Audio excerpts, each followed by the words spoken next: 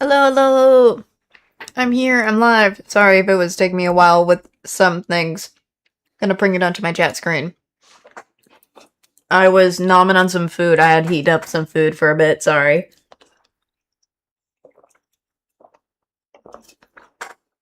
So, my apologies on that. But I am ready. Today I am full on ready. Ready as... I'm just ready. I don't know what I was going with that for. I don't know where I was going with that little line there. But I am ready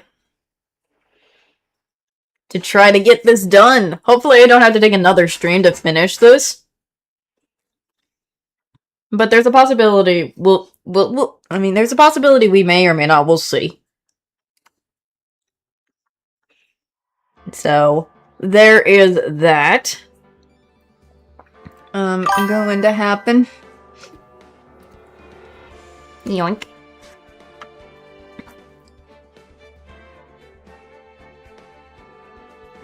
So, it feels nice to finally get back into the swing of things. So let's continue. We were at bridge to turnabout. I believe I had just finished talking to Iris about some stuff. So, best if I go see what's going on with Pearls. Because she's the one that I have yet to open her psyche locks. So, let's go there. Alright, we're back at Heavenly Halls. Look at that. They really did make a fire right in front of the shack. Oh my god. And what are they gonna do with the fire, huh? What are you gonna do with that fire, please? Oh, Mr. Nick. You're too late, Nick! If you came here for one of our potatoes, you've already polished them all off! I think I pretty much got all the evidence I need. Now I just need to find out what Pearls is hiding. Goodness gracious, Pearls. What are you hiding from us, Pearls? Please.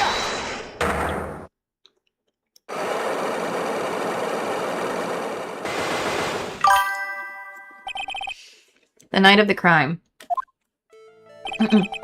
After dinner on the night of the murder. You were supposed to be in Elise Stonim's room, reading a book together. Correct? Yes, I was so happy when she invited me. But I didn't go in the end. You didn't go? No, there was somewhere else I had to go instead. I was so worried. I had to go.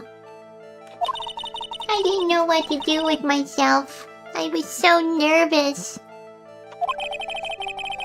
So Pearls never went to Miss Stonim's room. Because she was too worried about something or someone else. Interesting. Pearls. On the night of the murder, you went to this place, didn't you? Didn't she go to the inner temple? That's the only thing I can think of is she went to the inner temple because there must have been, for some reason, she went to the inner temple. You went here, didn't you, Pearls? Looks like she's still not going to open up to me. This is where you went, because you were so worried, right? Then the next question is, who or what were you so worried about? Now, I'm gonna take a guess, and you can tell me if I'm right or not, okay? You mean you know? If I'm right, will you tell me the whole truth? Okay. You went to this place for one very simple reason, and this is... Does it have something to do with the profiles? Maya? Was she worried about Maya? Because she was the only one at the temple, so I would imagine it would be Maya as the one she would be worried about, to be perfectly honest. Let's try it.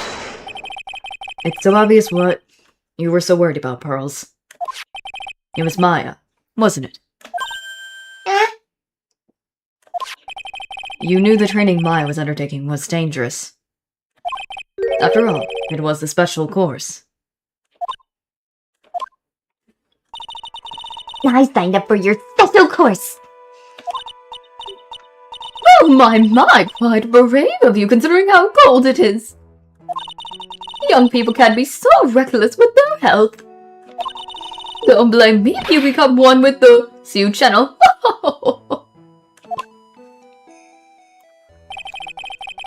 Sister Bikini scared you with what she said, didn't she? Then, because it was you who introduced Hazakura Temple to Maya in the first place.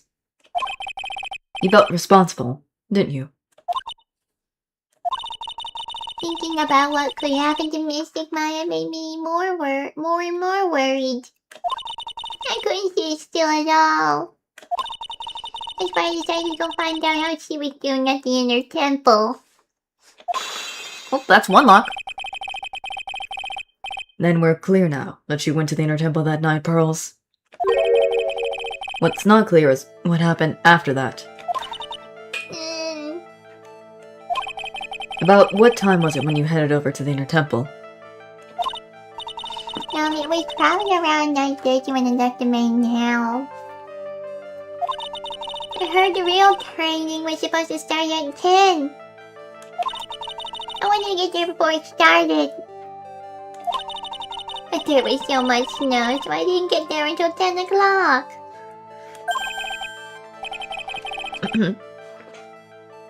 Until after 10? How do you know what time it was? Because I heard the bell ringing for lights out. She heard the lights out bell? The Hazakura Temple's bell is pretty small though, isn't it? You must have really good hearing. I was really trying to pick up on the sound of the bell, that's all.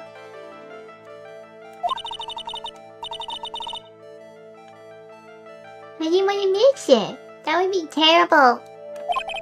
He was trying to hear the bell? Tell me, Pearls. Why were you so worried about hearing that bell? Huh? Oh, I think I know why. There's a reason you were so worried about the bell was because of this. Does it have something to do with our evidence? Let me see what this was again. Lights out after this. Yeah. It's this note thing. That was being burnt. It said something about bell after bell. So I think she was following this burnt letter. That's probably why this was going on, so... I just don't remember, that's why I was trying to make sure. I was looking at it again. You were giving some instructions to follow for that night, weren't you? Now, I presume you recognize these pieces of paper? Yeah? Where did you... In the incinerator at the inner temple. Pearls... You were following the instructions in this letter that night, weren't you? That's why you couldn't afford to miss the sound of the lights out bell. I'm speechless, Mr. Nick. You're amazing. Oh my, that was another one gone. These instructions that were found in the incinerator. I believe they were written for you, Pearls. For me, no! As you can see, a large portion has been burnt. But the last section is still fairly legible. Thank you! I'm trying my best. As soon as you hear the lights out bell, you must channel her spirit. Hmm. Who was it, Pearls?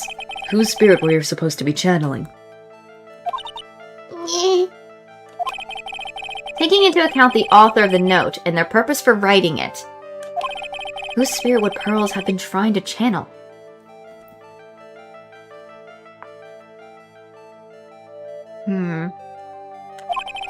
Don't overthink it, Phoenix. It's pretty obvious whose Pearl was supposed to channel.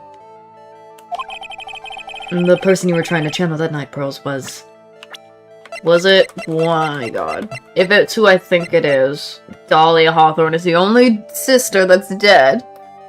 And she's one of Morgan's daughters, so it makes a little bit more sense that they were trying to channel her spirit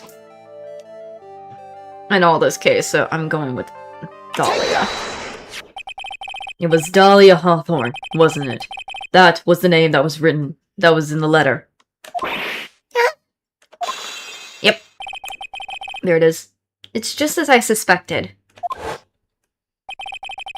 It wasn't Iris whose sister Bikini met at the inner temple that night. It was Dahlia Hawthorne. Do you know anything about her, Pearls? Do you know what kind of woman Dahlia Hawthorne was? No. I've never heard of anyone by that name before reading those instructions. I thought so. Pearls doesn't have any clue. She doesn't know that Dahlia is her sister.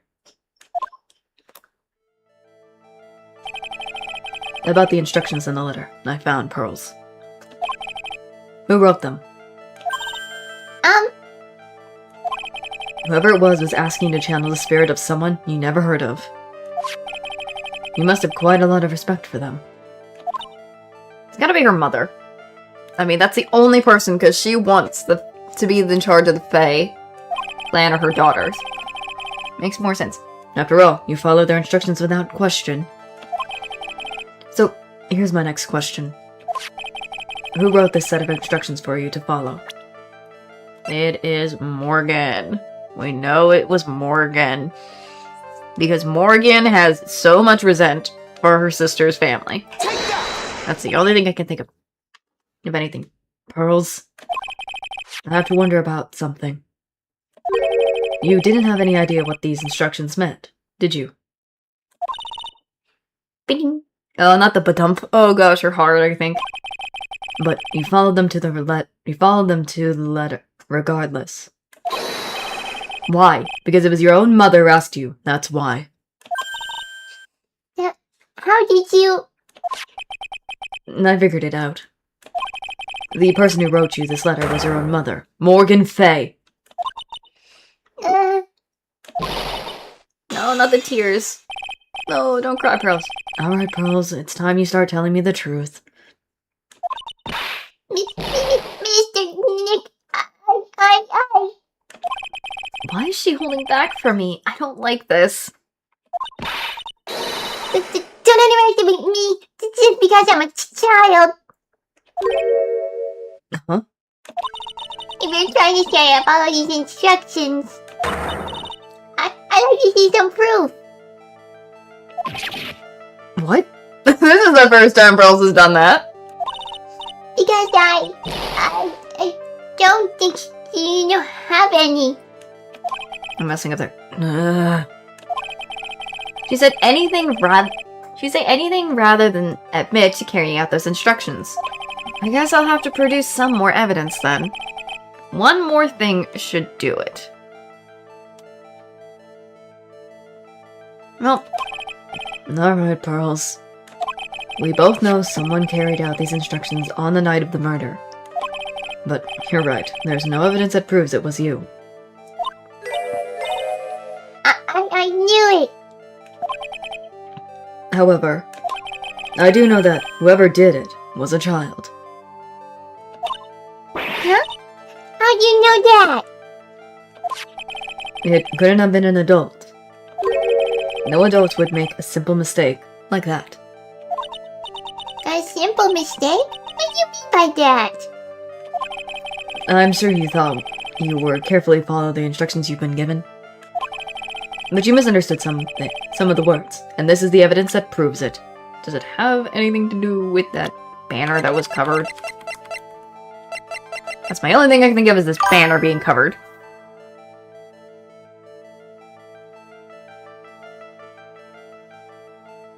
Oh, no, that makes sense now. That makes sense. Yeah, if it covered her, it would be hard to really see her. Yeah, that makes sense. It's gotta be this darn banner covered in gravy. So. It was you who splattered gravy on this hanging scroll, wasn't it? Why would I do something like that? Do you remember what was written in the letter? Gravely roast the master in the fires of Hades and bring our vengeance to fruition. But you didn't know how to read the words gravely and roast, among other things, right? How do you know that? Remember the conversation you had with Miss Nunim on the night of the murder? Perhaps we can read some books together. Really? I'd love to. I'm not really good at reading. Well then, would you like to practice reading with me? Miss Elise? So for example, how do you read this? It says, gravely. That's kind of a tough word.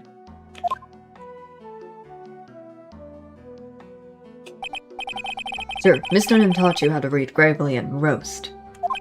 But what she didn't teach you...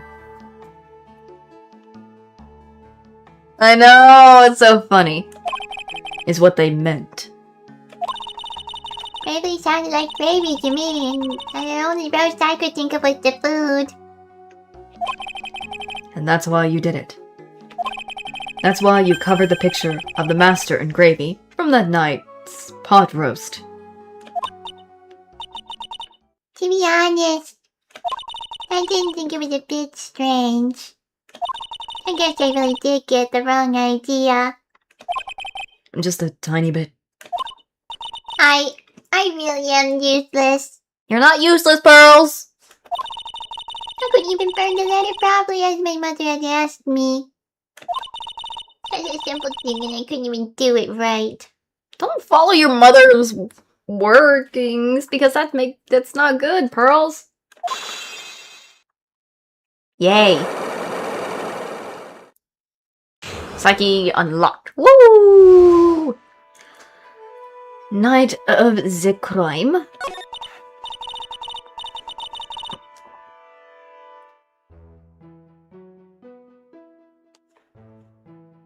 I'm just glad we finally got her thing unlocked. Finally!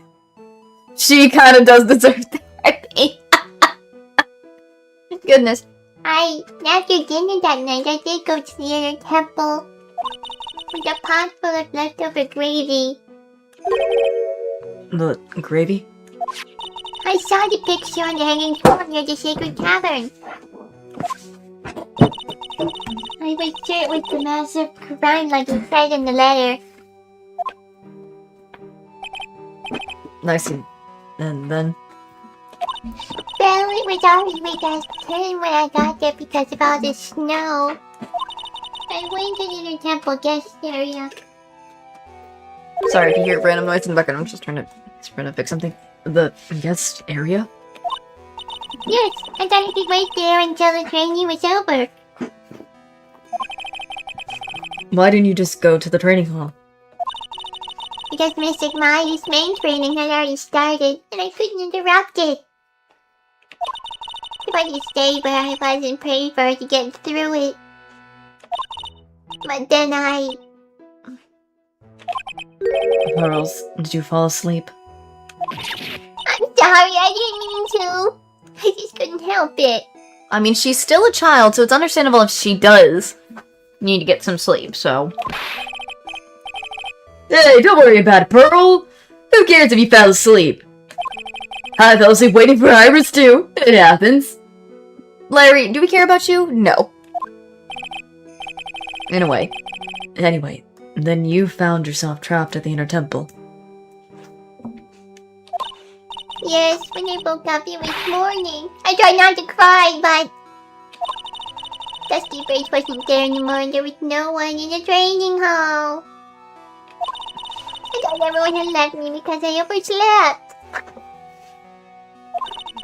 I threw the letter in the incinerator and I sheeted up leftover gravy and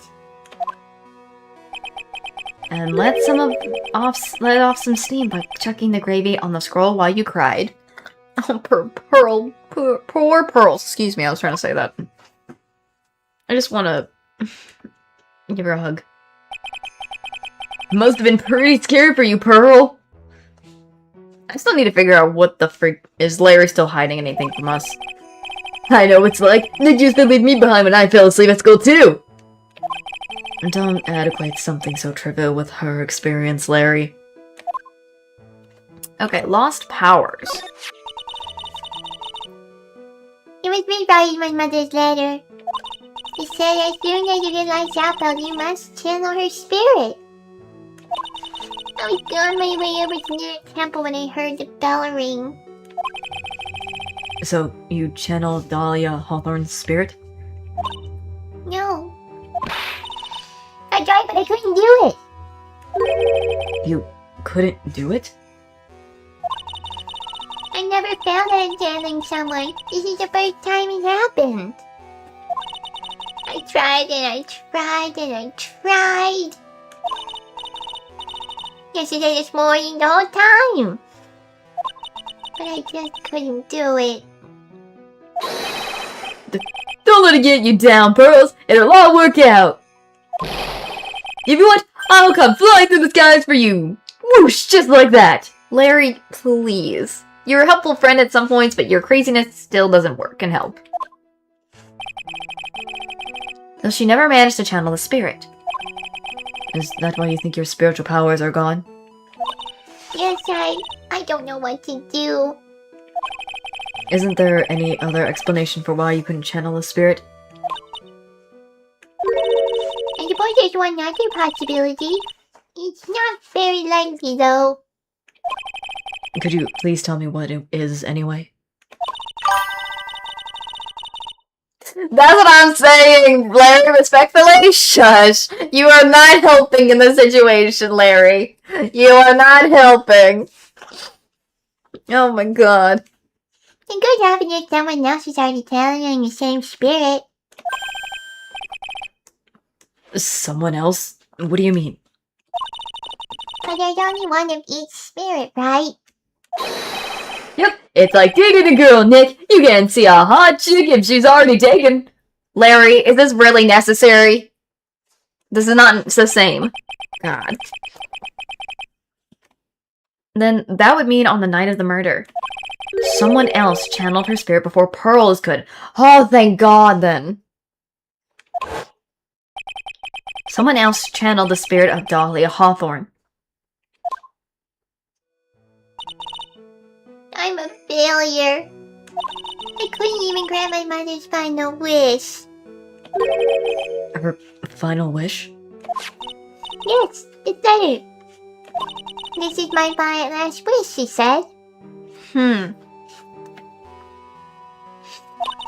So make sure you follow the instructions carefully. Well, she still didn't. This letter. I definitely need to find out more about it. Okay, Morgan's letter. Okay. My mother has gone to a place called a penitentiary. Yeah, I know, Pearls. I visit her every month. And last month she told me, The time we've been waiting for has come, Pearl. There's something I need you to do for me. I hid a letter for you at our home before they brought me here. I want you to read it and do exactly what it says. It's for the good of the Fae clan, my angel. You'll be doing a great thing. Now, listen carefully, and I'll tell you where the letter's hidden.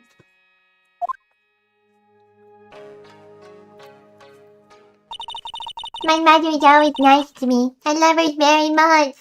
Will you love her after what you find out what your mother was trying to make you do, Pearls? Yeah, moms will do anything for their kids, right? She said it was for the good of the Fakeland, so I knew I had to help her. Not in the way you think, Pearls. I mean, missing mine is part of the Fakeland, so it has to be good for her too. She's a child, I understand, but still, I don't know. I'm not gonna go on too much. That's right, isn't it, Mr. Nick? I guess so, yeah. There was a picture with her letter too. No, picture? Of Miss Dahlia Hawthorne. Oh, great. Usually a picture's enough to channel someone's spirit, but this time... Pretty weird, huh? Like Larry knows anything about this stuff. There's something else that was strange about my mother's letter. The seal on it was broken, as if someone had already opened it once before. Oh. Someone already knew about the plan, then. That sure is pretty strange. Someone had opened it already? Orders from Morgan opened once before. Golly. Thanks, Pearls. You really helped me out. You're very welcome. My mother is watching over us. So I'm sure Mrs. Maya will be alright. Look at her innocent smile on her face. What am I supposed to say to her? Oh god, hi. Oh, hi, Godot! Hi, Godot! I should have done his voice, but I just didn't know. Finally figured it out. Have you, trite? You finally realized how terrible of a crime being painfully obvious is. Golly, hi, Godot! What you doing? Godot! The entrance to the sacred cavern looks like a freaking puzzle workshop. I guess he's talking about Iris and the lock breaking at first. But it's all a waste of time. Why do you say that? Because Maya Fey isn't coming back. What?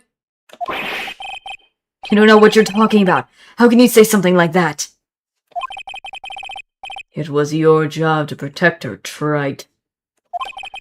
Just like it was your job to protect Mia Fey. Two sisters caught up in the worst circumstances. I realize that, but... And you were the only one who was there by their sides. You were the only one who could have saved them. I didn't know anything about what was going on. Huh. What did I just say, trite? Being obvious is a heinous crime in itself. Tomorrow, we'll settle everything in court tomorrow. Once and for all.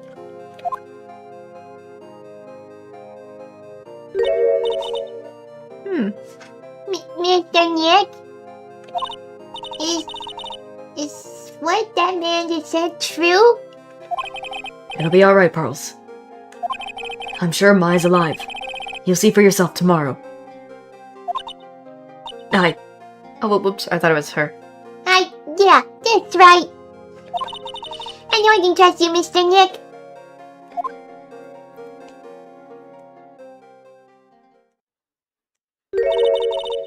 My dear Pearl, you've done so well, my child, my Pearl. Oh, God. It's better that you don't know what you've done. I knew this day would come for you. The blood of the main family is no more. Now finally, after all this time, the master seat is yours. My last great wish. It seems I was just in time.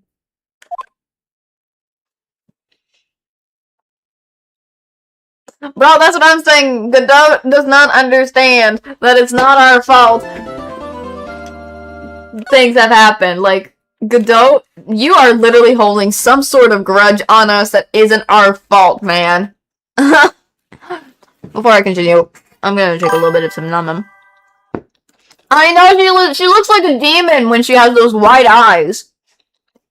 I don't know why, but it's just so creepy. Oh my god. Lord of mercy. I'm hoping... My fear is I'm hoping we don't have to keep on searching for more information after if we get through a trial again and get more information that's necessary, because I'm gonna go crazy if that's the case.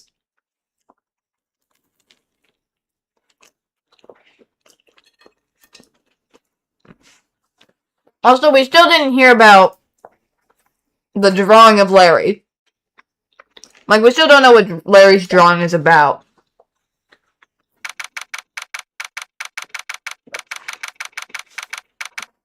So I'm, like, quite curious. You know? But goodness gracious. I guess we gotta deal with what we got. I suppose.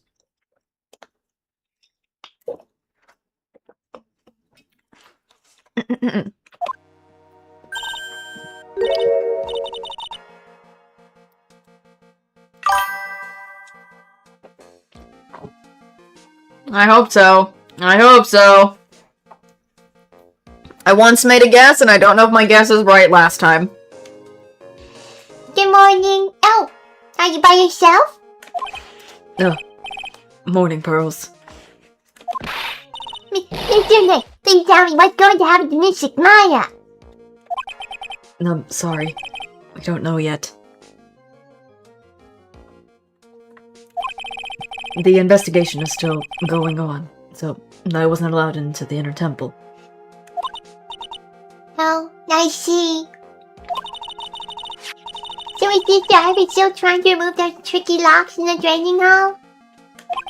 No, she's the defendant in this case, so she can't be at the inner temple.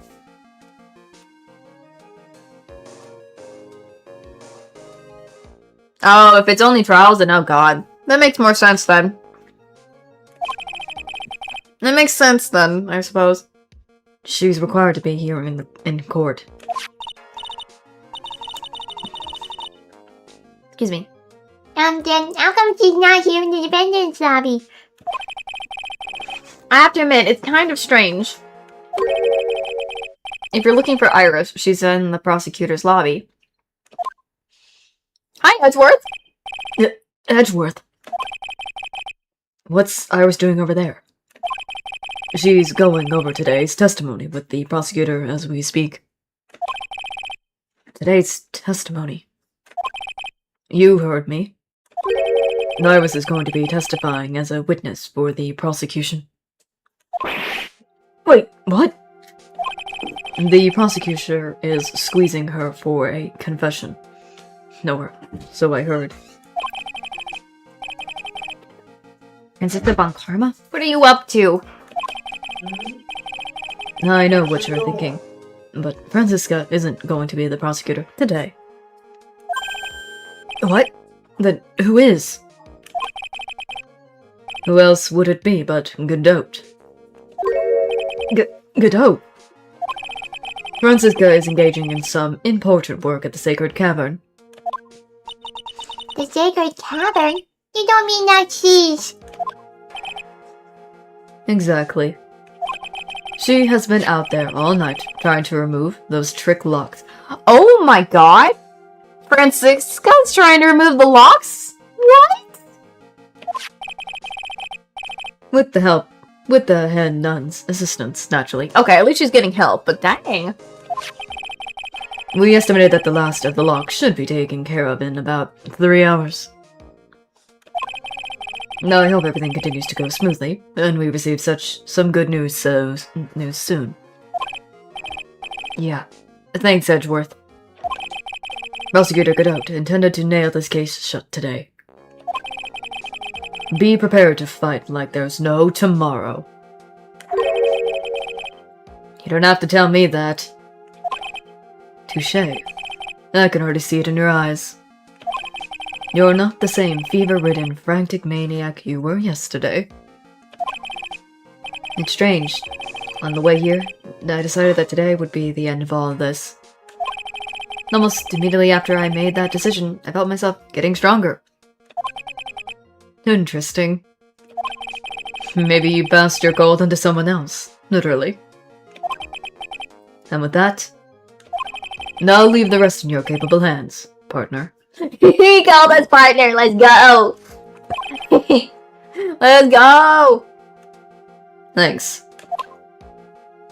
I get a little jumpy with that because he said partner because we're working together. Woo! It's me. I still don't have answers for most of the riddles plaguing this case.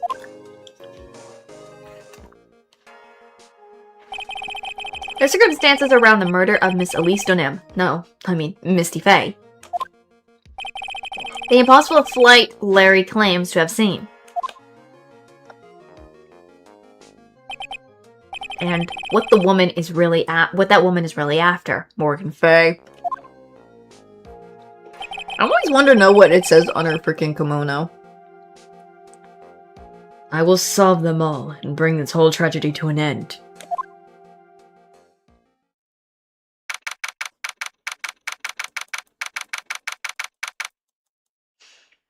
Alright, we're still at the court. Godot and us. No assistant. Court is now in session for the trial of Iris of Hazakura Temple. That's as always.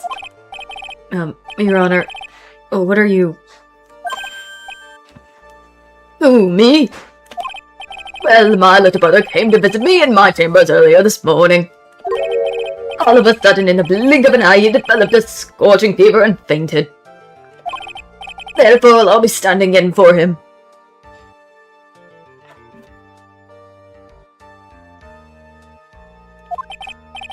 I see, Your Honor. So they're brothers. That explains a lot.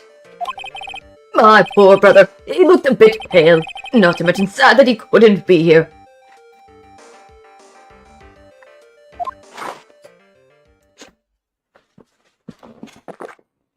Okay. It's impossible to predict what the future has in store for any of us. This is precisely why people feel the need to judge the past.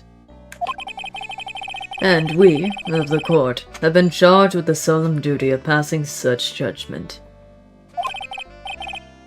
Well said, Mr. Godot. I understood exactly what you said, at least up until the end, anyway. Now then, Mr. Godot, please proceed with your opening statement. Humans are fragile, fickle beings. Our hearts change with the shifting of the tides. There is only one thing that remains a constant in this crazy world. The bitter darkness that lies at the bottom of this mug. So you mean... No, forget it. What do you mean? During yesterday's trial, the accused refused to admit her role in the crime. But today, she has a change of heart. Sister Iris of Hazakura Temple has a confession to make. Confession? The defendant? Iris. Why didn't she discuss this with me first? Very well. This court will now hear the defendant's confession.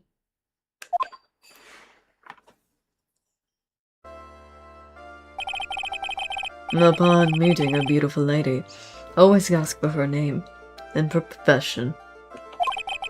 That's one of my rules. My name is Iris. I am but a simple nun undergoing training at Hazakura Temple. Witness, is there something that you want to confess? Yes, but first I want to apologize to Mr. Wright. I can't continue lying to everyone anymore. It's alright. What is it?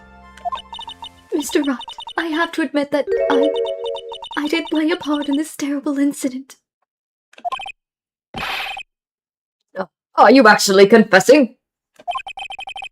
Are you saying that you were the one who murdered Miss Elise Dunham? No, I'm not, Your Honor. But I dealt with the cover-up after the murder took place. After her spirit left, I took the lifeless shell of Mystic Elise.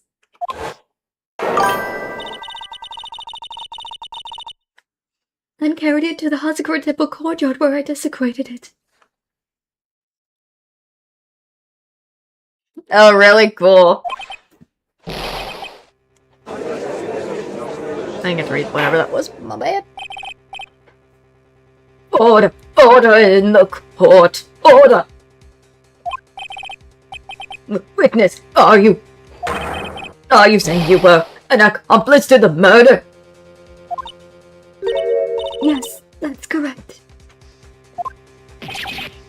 What? 3 minutes in court and I'm already covered in a cold sweat.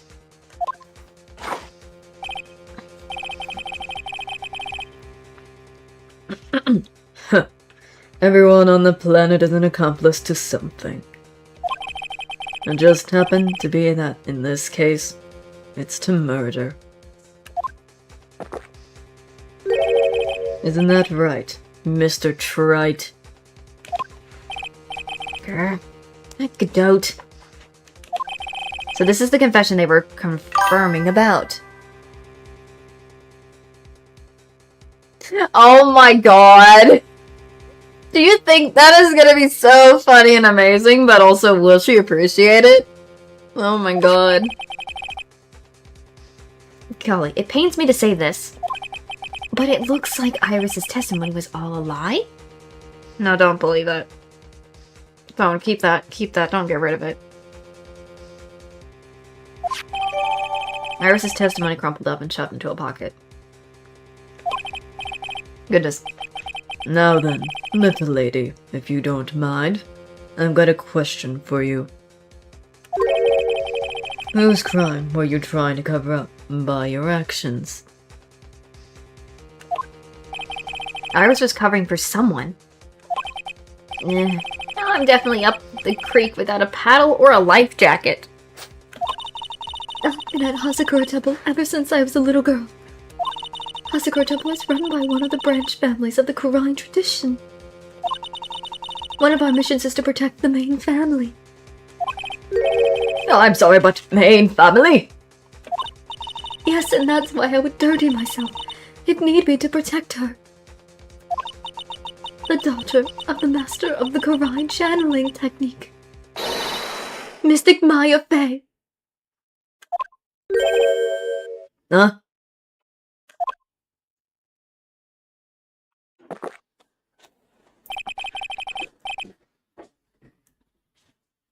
Wake up and smell the coffee, Trite.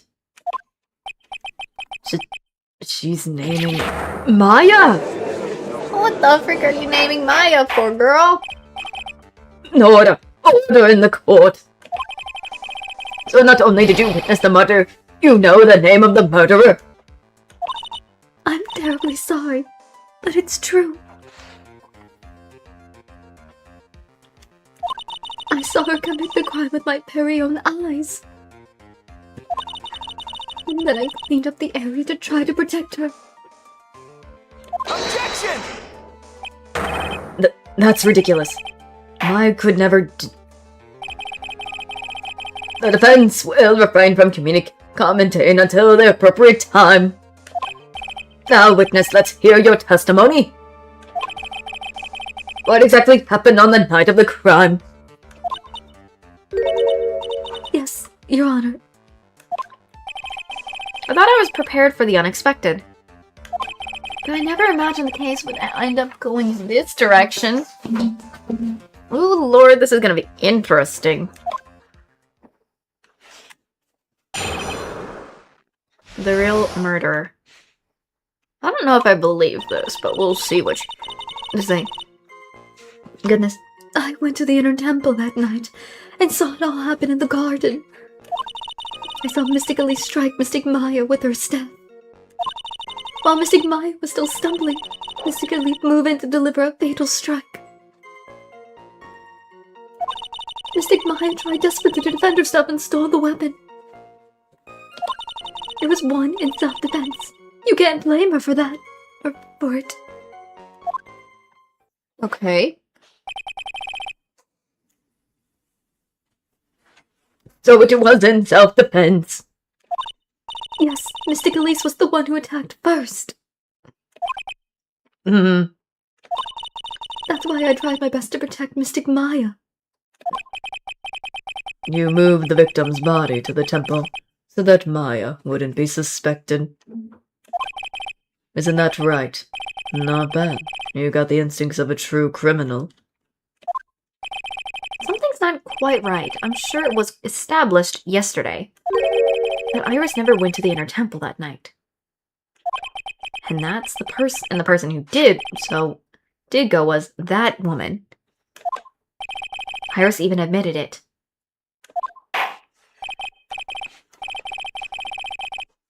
Now then, Mr. Wright, please proceed with your cross-examination.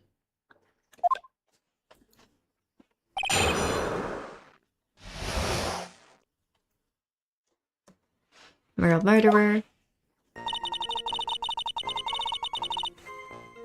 She said, went to the inner temple all night, saw it all happen in the garden. Mystically struck Maya with her staff. Fatal strike. Uh-huh.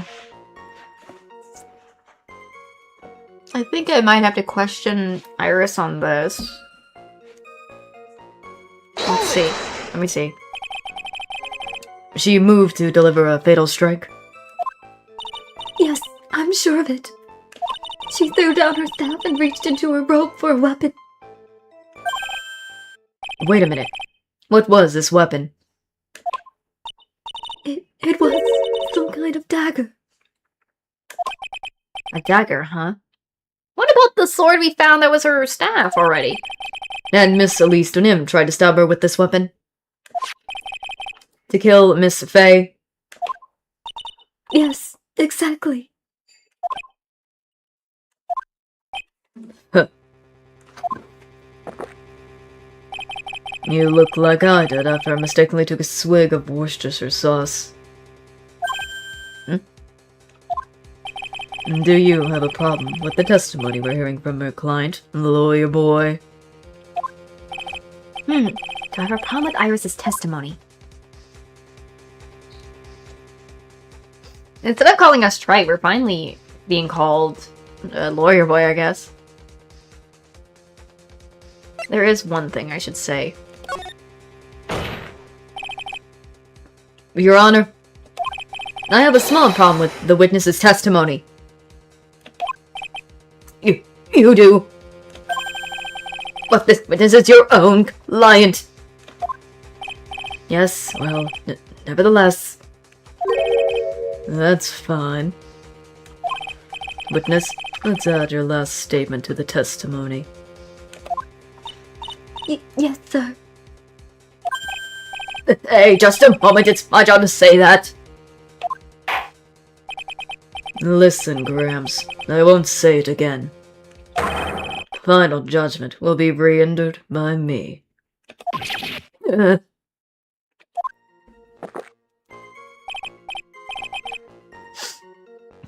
Okay, now, let's continue.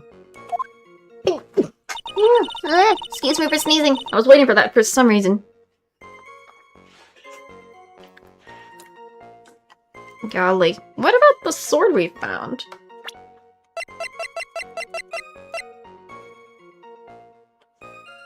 Because there was... She should have saw this.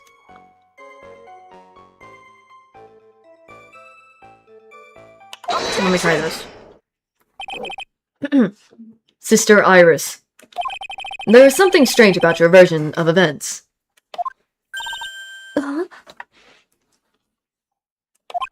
Miss Dunham threw her staff away. Makes no sense to me at all. But all you can do with the staff is hit someone. Naturally, you wouldn't know this, Sister Iris, but the victim's staff had a special feature about it. As you can see, it's a sword. Oh yes, presenting the sword. If Elise Denham had really wanted to kill Maya Fey, sorry, she wouldn't have needed to use a separate dagger. Not when she already had a beautiful blade in her hands already. Well, Sister Iris, what do you have to say? Objection! That was an impressive bit of investigating, trite. I never would have thought there was a sword hidden in that staff. But even so, how should I put this? The longsword is unwieldy, and thus quite ineffective in close quarter combat. Maybe that's why she chose a dagger over her blade. Well... Anyway, the type of weapon she chooses to use isn't what's important. The important thing is that she tried to kill Maya Fey. As long as there's nothing strange about that, there's no problem with her testimony. But there is something strange about this whole testimony.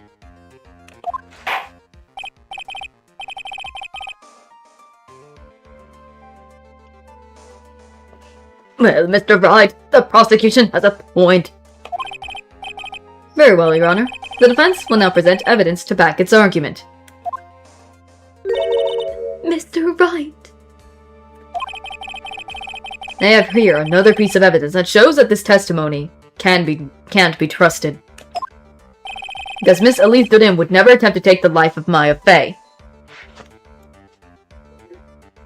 Gonna be the profiles. Because her real name's Misty, so I think it has to be.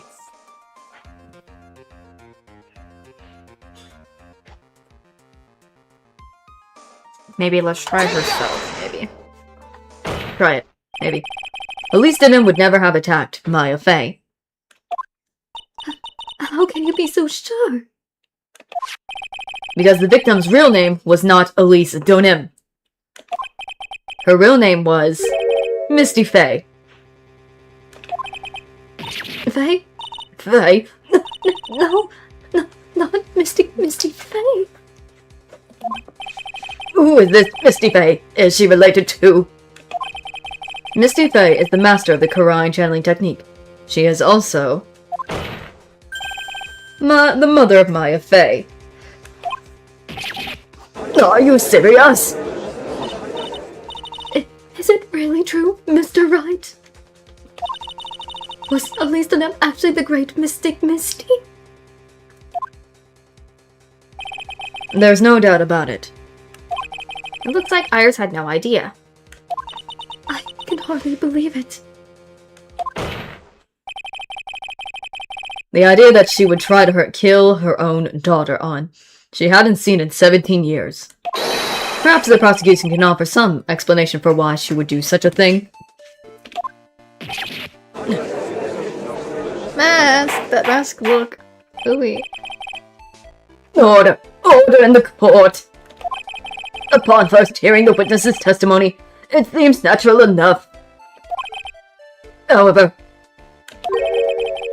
in light of some facts that has just been presented,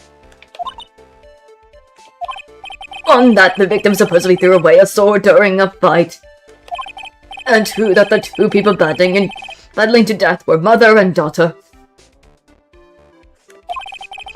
Despite the facts being believable when taken on their own. When taken together, the entire story seems difficult to believe. Listen there. Listen, there's nothing in this world that is impossible. Except for one little thing. Yes, what is this one little possible thing? Huh. You still don't get it. You think maybe my beans are under roasted, but you have no idea, Gramps. Could you get it to your point? I heard this witness confession this morning. Just as I had taken the first sip of my 8th cup of morning coffee. 8 cups of morning coffee? What the freak out? Coffee addict as usual. You're going to ruin your health, my friend. Anyway, after hearing this woman's confession, I had a detective who loves to investigate sent to the scene of the crime. And he discovered this little beauty.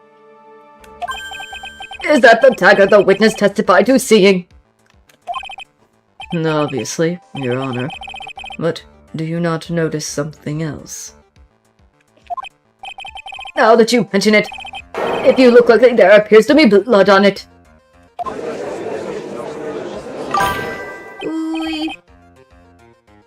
That's what I'm thinking. He's like 99% caffeine.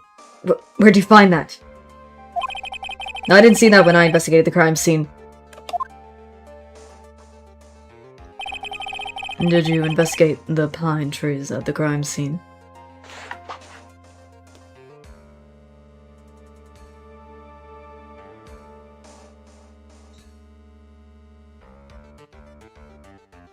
What do you mean by pine trees?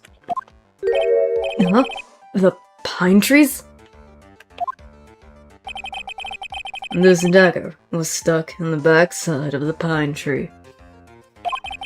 When the last blow was struck, ending the violent battle between the two women, this little baby was thrown in the direction of the back of the pine tree. Which means the blood on the dagger belongs to the victim, correct? Were you even listening, old man? I first heard this confession this morning, just as I had taken the first sip of my 13th cup of morning coffee. You said 8th and now 13. What the frick, buddy? Didn't you choose your 8th just a minutes ago? I didn't have enough time to get the blood analyzed on such short notice. In any case, the court will accept the dagger as evidence. Furthermore, I order that the blood testing be performed on it immediately.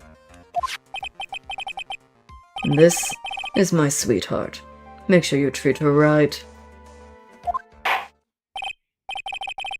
Get this piece of evidence to the crime lab for testing immediately. Dagger added to the court record. Found behind a tree in the inner temple garden. The blood is being analyzed now. Okay. Interesting. Now then, the testimony we've just heard had numerous unbelievable aspects to it. However, after having found the very dagger the witness spoke of, I believe we can consider her testimony to be credible.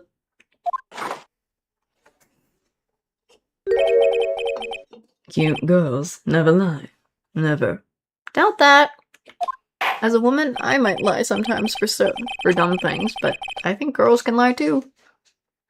But I know it's just the way he's doing. It's just how it is in the case, not in real life situation stuff right now. In any case, witness, if you could please testify again to this court. About what, Your Honor? About the incident you saw, the battle between the two women. Yes, Your Honor. Ooh. The battle. Mystic Maya stumbled briefly after being hit over the head with the staff.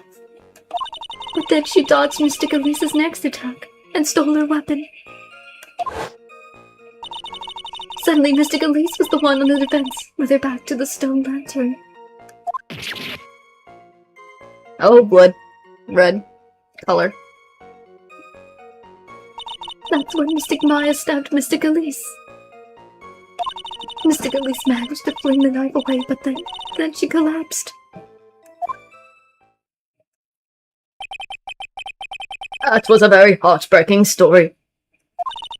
I don't know if there was any bad feeling between them, but it had been 17 years since Mystic Misty's disappearance. Perhaps they simply didn't recognize each other anymore. That seems reasonable. Now then, Mr. Wright, proceed with your cross-examination.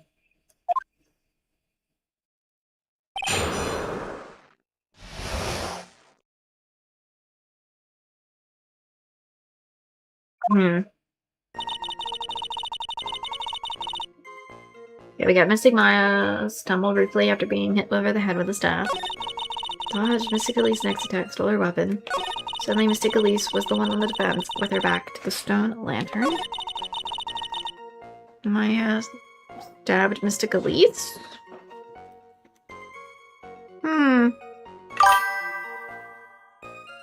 People coming in, welcome in, hope you are doing well. What about, let me check? Her autopsy says she's got bruises and okay, it doesn't make sense what she said about that because the autopsy says loss of blood from stab in the back, body fell out. How can she be stabbed in the back? How can she be stabbed in the back by a lantern? So that doesn't make any sense. People coming in, hope you're doing well. So I don't, and it says 5 feet. What about the bruises? Objection! Something about you just isn't right today, Iris. I mean, I only had to do what I think is right. Until now, I didn't think you were the type to make such a careless mistake. However, the testimony you just gave consists quite a few contradictions. What do you mean? What's so wrong about my testimony? According to you, Maya Fey stabbed the victim while she had her back to the stone lantern, correct? Yes, that's right. But in that case, the victim would have been stabbed in the stomach, right? Yes, I think so. But according to the autopsy report, the cause of death was due to blood loss from a stab wound in her back. This proves that the victim was stabbed from behind, not from the front. Sister Iris, it appears another seed of doubt has sprouted from your testimony.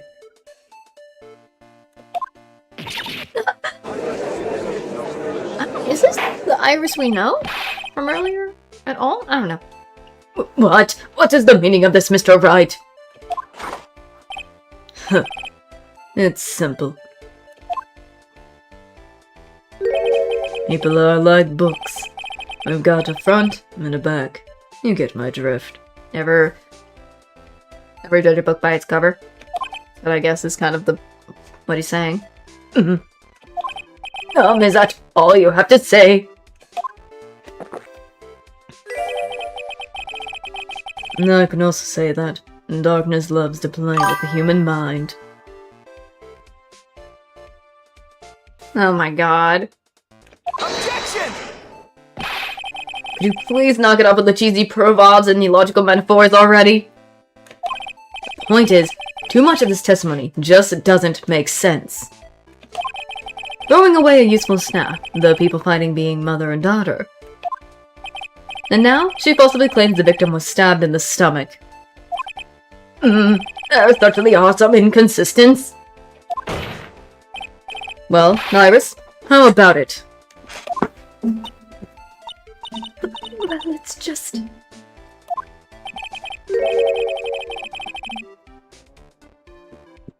If you ask me, you're just being too naive about the whole thing.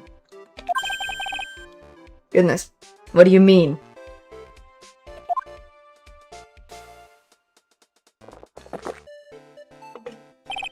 There are 253 distinct types of bitterness in coffee. But to pick out each one requires total concentration and the use of all the senses.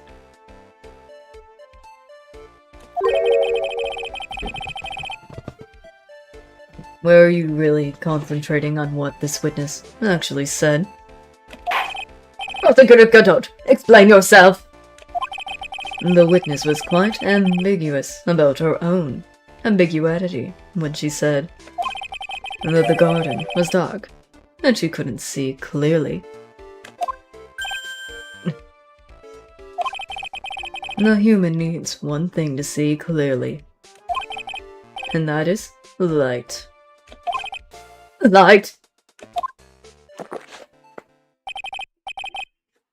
By the way, did you know? Asakura has a rule that on nights when an acolyte is at the inner temple training, the stone lantern in the garden must be kept lit. I did wonder what that stone lantern was there for. Well, if that's true, shouldn't the witness have been able to see the crime more clearly? Normally, yes, Your Honor, but according to the head nun, Sister Bikini, on the night of the crime, it was impossible to light that stone lantern. Impossible! It hadn't been used in a long time, and the wick was no good.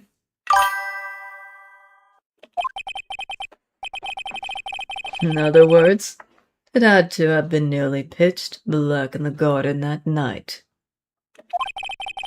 There could have been a faint light coming from the training hall, but that's all. Ooh-wee. Hope I just popped something on my arm. Post and lightning! Nope. Yes, that illuminating fact has chased all the contradictions away. If the staff was dropped, it would be difficult to see. It also explains why they didn't recognize each other. We can't see the demons that lurk in the night. That's why humans are weak. Isn't that right, right? No!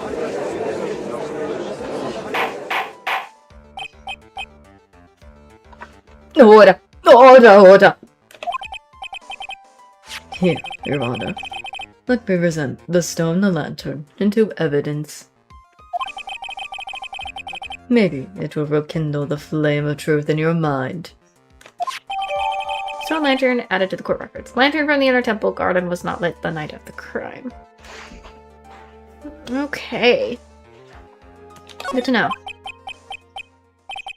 Why is the judge just sitting there with that look on his face? What's wrong, Your Honor? Was that flame too hot? This lantern! There's something written on it! Why, it's written in blood! Oh boy. So the judge didn't know about that yet? Written in blood.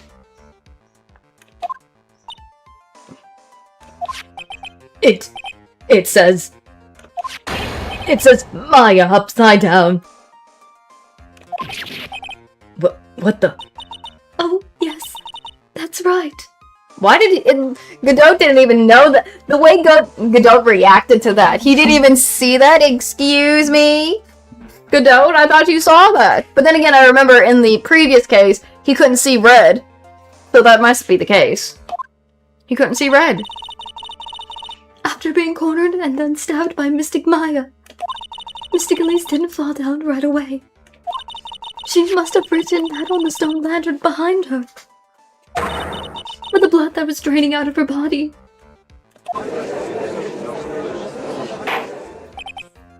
It certainly looked that way. Objection! Hang on just a minute. What are you all talking about? What do you mean? What are you all talking about? We're talking about the message written in blood.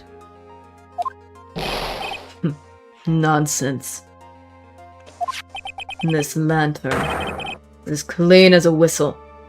You can't see red! Could it be? He can't see the bloody writing at all? Now that I think of it, he did say something to me yesterday. My eyesight is pretty messed up. Even with these huge goggles on my head, I can't see anything. I can't see everything.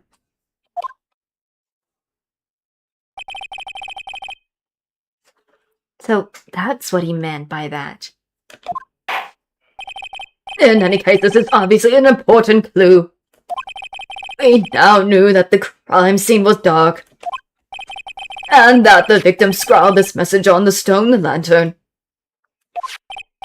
Well, Mr. Godot, any further?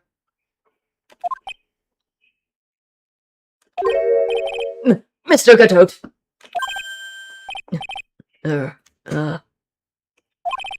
Okay then. Let's move on. Godot is literally shaking, and somehow I don't think it's from caffeine overdose. I believe it has now been established that Mr. Nim was killed by Maya Fey. That's just wrong. How many times is Maya gonna be accused of killing somebody again? Can she ever have a break? Can Maya ever have a break where she's never being the one accused of murder or on the defendant's chair accused of murder of any time?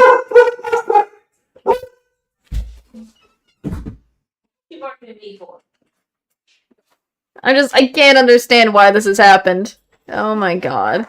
Why is this always happening to her? Why is she... It's like she's got the unluckiness, I guess. No. It's time to turn our attention to you. Yes, sir. After the victim died, you did something, didn't you? Let's hear it. We're all ears.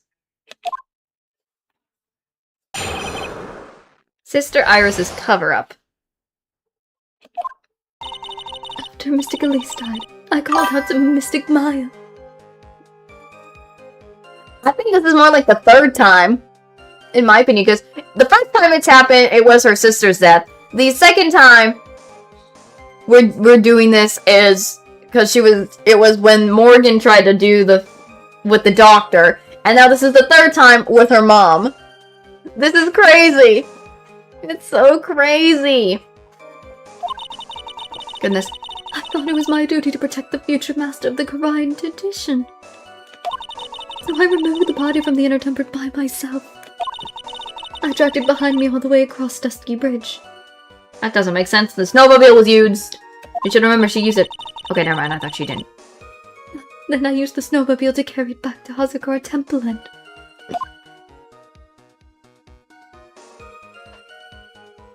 I used the Shishito to alter the way the wound looked. So you moved the body? Yes, I was raised at Hazakura Temple. I owe a great deal of thanks to the Fae clan. But even so, I never imagined that Elise Nim was actually Misty Fae.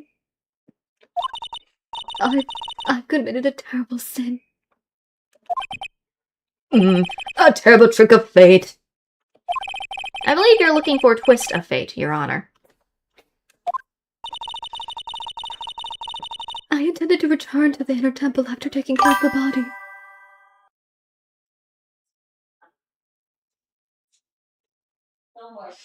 Oh, right, because she was kidnapped. I forgot about that. Whoopsie! Huh? Yeah, never mind. I forgot about the On Guard case. Whoops!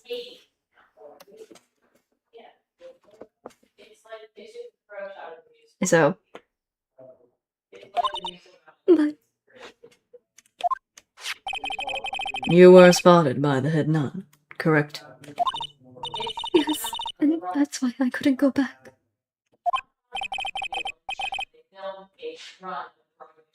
Your story makes sense, I suppose. Mr. Wright, go ahead with your cross-examination. Yes, Your Honor. I tend to forget about the on-guard case because she was kidnapped. My bad. Oh, Lord. Okay, called out to Mystic Maya. She said it was her duties.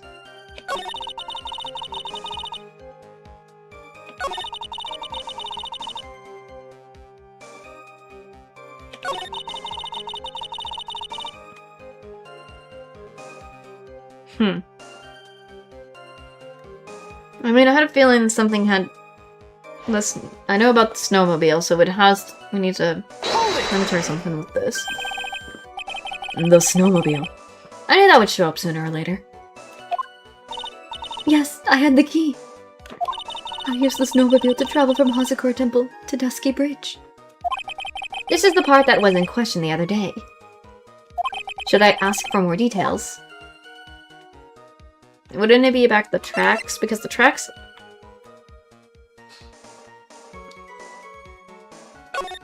Let me try the tracks.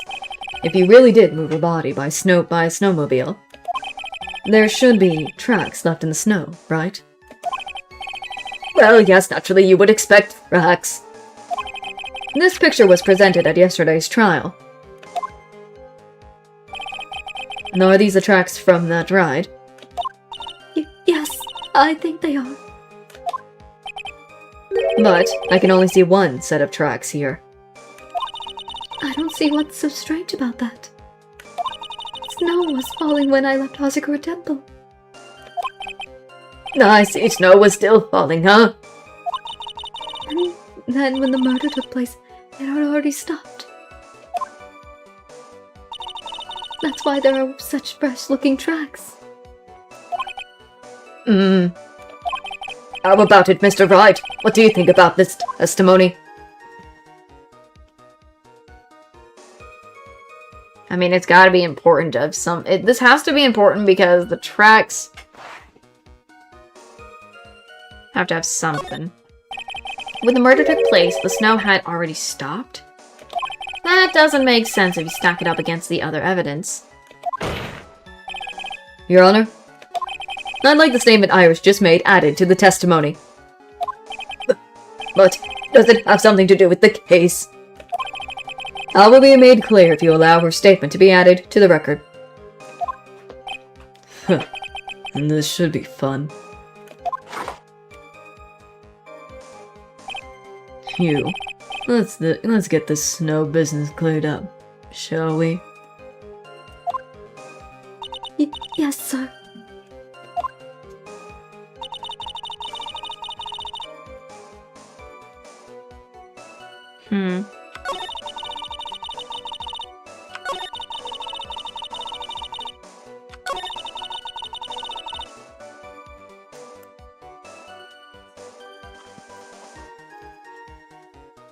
Hold on just a sec.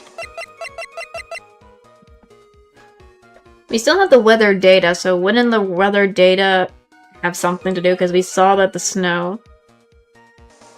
Let me try the weather data. You claim that snow had already stopped when the murder occurred. But I'm sorry, Iris. That just isn't possible. What? This is the weather data from the night of the murder. Now, according to this, the snow didn't stop until 10:50 p.m. But you couldn't have crossed Dusty Bridge at that time. Why do you say that? Because 5 minutes before the snow stopped, Dusky Bridge was struck by lightning and had caught on fire. What did you say? The bridge, it was on fire. You don't mean to say you didn't know about it? It was because of that lightning strike that the bridge burned down. What? But it can't be. It can't be. Gonna mess it up, but it's okay. It looks like you still haven't figured it out. No matter how hard you try to deceive or conceal the truth, you can't pull the wool over the eyes of a real defense attorney.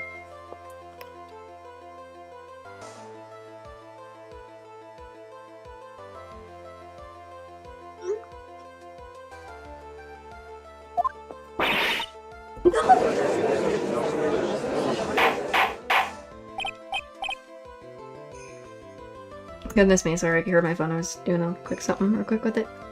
Order! Order! Order!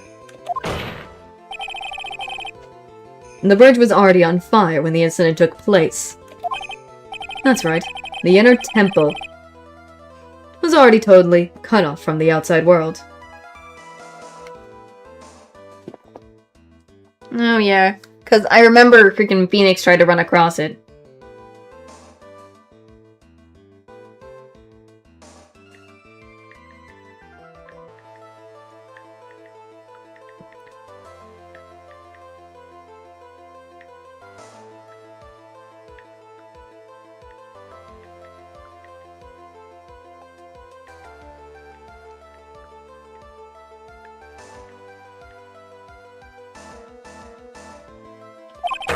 There's no way you could have crossed the bridge, body or no body. Ooh.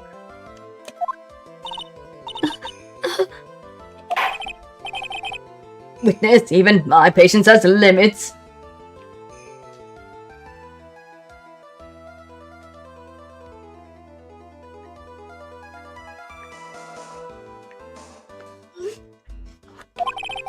Any further lying and I will find you in contempt of court. Do you have anything to say for yourself? Objection! The only person here that is truly contemptible is you. Who is he referring to? An old man. What? Godot, what is he on about? What are you on about, man? Me? How dare you? Whether this witness lied or not doesn't mean squat right now. Squat?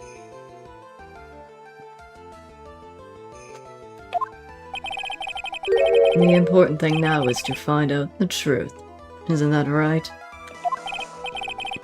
Yes, of course, but... Whether it was snowing or not snowing, or whether the bridge was burning or not. There are two facts that can't be disputed. First, the body of Elise Donim was discovered in the Hazakor Temple courtyard.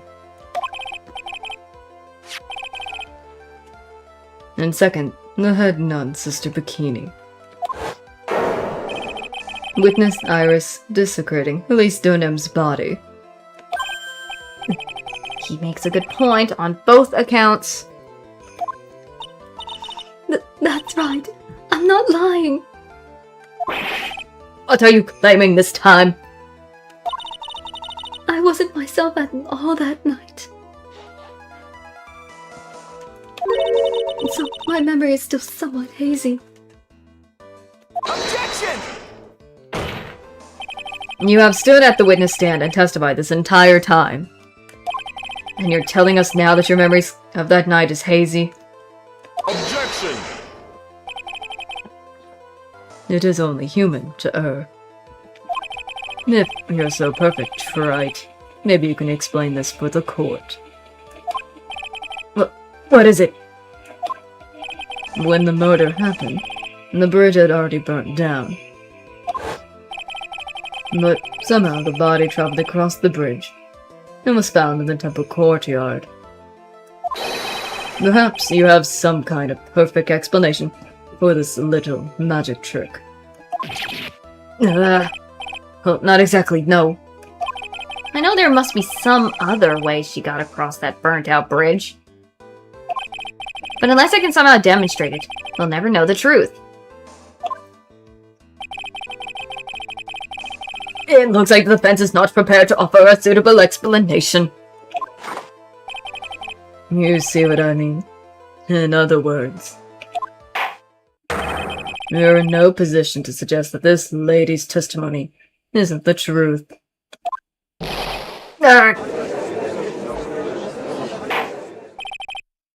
Alright then, witness. Let's hear your testimony once more.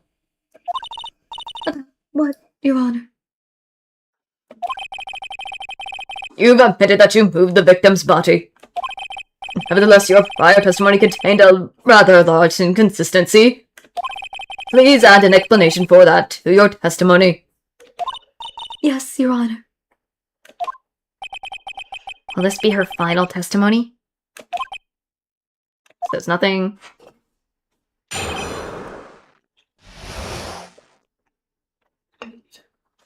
Moving the body. Other than walking over the bridge, there's no way to move the body. So I must have just gotten confused, I guess. Was there no snow falling, or had it stopped? Does it really matter that much? Oh, are you saying there is a way to cross a burning bridge?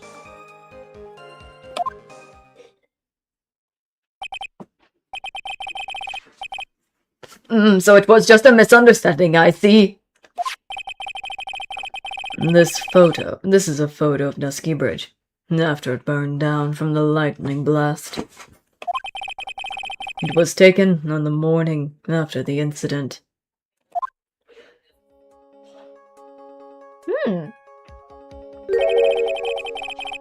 Interesting. It certainly was burned to a crisp end. One of the suspension wires even snapped. It's amazing the whole bridge didn't fall.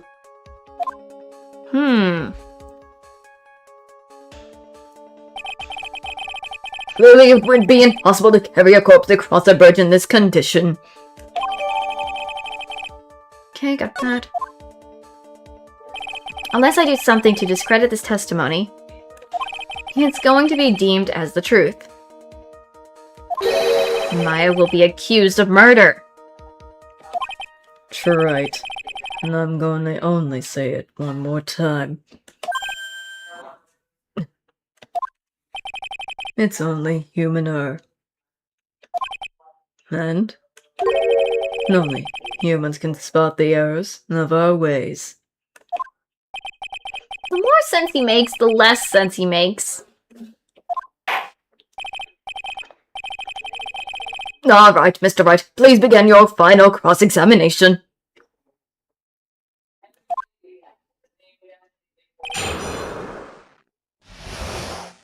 Moving the body.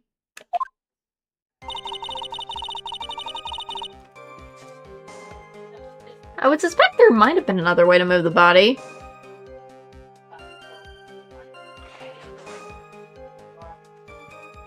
I mean, does this have something? Because we still... Let's see, hold on. The drawing. This was the night of the crime.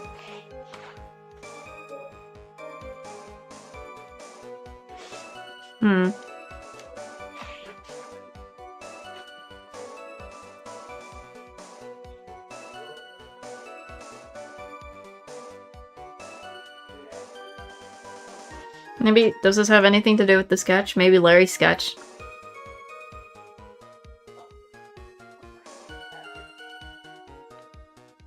Let me try the sketch, because the sketch shows... Let me try the sketch, because it's the only thing I could think of would work. A dead body flying over a burning bridge. I wouldn't exactly rule out that possibility. What?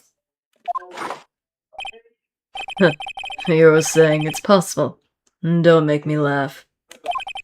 The only thing that's possible about your claim is that it's been pulled out of thin air. I don't know about that. In any case, we have a witness who did see it happen. Ha! Get wrecked a little there, Godot. Who is it? Who is this witness? I can't chicken out here. I gotta keep on the attack. Go, go, go. Miss Elise Donem's brilliant and highly gifted apprentice, Maurice Donem. Brilliant. Highly gifted. Apprentice? Remember what he said in his testimony? That night he was at the Mountain Shack Heavenly Hall. And that's when he witnessed the event. I think you all have seen this sketch before. It's an exact drawing of what he witnessed that night.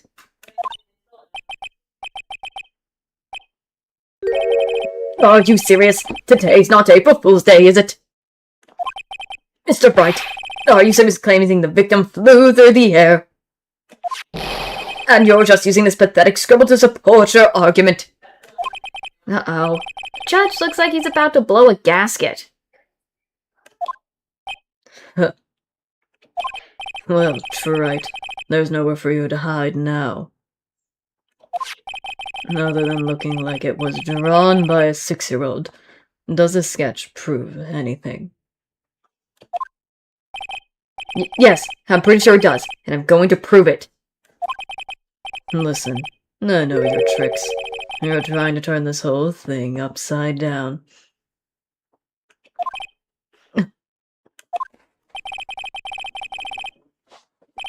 If you're so eager to turn this capes upside down, why not start with this sketch?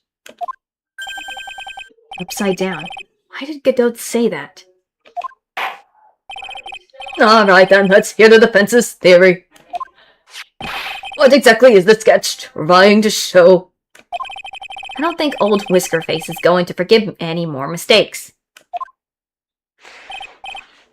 Alright, Phoenix, look carefully and think it over. This sketch drawn by Lorista Nim is...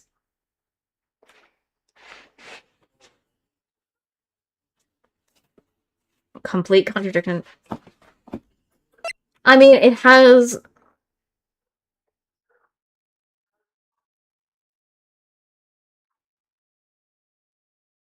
I think it's a complete contradiction.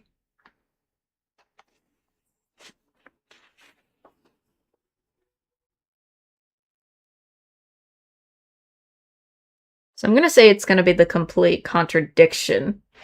Because I feel like it's a contradiction of something. So let's try that. Something is obviously funny about this sketch. I'm not art critic, but even I can see that. No, that's not what I mean, Your Honor. Lorista Nim stated it over and over. That this sketch was exactly as he saw it. However, if we were to believe his testimony, then this sketch contradicts reality as we know it. It contradicts reality? This is getting interesting. Looks like you're back to that finger-pointing thing again. Okay, Tread. So what exactly contradicts reality as we know it? Oh god, is it the flying thing? I'm worried about if I move.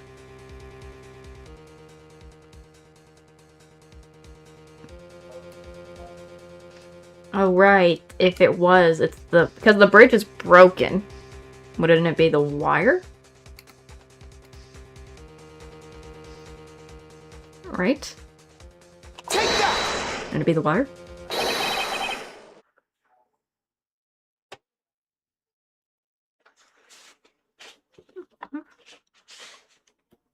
It's this wire connected to the bridge. The wire. Huh. Is that the thing that contradicts reality? It is indeed. And then show us the reality it's supposed to conflict with. Show us something that will point out how the sketch contradicts reality. Wouldn't it be the imagery that we saw?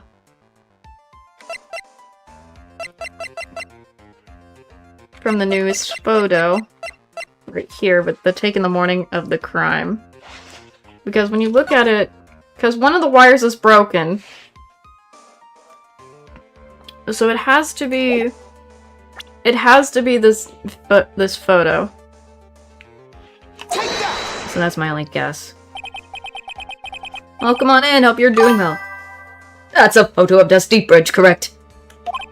Yes. Now, compare the sketch and the photo for a minute. In the sketch, the wires appear to be above the guard wires.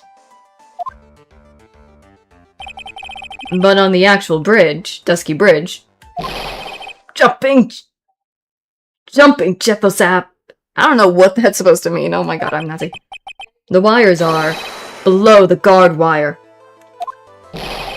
I love watching Godot just spit out his coffee because it's so funny. Order! Order! Order! This sketch is somewhat different than what's depicted in the photo. However, isn't it likely that the artist just saw it wrong? Or perhaps he just drew it wrong. Either way, sounds like you're just wrong. With someone like Louise, I admit a mistake is definitely possible. But then that begs the question. Why did he make a mistake? What was the reason? Are you saying you know the answer to that?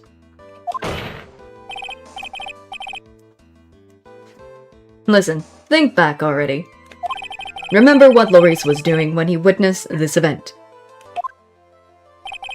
He was at Heavenly Home, waiting for a lover that was never going to come. He waited, and finally, he laid down. But then, lightning shoots from the sky and sets the bridge aflame. Now ponder what sort of position Maurice must have been in that time. He was lying on his back, which is why he remembers the scene the way he did. He was lying on his back. I can't see how it relates. But it does, Your Honor. That is the reason why the wires in the sketch go up instead of down.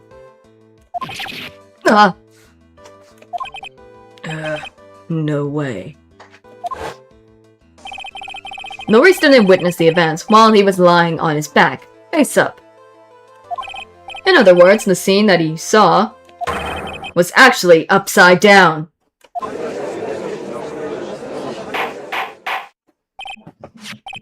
So then this sketch should actually... I think you finally get it, Your Honor. The correct way to view Laurie's Stoneham sketch is like this. Oh my... oh! This is how it should actually look. Well, finally! The victim's body wasn't flying above the bridge. It was actually swinging below. That's right, just like a pendulum. Oh. Order. Of all the things to say. The pendulum. The bridge was burning to a crisp. There was no way to get across it. But if the body had been found at the inner temple, it would have caused problems. This is where the criminal decided to take a gamble. They used the burning bridge to get the body across to the other side. And a pendulum was the only way to get it done. Objection! Let's think about this for a minute, shall we? Dusky Bridge is about 20 yards long, which means it's about that far from the inner temple to the opposite cliff. Yes, that sounds right. In order to cover that distance with a pendulum, you'd need a rope at least 20 yards long. Or 10 yards, not 20. Whoops. Excuse me. 10 yards. Yeah. To get a rope that long, you'd have to plan ahead. Objection!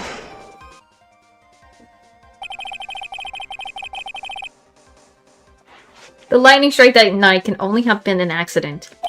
So it doesn't make sense that the culprit would have prepared the rope beforehand. So then... they didn't have to get the rope ready. The rope was already right in front of them. What? I'm saying that it was just a matter of using what was already there.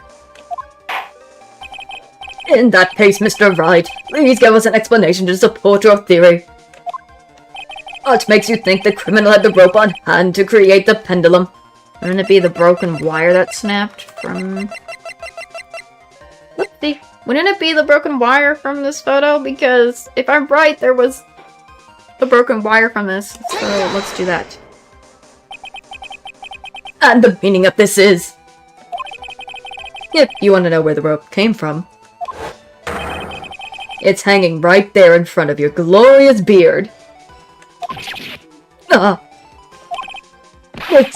This is one of the wires from the bridge!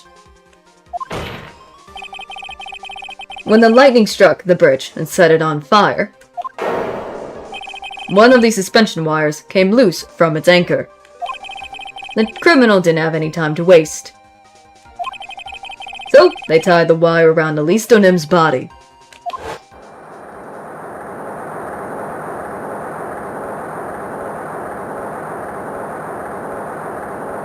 Oh. Because there was simply no other way to move the body.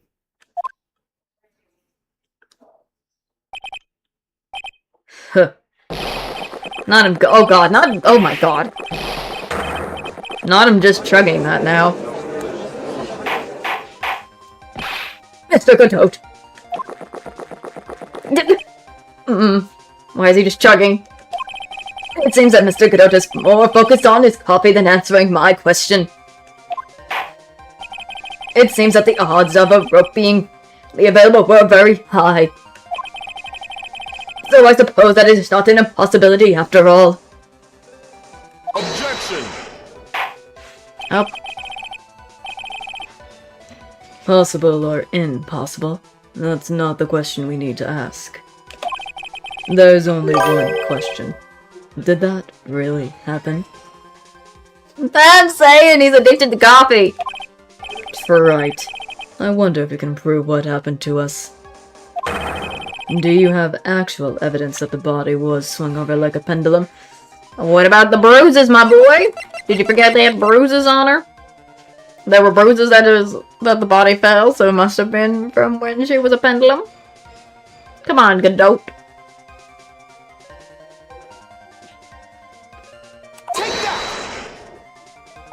Before I present my evidence, let me review what we know so far.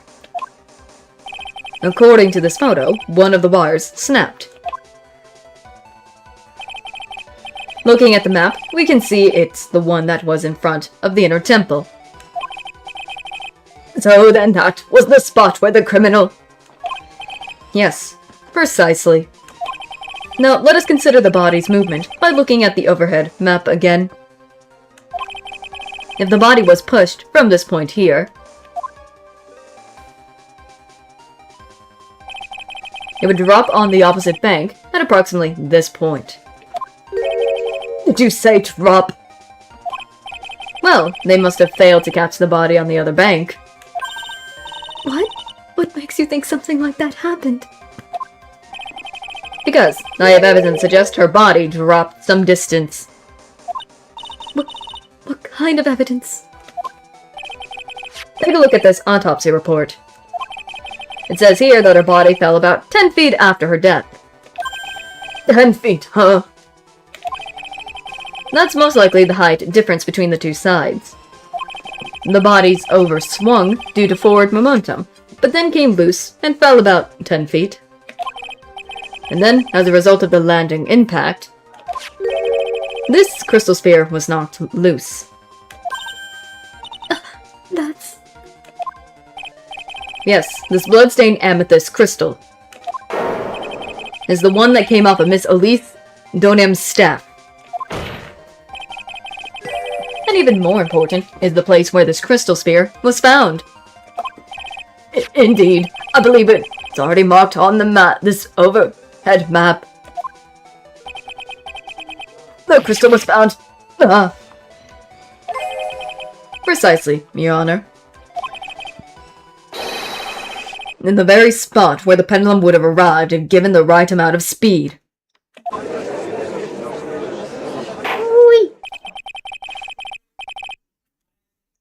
This explains your theory quite well, Mr. Wright. You have provided us with a way the body could have been moved that night. An impressive deduction, Mr. Wright. Most impressive. Oh. Mr. Wright. I don't. Why'd you have to throw the coffee at me just now? I thought this cold coffee might help cool you down. What is the meaning of this, Mr. Godot?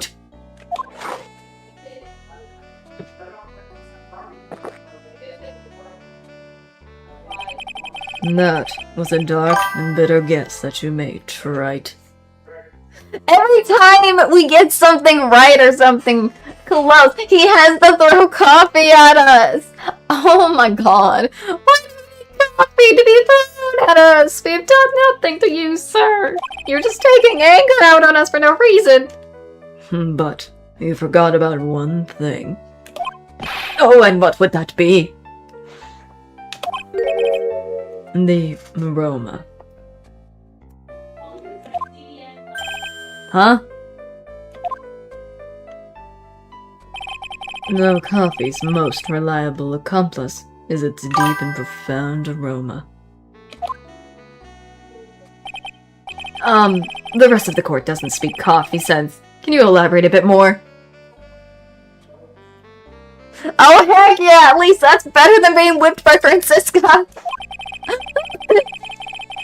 If the criminal had sent the body to the other side like you say, then naturally there must have been an accomplice lying in wait to catch it. An accomplice! The criminal wasn't able to cross Dusky Bridge. So, who collected the body? What do you have to say about that, trite? Mr. Godot is correct. This can't be the work of a single person. Well, Mr. Wright, you know what you must do. It's our client, I'm betting. Yes, Your Honor. The body couldn't have made it to Hazakura Temple without an accomplice. It's gotta be Iris. Very well then, if you would please, Mr. Wright. Was the person that received the body Yet found the Hazakura? That is Iris. Our girl Iris, our own client. Iris. It can only be you, Sister Iris.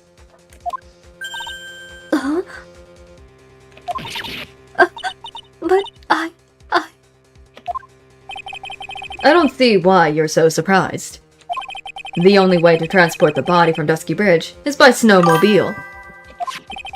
But with her bad back, Sister Bikini could never pick up a body like that. You're the only one that could have managed it. Objection! Right. Were you even listening to the witness's testimony? On the night of the crime, this little cutie pie was on cleanup duty in the inner temple garden after the mother-daughter bloodbath. Objection! I haven't forgotten, but have you, Mr. Godot? This witness was also seen at Hazakura Temple, desecrating the corpse of the victim. Strange indeed. It's almost as if on that night, the defendant was in two different places at the same time. Sister Iris, let me ask you something. Why didn't you mention it when you first gave your testimony? Woo-wee. I don't know, I don't think he's hitting on her. mention what? The pendulum, of course. Using this sketch drawn by an eyewitness, I have established how the body was moved, using the burnt-out bridge. Which means it's now a fact that this occurred. Something you should have already known. No, I had no idea. I didn't know anything about a pendulum. But the body couldn't have been passed along to the other side without your help. So, you should have known about it. Oh my god. In fact, it'd be impossible for you to be clueless about this whole thing. Unless you're not really Iris to begin with. Oh, frick. Is this really Dahlia then? I can only guess because they're the same thing. What? How can you say that, Mr. Wright? What kind of nonsense is this? You're saying this witness isn't Iris of Hazakura Temple? Objection! Are you serious, Trite? You mean... this woman is... There's no one besides Iris that could have received the corpse at night. Now, I get it. Now I know why I've been sick to my stomach this whole trial. Why her whole demeanor changed so suddenly from yesterday. And why she's trying to pin this murder on Maya. The woman that's standing there at the witness stand. Her real name is... Dahlia Hawthorne! Oh, great, Dahlia. Nice to see you again after what? After a long time, girl. What is happening and why are you here is still my question. Take that! Dahlia. I never thought I'd have to utter your name again. Let alone see you. It's been a long time. Dahlia Hawthorne.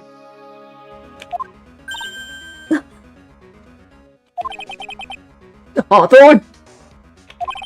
Sister Iris had a twin sister. And you're looking at her, Miss Dahlia Hawthorne. That name rings some bells. Distant bells, but bells nonetheless. It's just your imagination, Gramps. This file contains all the relevant data about Dahlia Hawthorne.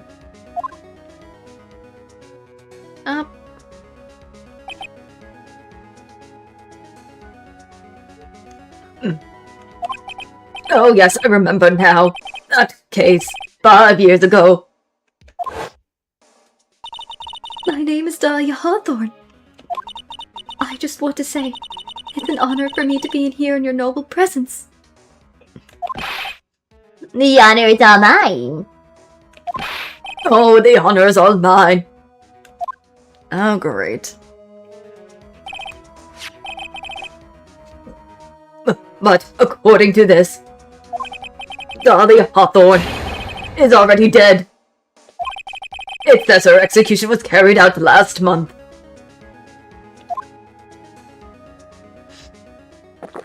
Okay. So what? Death has no meaning in this courtroom. Ooh-wee. It always comes back to that. What? Order! Order! Wait a moment. How can you... My sister, she's already dead. What kind of... Objection! You, of all people, should already understand. After all, the blood of the master of the Kurine channeling technique flows within that body. Oh? The Kurine channeling technique? Now where have I heard that before? That's right, you're not Dahlia Hawthorne herself. You're the spirit of Dahlia, currently inhabiting the body of a spirit medium.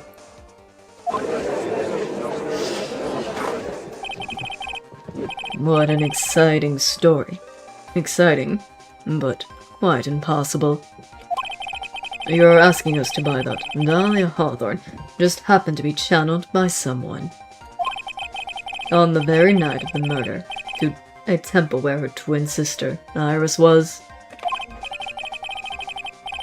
Well, if you're gonna put things that way, then yes. Objection! We ain't stopping, that's for sure. We're supposed to believe a coincidence like that just happened. Objection! Naturally, it was no coincidence. The whole thing was part of a plan from the very beginning. It's the one Morgan had. It's Morgan's plan. Morgan's plan. It's all written right here, in these instructions. What's that? These instructions were written by your mother, Morgan Fay. And part of the plan called for Dahlia Hawthorne to be channeled. That night, there were 2 irises at Hazakura Temple. 2 of them. Even the time of the channeling was planned out. Because she wanted Pearl to channel Dahlia for her own reason, because she wants to eliminate Maya. So she can put Pearl as the master, I believe, is what I feel like it's going on. As soon as you hear the lights out bell, in other words, 10 p.m. However, Iris is seen before dinner time. That means that Iris that dinner was the real Iris. And the Iris who gave me this hoodie in the main hall was also the real Iris. Meaning that the Iris Sister Bikini saw at the inner temple was someone else dressed as her, namely one Dahlia Hawthorne. Objection! I know, and she doesn't need to know about this. Do you even know what you're saying, Trite? This whole channeling the spirit of Dahlia Hawthorne business. Yes, it's true that you found plans and talk about it. However, there's one thing that's perfectly clear. The witness currently standing in the witness stand is the real Iris. What? I don't think so.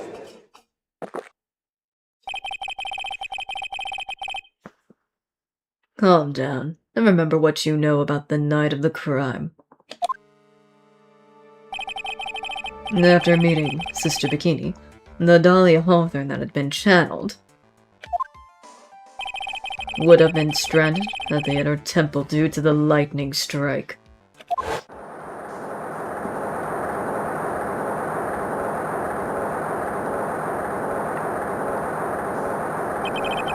It was later that the body was moved by pendulum.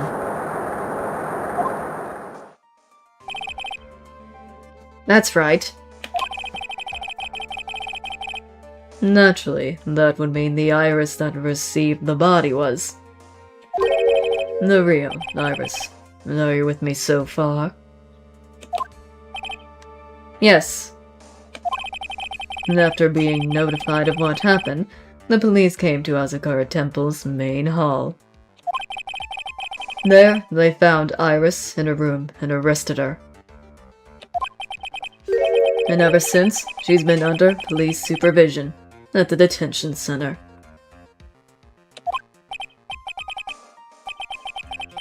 Yes, I suppose. I can't deny any of that. Thank goodness. It looks like he's finally convinced. But something still's off. Way off. I'm still not convinced that the Iris here is the same one from the other night. Huh. And I suppose you're about to say something really ridiculous.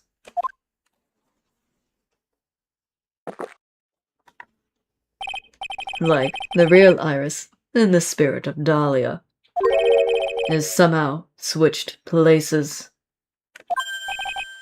Switched places! To be perfectly honest, there are still few things I don't understand, but I do know that unless we confirm the witness's identity, we can't continue with this trial. Iris doesn't have the spiritual power needed to channel Dahlia. We know that. Which means They must have switched places somewhere. Well, Mr. Wright. Since the time she was arrested at Hazakura Temple, have there been any chances for Iris to switch places with Dahlia Hawthorne? There was one. During the earthquake. The earthquake is the only thing I can think of. Because Iris ran away or something. Your Honor, I think there might have been one chance.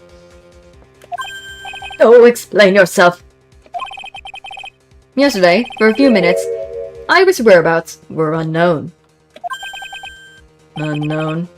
What do you mean? What I mean is, there was a span of time in which Iris was able to move about freely, unsupervised. Well, who was it? Who would give a murder suspect time to move about freely like this? Oh, it's Edward. No, we had to bring in Edward into this.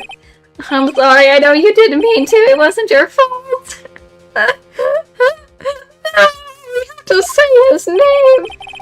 The person who gave Iris the chance to freely move about was... Oh, I'm sorry, Edward. I'm sorry, Edward. No. No. I don't want to do it. I tries. His fear of the earthquake. His fear of the earthquake. This is Mr. Edworth, isn't it? Your Honor, there was a fairly large earthquake yesterday, was there not? An earthquake. An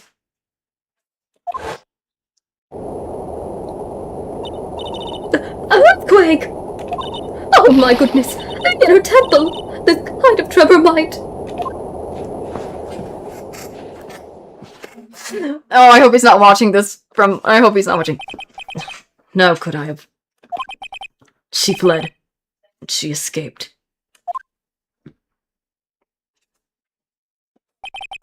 We went to the inner temple right away. And it's true, I was already there. However, they had already switched places by that point in time.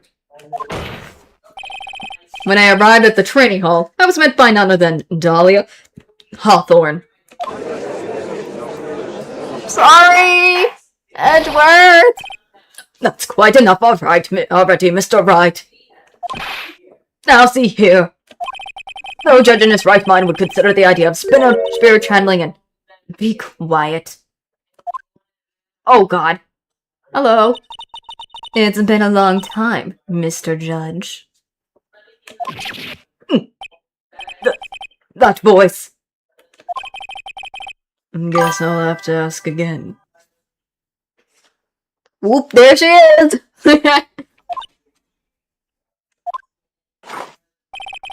Upon meeting a beautiful lady, always ask for her name and profession.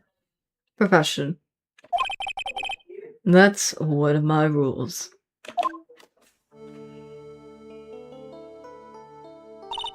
Dahlia Hawthorne, and my current profession? Permanently retired.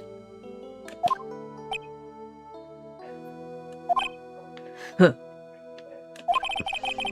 So, you're not going to bother hiding your identity, huh? Why should I? After all, I'm dead. There's really nothing you can do to punish me. What is going on here? Hold on, I'm gonna pause real quick.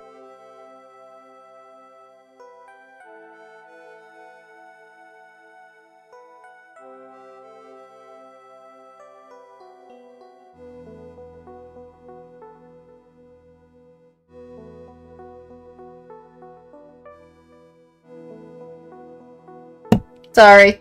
Trying to ask something. Dahlia Hawthorne. I never thought we'd meet again. I never thought we'd meet like this.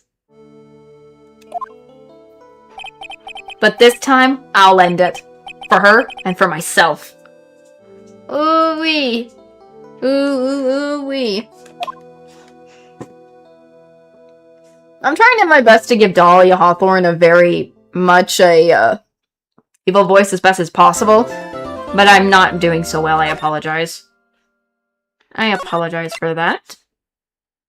Before continuing, I'm going to take a BRB real quick, just so people can, if they need to go do something real quick at the moment, like get a drink, a snack, or whatever, go do that. So, I will hopefully see you guys after the break.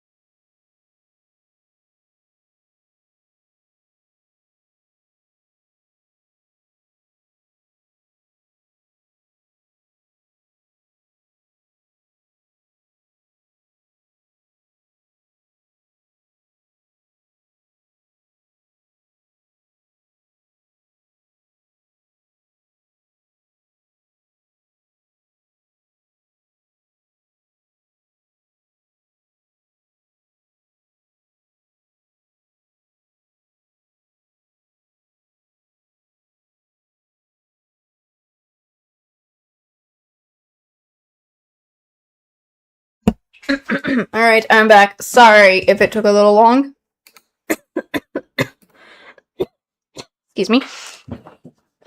Was trying to finish up. Was trying to do something. Probably eat a little bit more of my food that I had heated up a little earlier. And get me some water. So, there was that. There was that going on.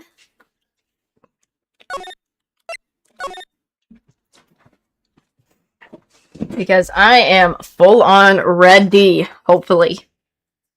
Ready to hopefully end this. Because my lord,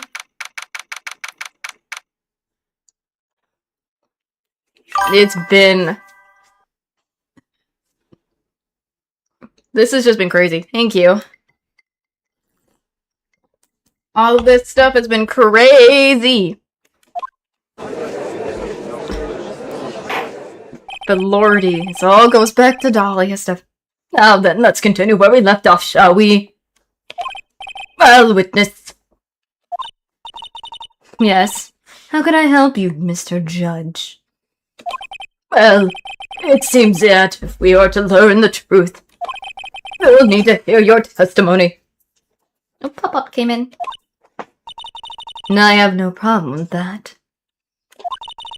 But when we've seen what I have, sometimes the truth is better left unknown.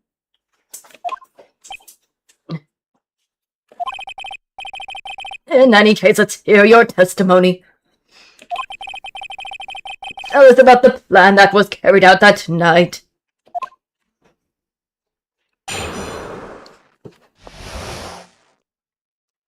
The plan. The whole plan began with my death. A stupid plan hatched by Morgan Fay to install her own daughter as the next master. But for it to work, Maya Fay would first have to die. The idea was for me to kill Maya and then have the blame pinned on Iris. The plan went wrong, but it seems to have succeeded anyway.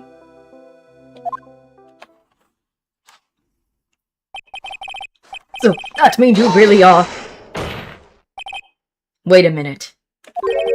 Did you just say the plan was to kill Maya Fay? Yes, You have a problem with that? Don't give us that nonsense. There's no way that... Watch yourself, trite. If you got a problem, solve it during cross-examination. That's one of my rules. Mr. Godot is correct. And by the way, that's one of my rules as well.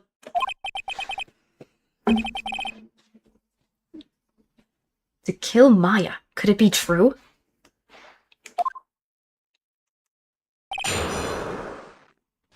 Ooh. She is a devil. I also say Dahlia is a devil. I mean, I'm gonna... Let me start with this part here first. You were executed last month, correct? yes, I'm not saying that. I'm not saying that word. it wasn't exactly pleasant. How did you manage to discuss the plan? When did you talk with Morgan Fay? Last year. She was transferred to the same detention center as me. Since I was on death row, she was my mother. It was actually pretty easy to meet with her. I see. So that's when you discussed the plan. So it must have been during the time we caught her helping as an accomplice thingy. Are you crazy? And first, that woman was planning to kill me as well. Even though I'm her own daughter. All to make Pearl Fay the master of Karine. She's a cold, twisted woman. She thought she could finally regain her lost honor. The honor she lost when her younger sister Misty took place as the master. Ooh. Rivalry and jealousy over something so stupid.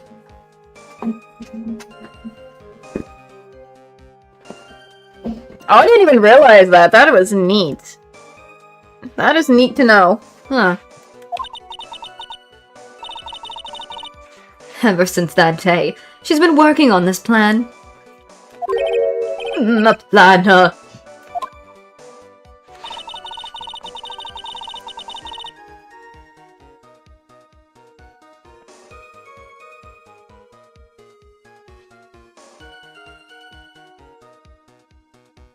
Let's just put it here.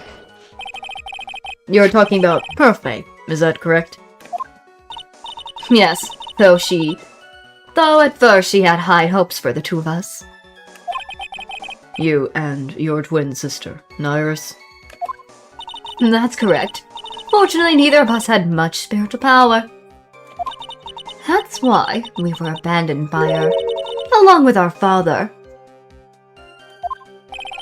Abandoned? Oh god. Didn't even realize that either.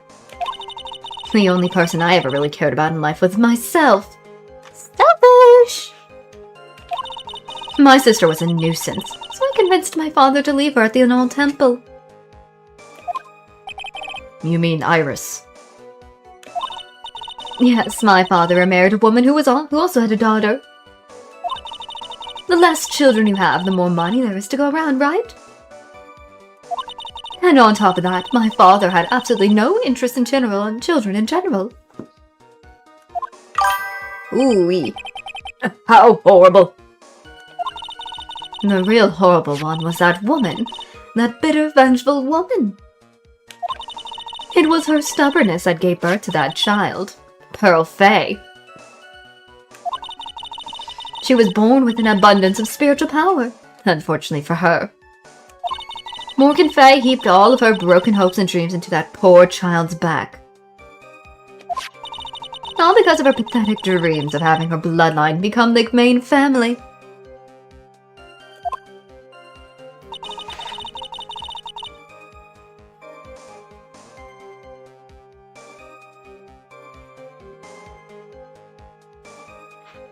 Jeez, this so much of this is just craziness. This is just all rivalry and stupidness. You know? That with all that's been happening. Let me try holding it here. Maya would have to die. But why? For our bloodline to success as the main family, thus making Pearl the new master.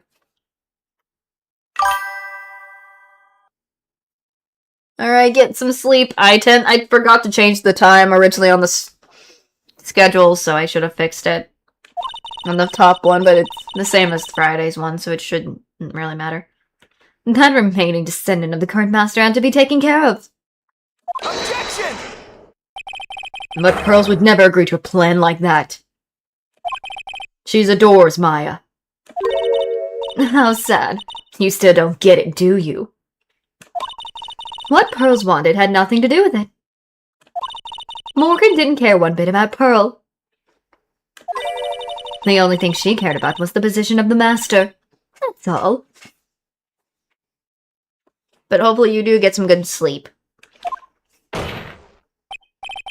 That's ridiculous. She was willing to sacrifice anything and anyone to achieve her goal. The life of her daughter, and naturally the life of Maya Fey as well. How could anyone do that? People, you never know, Phoenix. People have a lot of things they could do.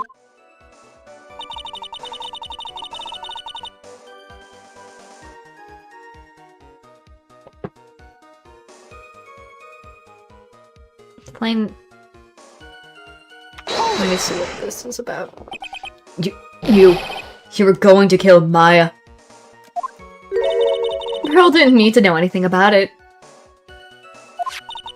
All she had to do was to follow the instructions in the letter and channel me.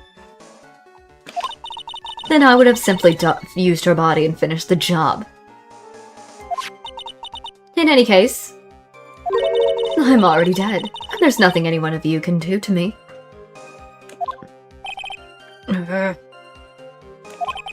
So, the plan was to blame the crime on your younger twin. On Sister Iris of Hazakura Temple. She and I look exactly identical. No one can tell us apart. If someone were to witness me killing Maya, naturally, they would think it was Iris that had done it. And the witness in this case was the head nun, Sister Bikini. I never would have guessed she was going to return to Hazakura Temple that night. But she wound up seeing Iris's crime anyway. But why did you want to pin the murder on Iris in the first place? She's your twin sister, isn't she? Twin sister? Don't make me laugh. She's nothing but a backstabber. I couldn't care less about her. Ooh, this girl really is selfish if she doesn't care about her own sister. Or any of her family members but herself. Backstabber.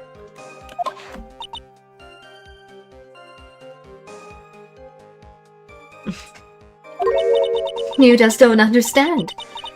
You never will. Anyway.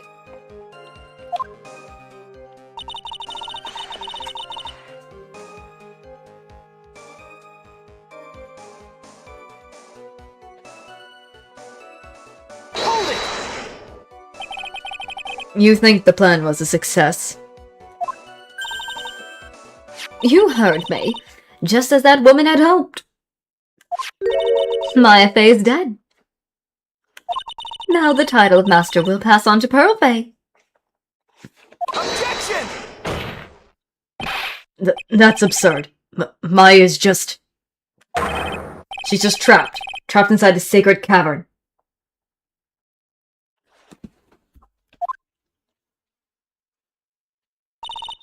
Really? You're as foolish optimistic as ever, aren't you? My darling Feeny. Don't use that on... Don't you dare use that on our boy Phoenix, girl.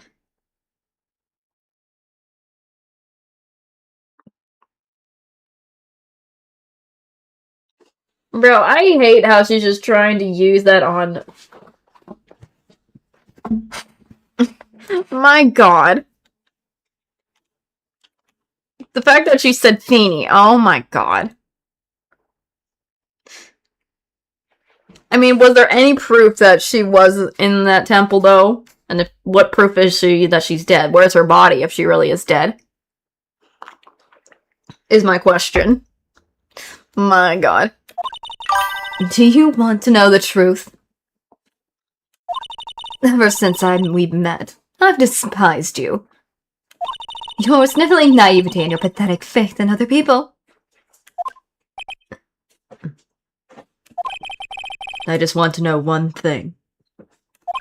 What did you personally think of Morgan Fay's plan?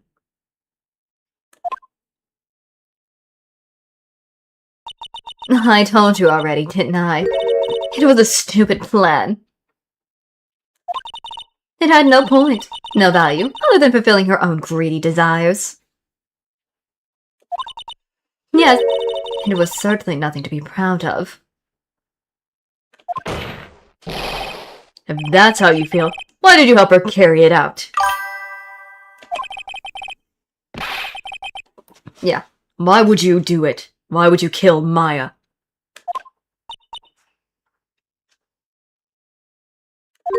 You may not understand it, but understand it. Being the kind and gentle soul that you are, you may not be able to appreciate why someone like me would help a woman like that. So then tell me why. Isn't it obvious? I'm not like that woman.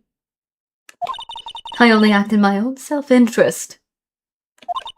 The reason I helped her was for myself. For my own personal satisfaction. What did you say?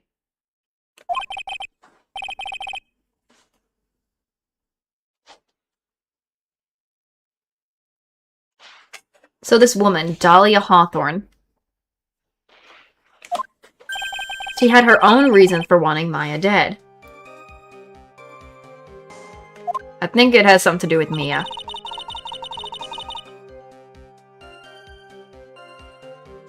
Something to do with Mia, that's for sure. Because she hates Mia. She hates Mia. We know it. It has something to do with Mia. Obvious. Because I know she hated Mia. Objection! So that. Could it be that your actual goal had nothing to do with Maya Fey herself? As if I say none of you have the power to punish me anymore. Because I'm already dead. Well, I had the same problem, you see.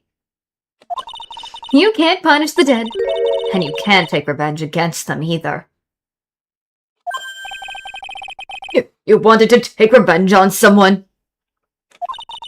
I was sentenced to die because of that woman. Mia Fey. I somehow knew this was it. I wanted to send her a message. It was at her hands that I suffered my first humiliation. I wanted her to feel the same pain she made me feel. Sadly, when I realized revenge was impossible, I gave up. And the reason it was impossible was it perhaps because Mia Fey had already died? Yes, and I realized there was only one way to take revenge against the dead. And how do you do that? Even when the body dies, the spirit, the ego, it lives on forever. I wanted to take away the person that Mia Fey loved most. I wanted to kill her with my own hands. That would be the only way I could take my revenge against Mia Fey. That was the reason I helped out with that woman's plans. Just for that. For that you would kill Maya. Your goal was no different than that of Morgan Fey.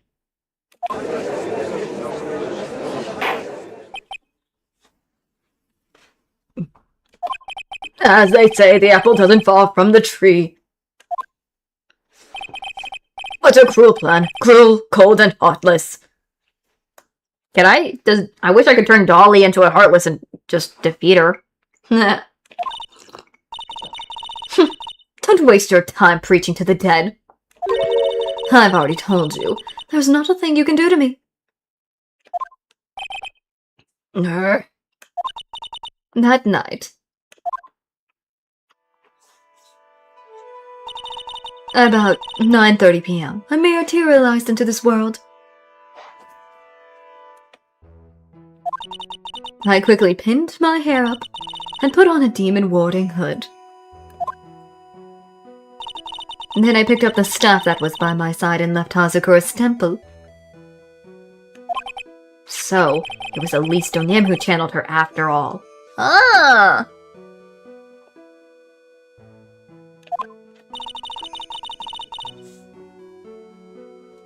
That ridiculous head, I never noticed a thing.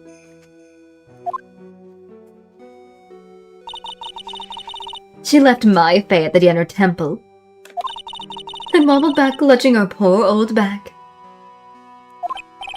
What did you do then? That kid was easier to handle than I had hoped. I caught up with her in front of the stone lantern. Then I took out the dagger I got from the storeroom and...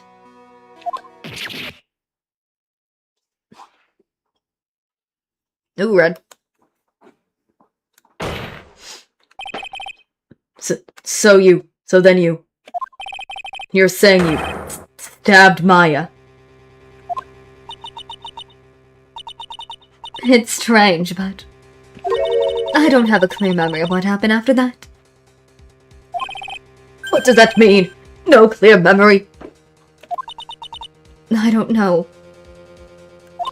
I think I was stabbed. She was stabbed? You were stabbed? At the last minute, My Faye must have stabbed me. I'm sure of it.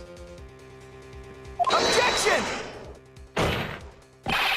That's not like her at all. Maya wouldn't stab a French fry with a plastic fork. What the heck is this? Phoenix!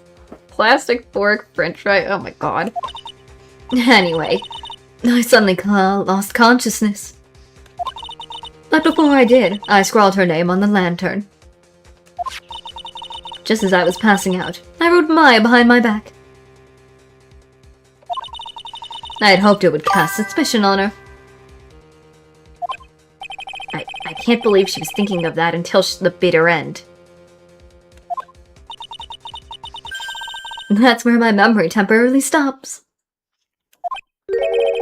It stops. I don't have any memory of actually killing Maya Fey with my own 2 hands. My very last memory was Maya's terror-filled eyes. When I woke up after that, I was in the sacred cavern, surrounded by darkness. You were in the sacred cavern. The entrance was sealed with one of those trick locks. Somehow, I had been trapped in there. But how did you wind up in there? I'd like to know that myself. Anyway, I was worried. I didn't know whether or not Maya Fey was dead. And I swore I wouldn't return to the underworld until I knew I had killed her myself.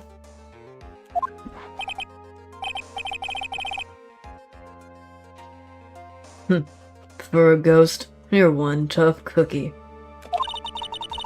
I wanted to get out of here and make sure she was dead. But I couldn't do it. I couldn't get out. The trick locks stopped you, huh? I didn't know how to remove it. Then you were saying you were actually confined against your will inside the sacred tavern.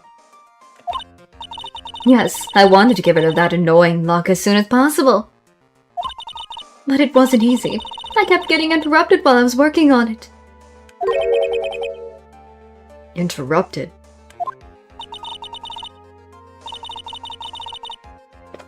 It was early in the morning, but someone came into the training hall.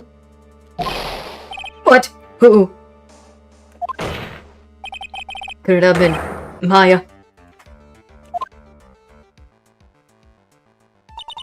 I thought the same thing, but I couldn't see. Why not? If someone had spotted me, I would have lost my chance to take revenge. So, I made sure to hide myself well at the back of the sacred cavern. That morning, only 2 people could have gone into the training hall. Maya and Pearls. Pearls went there to cover the hanging scroll in gravy. Still, I finally managed to remove the lock. But I was too late. What do you mean by that? The flies had already started to gather. That bridge had been fixed and the police had started their investigation, correct? Oh wait, I thought it was... Whoops. I thought it was her speaking. No, it's Godot. My bad. Let me reread that. The bridge had been fixed, and the police had started their investigation, correct? Naturally, I couldn't go out. So instead, I returned to the cavern and put the locks back on myself. I realized I wouldn't get a chance to see Maya's corpse, as I hoped. But just then, Lady Luck showed up. Lady Luck. After that big earthquake, she showed up all by herself. The real Iris. She said she'd come to make sure the sacred cavern was alright. Stupid girl. I came out from the sacred cavern and got a feel for the situation.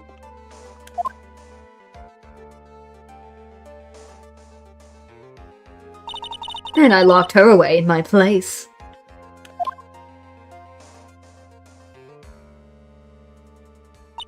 And I'd finally learned exactly what had happened. It was then I learned that the plan had actually succeeded.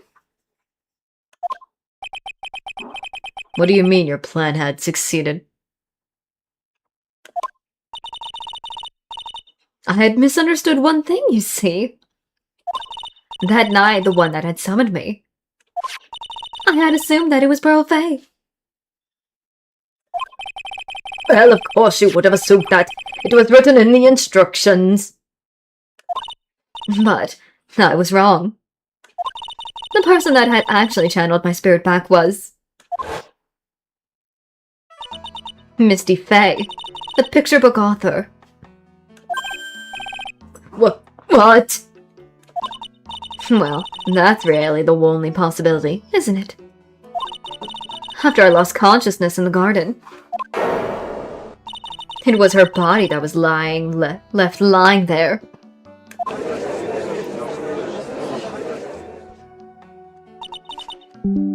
Oh god, ignore this. I don't know why I can never get rid of that. Yeah. My Faye. I wasn't able to kill her with my own hands, after all. But even so, I made her commit the most vile sin a human can commit. And what is...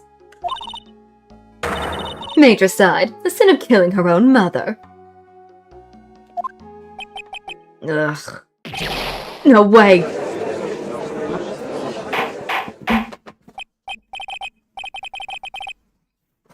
Order! Order in the court! What is the meaning of this? There's so much happening! Oh my lord! Golly. I'm going crazy. It's true that I was the one who attacked Maya Faye. But even so, the murderer who actually stuffed out Misty Faye's life was none other than your darling little Maya. Objection! Ridiculous. That's nonsense. Are you sure about that? Just think about it. There's even evidence supporting these facts, isn't there?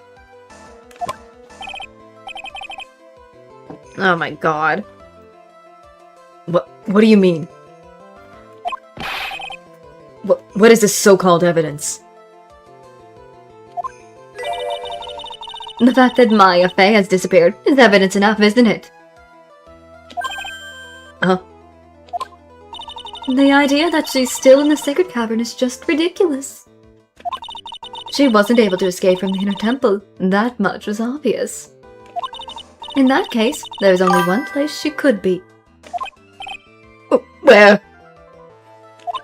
Do I have to spell it out? The bottom of the Eagle River. Where else?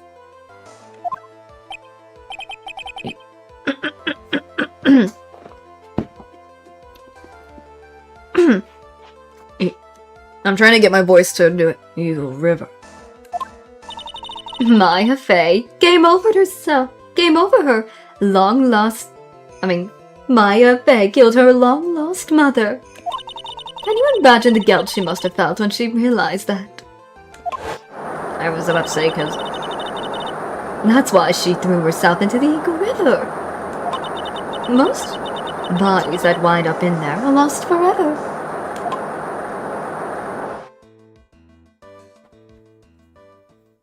Because she had used that plan with Terry before, so... So, what do you have to say now, Feeny? No. Why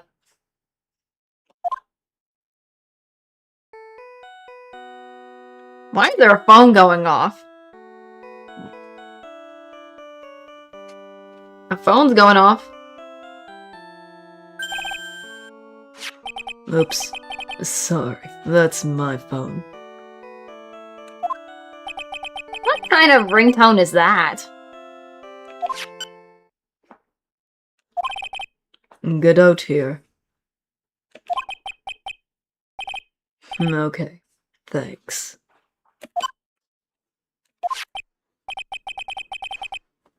Was it something important? They just finished removing the locks from the sacred cavern. That's great. What about Maya? There was a woman in the cave. Was it Maya Fey?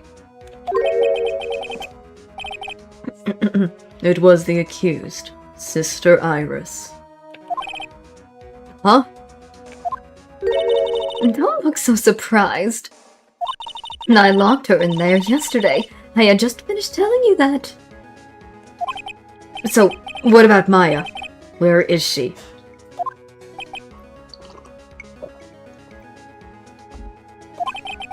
There was no one else found inside the sacred cavern. No! It can't be.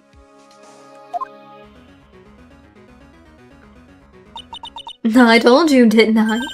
She's dead. No. No!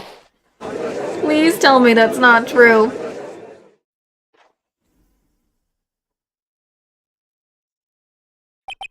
It seems that this case has come to an end. A tragic end. Oh Lord, please no. Please no. Sadly, it appears the killer of Elistinum, also known as Misty Fey, was her own daughter, Maya Fey. It cannot be this way. It's not Maya. Overcome with guilt for what she had done, Maya Fey jumped, or gamed over into the raging waters of the Eagle River. Can't be. I don't believe it. I don't think so. I don't think so. I don't believe it. Can't be at all. Huh. Now it's him. Good, I did that voice room. Right. Have you heard this one? Once you eliminate the impossible, whatever remains must be the truth. No matter how improbable it may seem. What is that supposed to mean, Prosecutor Godot? According to this witness, Maya Fey threw herself into the Eagle River. However, is that really the truth?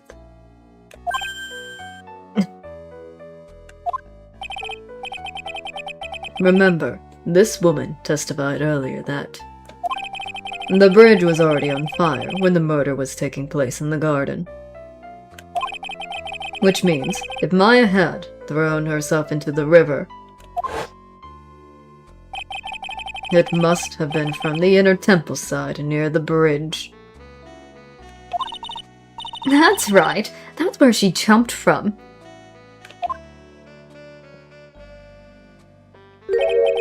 But that's impossible. It's impossible to jump into the river from there. What? This is odd. Don't get your panties all twisted up, trite. Just relax and think through the whole thing again. So it's impossible.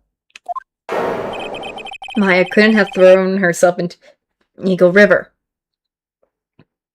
This is getting more and more interesting by the minute.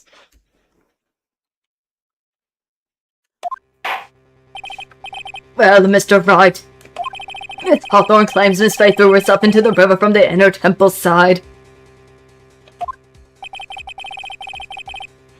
Do you have any evidence that refute this claim?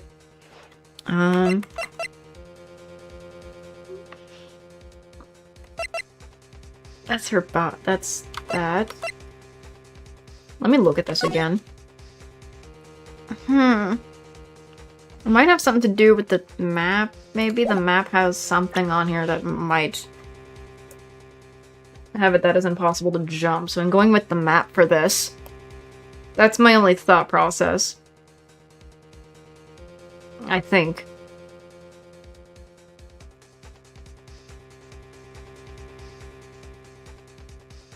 So I'm going with the map. It's impossible to jump into the Eagle River from the inner temple side. No one knows that better than this witness. What did you say? 11 years ago, you jumped in this very same river. Oh, because he read Maya's file.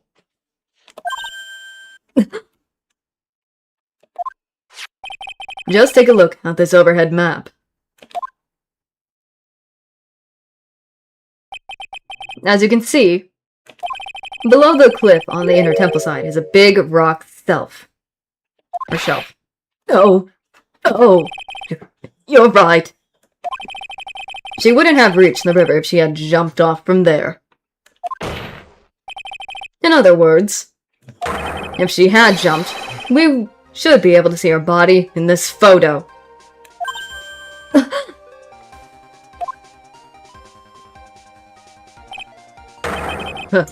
So you finally figured it out.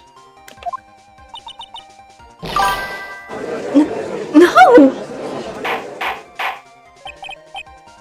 Order! You're just playing with me. Maya Faye's body's at the bottom of Eagle River. There's nowhere else she could possibly be hiding. Miss Hawthorne, have you ever heard this one before?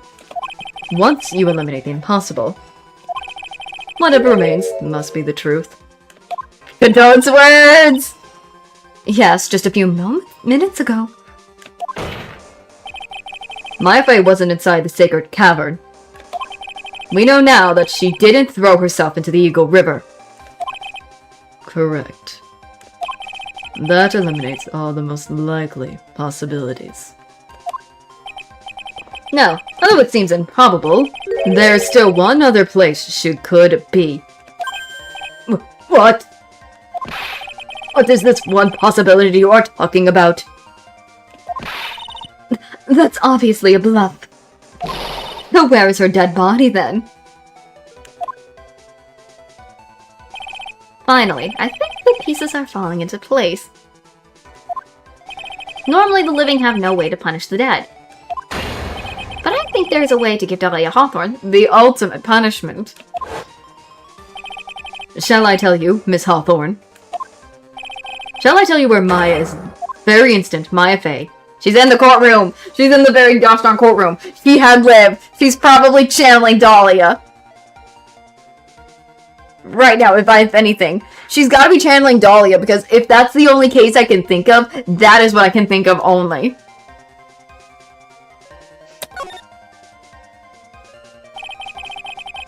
Golly. There is only one possibility left. Namely, she's right here in this very courtroom. What? Maya Faye is here. You say she is here in my courtroom? Dahlia Hawthorne. I seem to recall that you said I had misunderstood one thing, you see. So what? But I think there's one more thing you misunderstood. What do you mean? Tell me something. At this very moment, who is channeling Dahlia Hawthorne? There, I was waiting for when that was gonna appear or something. Like that. Why, that's obvious. It's Pearl Faye. That pathetic little shit front. You're wrong. Pearls tried, but she couldn't do it. I never failed at channeling someone. This is the first time it's happened. Isn't there any explanation for why you couldn't channel a spirit? It could happen if someone else was already channeling the same spirit.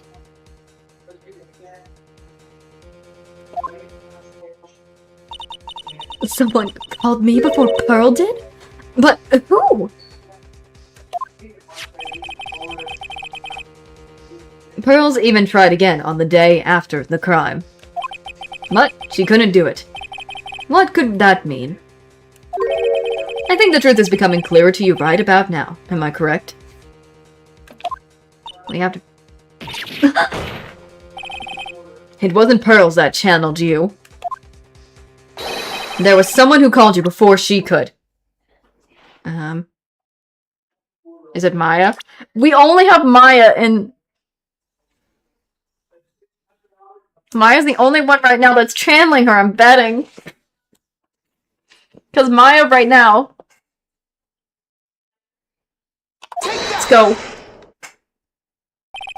This is an easy one. Pearls couldn't do it. And Misty Faye is gone. There's only one possibility left. Come on already. I can't stand the tension. Dahlia Hawthorne.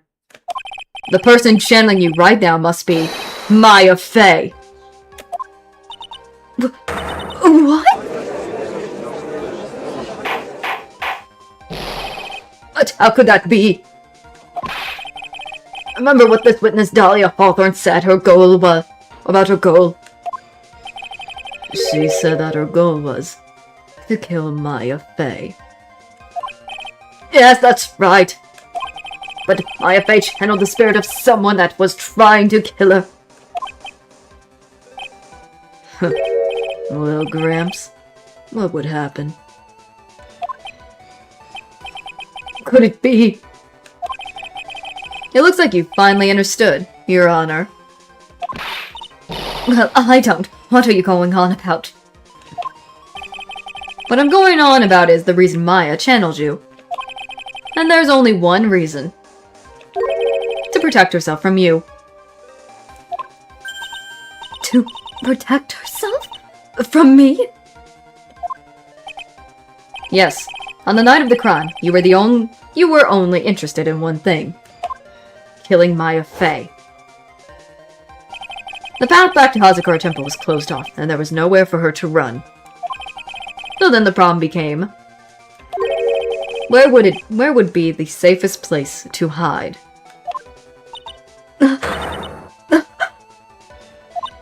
You mean that's when she channeled me? All this time you thought you had been channeled by Pearls. That's why it never occurred to you that Maya's hiding place was you. No. Don't say that. You're saying that I, Dahlia Hawthorne, was played for a fool by that little whelp? Maya Faye killed herself. Or gamed over herself. Excuse me. Maya Faye gamed over herself. Isn't it obvious? She is completely crumbling. Heck yeah. I want to look fast. Sorry, but no. It would have been impossible for her to jump into the Eagle River. This was the only avenue of escape open to Maya. The only way that Maya could disappear from the inner temple. I don't believe you. A stupid little girl like that who had never been out in the real world. She could never have come up with a plan like that. Who could have given her such a brilliant idea? Well, me, of course. Mia! Mia! Mia Faye. It's been a long time, Dahlia. It's been a long time, Dahlia Hawthorne.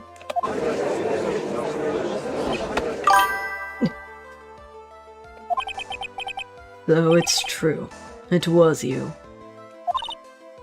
Yes. Huh. You're something else. But what? What are you doing here? That hair.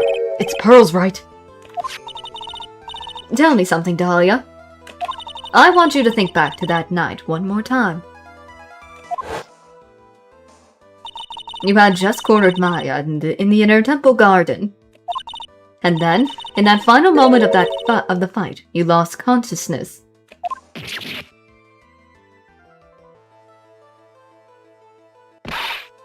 I was stabbed by Maya Fey. Actually, Maya lost consciousness at the same time as you.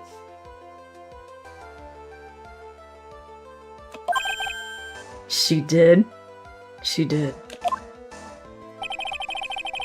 Not terribly surprising since she was about to be killed. When she woke up, she was in the training hall. That's when Maya decided she needed help. So she channeled me. Heck yeah.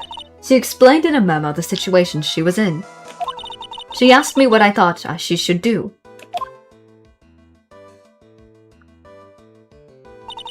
She did that? I can't believe it. Of course, I didn't have all the details. But one thing was perfectly clear. And that was... I knew that you couldn't be allowed to wander free. Free? What do you mean? It was a race against time. So I wrote down 2 things that Maya had to do. Channel Dahlia Hawthorne as soon as possible, and lock herself in the sacred cavern until help arrived. So it was Maya who put the lock on there. Yes, but why did you order her to do those 2 things? If she hadn't done it, Dahlia Hawthorne would have been channeled by someone else. By one Pearl Fae. Pearls? Yes, Pearls didn't properly understand the plan. So all she was trying to do was follow her mother, Morgan Faye's instructions. If she had succeeded in channeling Dahlia Hawthorne's spirit, things would have turned out very badly, to put it mildly. So that's how it was. Dahlia Hawthorne would have used the body of Pearl Faye to kill Maya at all cost. Yes, it certainly sounds like this.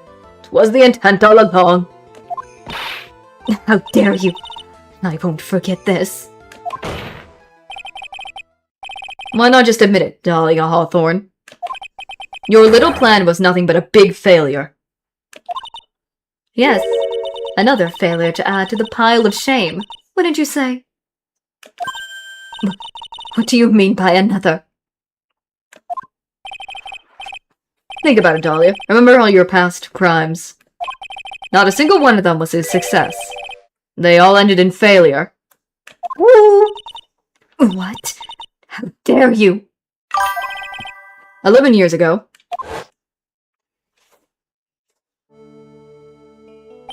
The fake kidnapping. Your very first crime.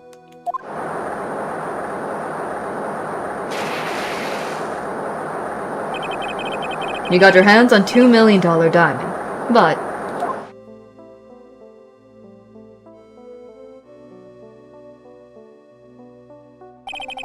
after Terry Falls escaped and went to meet with Valerie Hawthorne, the truth was exposed. Shut your mouth. That wasn't my fault. It was because of that stupid oaf of a prisoner and that weakling of a policewoman. And then, 1 year later, you tried to kill me. Oh, yeah. Yeah, she is such a failure. Everything. Well, I'm still alive, but...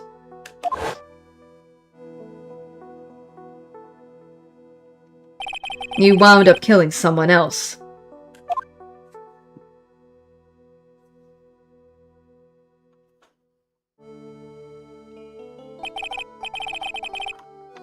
As a result, you were sentenced to death.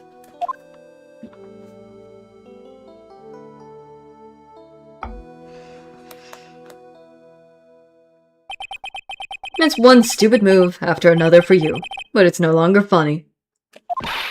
You wipe that smug, happy-go-lucky smile off your face.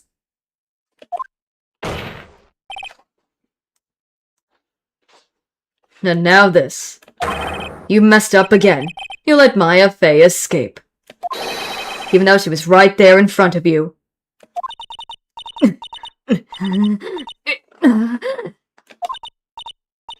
Mia Fey, Mia Fey, Mia Fey, Mia Fey! You spinster! I was supposed to kill Maya like I swore I would. If only I'd gotten this spiky-haired jerk the guilty verdict. I wouldn't have had something to death.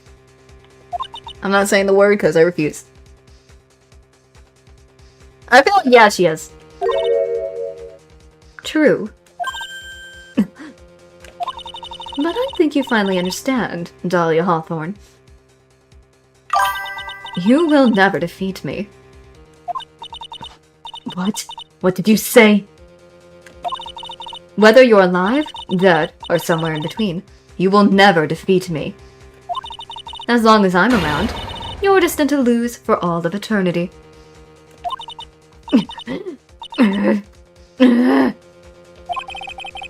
I remember what you said earlier in the trial. You said there was no way we could punish you. Because you were already dead. What about it? Then you said, even when the body dies, the spirit, the ego, it lives on. Forever. Oh, she forgot her own words are gonna spit back at her. She's gonna get her butt kicked now by that. That's very true, Dahlia. And that's exactly the punishment you'll never be able to escape from.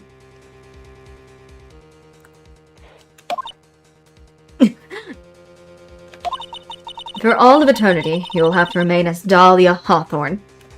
A miserable, pathetic, weak creature who can never win at anything. And for you, there is no escape from that, no hope of freedom.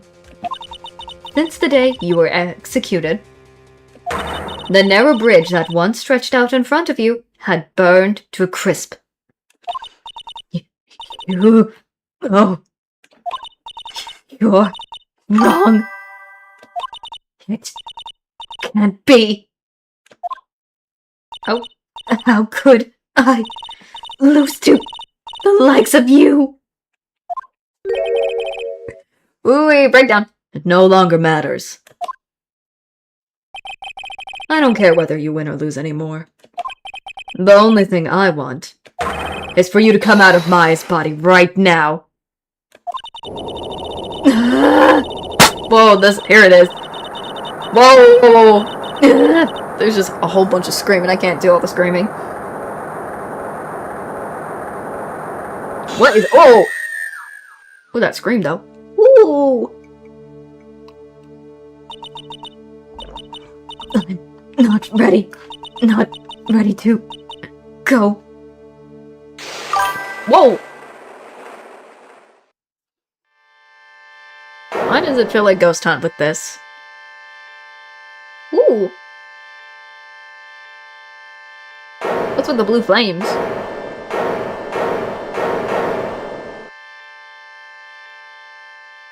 Ooh!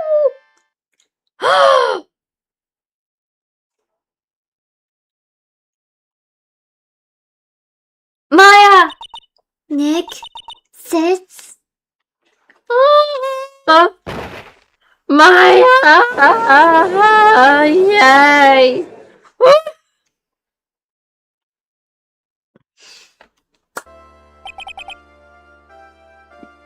Now then, I assume you are the real Iris. Yes, I was just rescued from the sacred cavern. I must say you and your twin sister are indeed identical from what I can see. In any case, it appears that everything has finally been cleared up. Mr. Goodnote, what happened to Dahlia Hawthorne?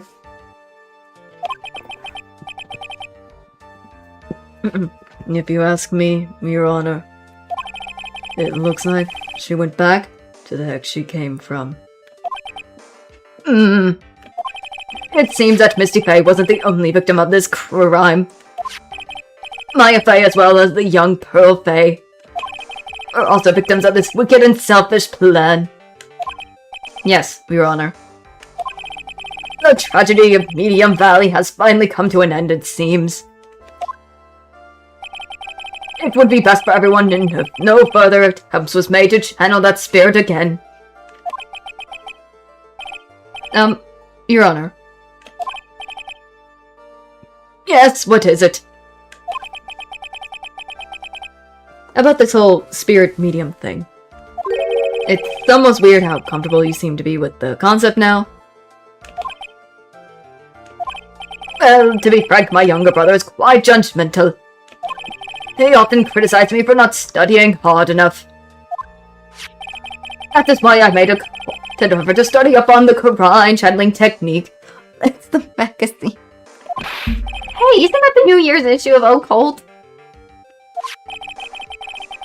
I've seen a few things in my years on the bench. And in all of this, that time I finally learned this one thing. Each case is different and takes place in its own world, if you will.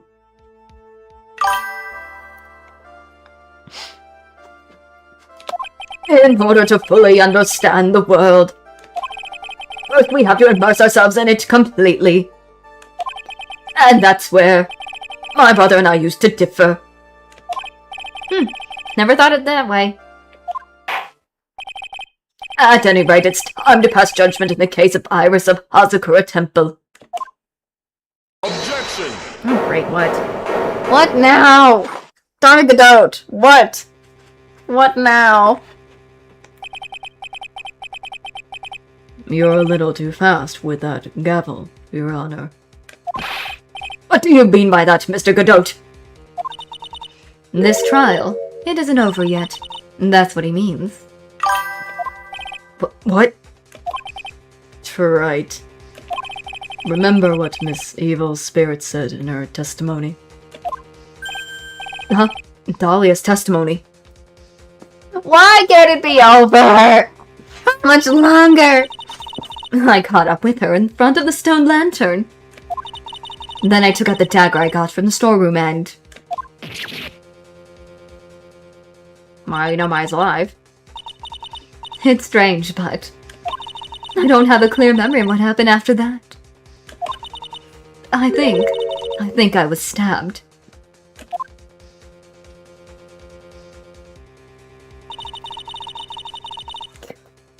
Just as Dahlia Hawthorne was about to attack Maya, she was stabbed and killed by someone.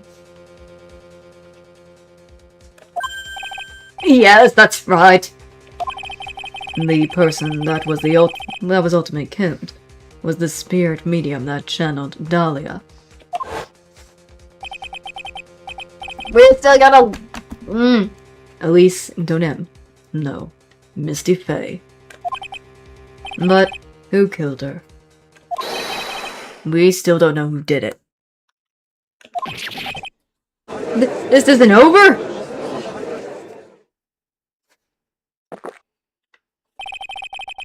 Unless someone else is found guilty, the accused is still on trial. Before I continue, I'm gonna quick save and have a break. Because I'm going crazy. I need a save. And another break. Because, oh my god, I feel like I'm going insane. I know I already took a break earlier a while ago, but I need another one because I'm going a little insane. I need one. I'm insane. Oh god, that's why I'm glad I'm taking another break before we continue again. I'm going a little insane, so I need this real quick.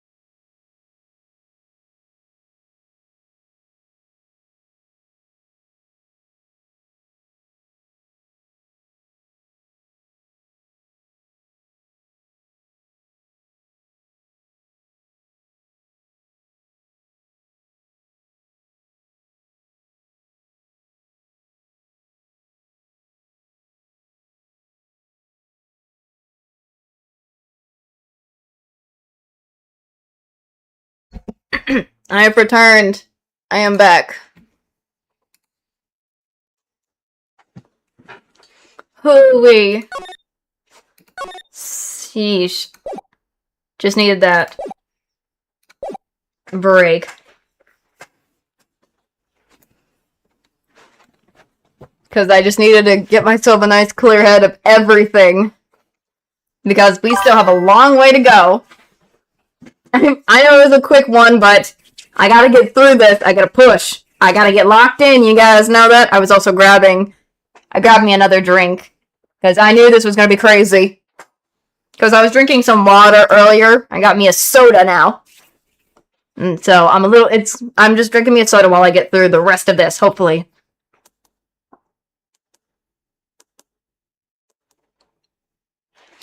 So, hooey. Time to get into this. Unless someone else is found guilty, the accused is still on trial. We can't let her walk until there is evidence that proves her innocence. No way.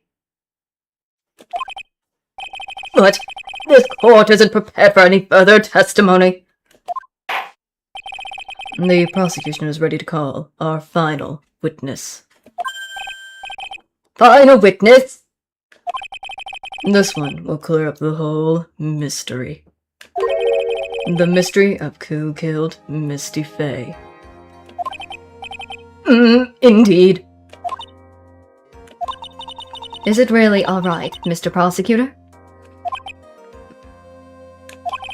Of course it's alright, Madam Attorney. Very well then. Who is this final witness? Isn't it obvious?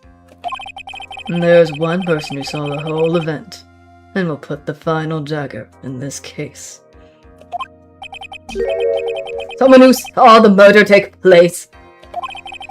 The very person who saw her mother killed in front of her own eyes. Excuse me, sorry. You mean Maya? She can't testify after what she just been through. We need to find the truth. The prosecution calls Maya Faye to the witness stand.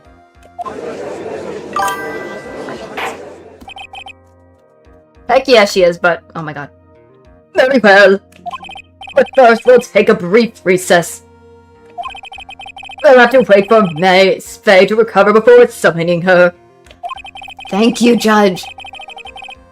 Once we receive the doctor's permission, we will proceed with the trial.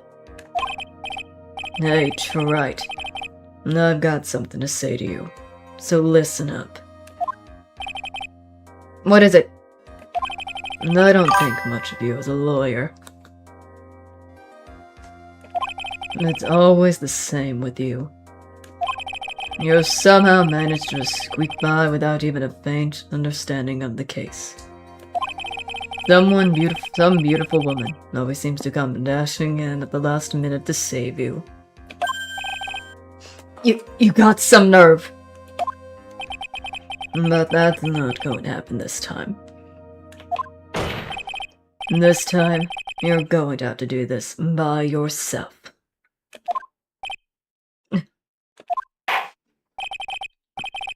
That's enough. This court is now in recess.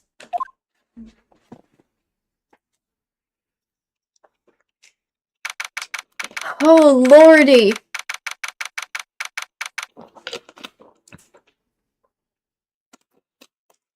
My god. Craziness. We're still dependent on the thing. I'm truly sorry about everything.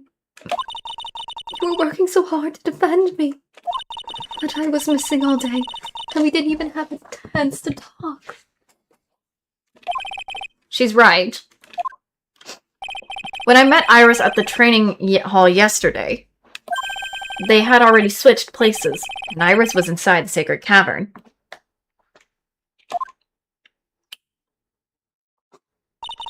I wanted to at least be in the defendant's box today to root for you on. Well, it wasn't your fault. You were locked up this whole time. There's something more important than that, though. And I have to ask you. Why did you help your sister out as much as you did?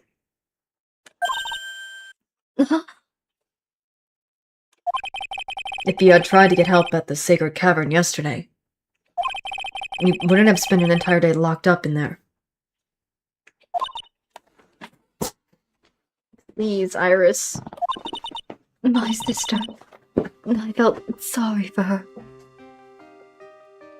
She was abandoned by our mother and never got any love from her father either. Yes, but it was the same for you too, wasn't it? Yes, but at least I had Sister Bikini, who was like a mother to me. If only Dahlia had come with me to Asagura Temple.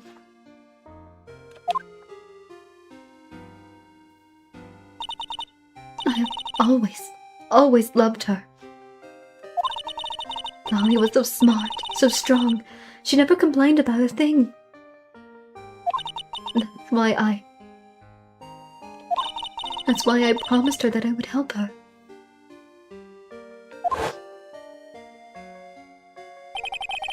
Are you talking about the fake kidnapping case 11 years ago?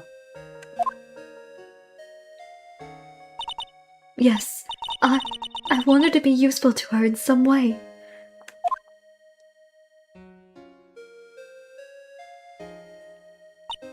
But as usual, I was too cowardly. At the last minute, I ran away. Because of that. Dahlia's stepsister Valerie ended up.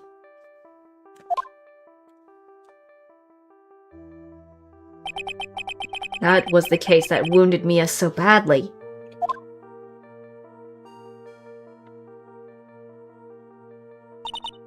But things didn't end there, of course. Some people suspected that my sister was involved in the murder. Some people? You must mean... Yes, 2 defense attorneys. Mia Fey, then Diego Armando. After poisoning Mr. Armando, who was getting too close to learning the truth. Dahlia even tried to kill the person who had unknowingly hid the poison for her. You. Oh, okay. Armando was poisoned. That's right. Iris, there's one more thing I have to ask you. Yes, what is it? On the night of the murder, the person that cleaned up the corpse of the victim, Elise Donem, was it really you? Yes, it was me. That night after I rang the lights out bell, I went back to my room. At around 10:30, I received a call on my cell phone.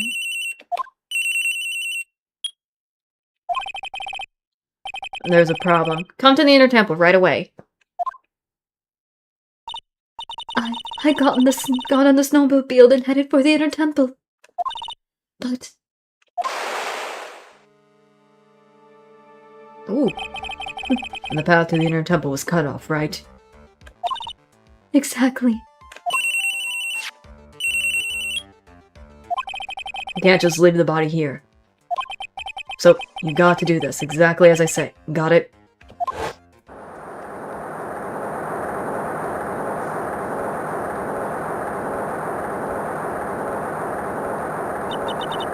It was me. I was the one that received her body. The murder weapon that had been left in her body, so she would have bled too much. The staff that Mystic Elise always held. I knew it. So the actual murder weapon was the staff. Yes, that's right. I brought the body back to Asagura Temple on the snowmobile.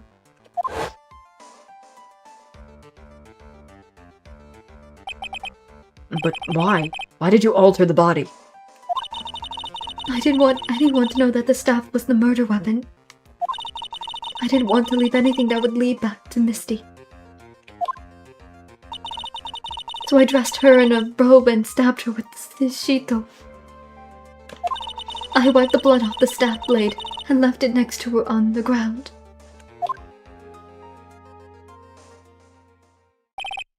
Iris, just tell me one last thing. Tell me the name of the person that called you cell phone, the real killer. Come on, Iris! Please. I'm sorry, Mr. Wright. I can't do it. I can't say who did it. I see. Has Soren hidden inside actual weapon used to murder the victim? Defendant! Yes. The judge is calling you. He wants you to see you in his chambers. He has some questions about Dahlia Hawthorne. All right. Well then, I'll see you later. There's something I want to tell you. Oh, okay. Something she wants to tell me. Ooh. So it's true. Iris cooperated with the real killer. Maybe even from the very beginning. Phoenix. Hi, Maya. Or Mia. Sorry, not Maya. Mia. Mia. How's Maya doing? Physically, I'm not worried. She'll recover completely. But emotionally, she's been hurt very badly by this case. I see. You don't mean she learned who Elistunum really was? Yes, I went to the medical office and talked with her. I told her everything I knew. But why? Maya's stronger than you think. I knew she could take it. All of it. What do you mean by that? I want you to figure that answer out by yourself.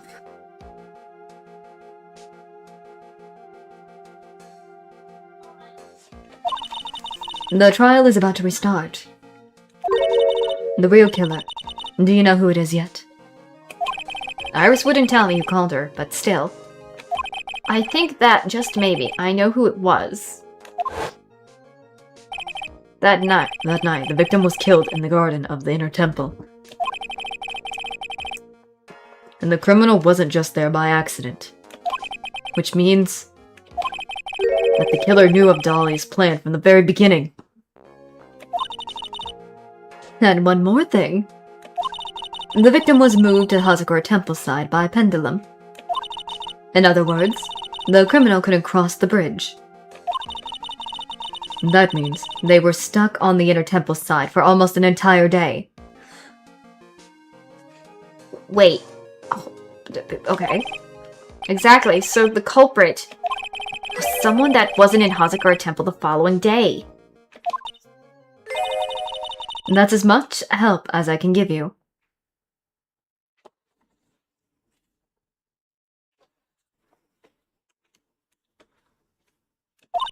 The rest of the battle is yours to win or lose. Okay, I got it. Thank you, Mia. Finally, it's almost time to bring this case to an end. What exactly did Maya see anyway? And who was it that actually killed Misty Faye? Whoever it was, I have to prove it. Me, all by myself.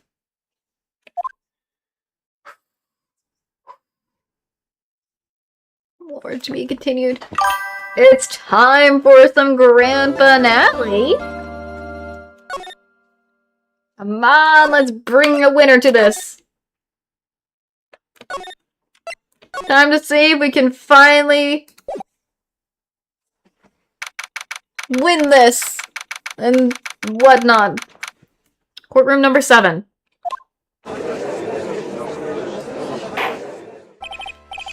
Now then, before we proceed any further, I'm going to announce the results of the tests we have performed earlier. Tests? Yes, tests. On the bloody dagger that was found stuck in the pine tree. No, yeah, that. I totally forgot about it. Phoenix! Why did you forget about the dagger? I didn't. That's the weapon that Maya Fey used when she fought with the victim. So, what were the results? Was it the victim's blood? Or... Due to time constraints, a full test wasn't possible. However, there's one thing we can say with certainty. The blood that was on this dagger was not the victim's blood. Woo! It's not the victims. Hey, good to know. That is all. Now then, let's restart this trial. So it wasn't Misty's blood on the dagger. Then whose was it?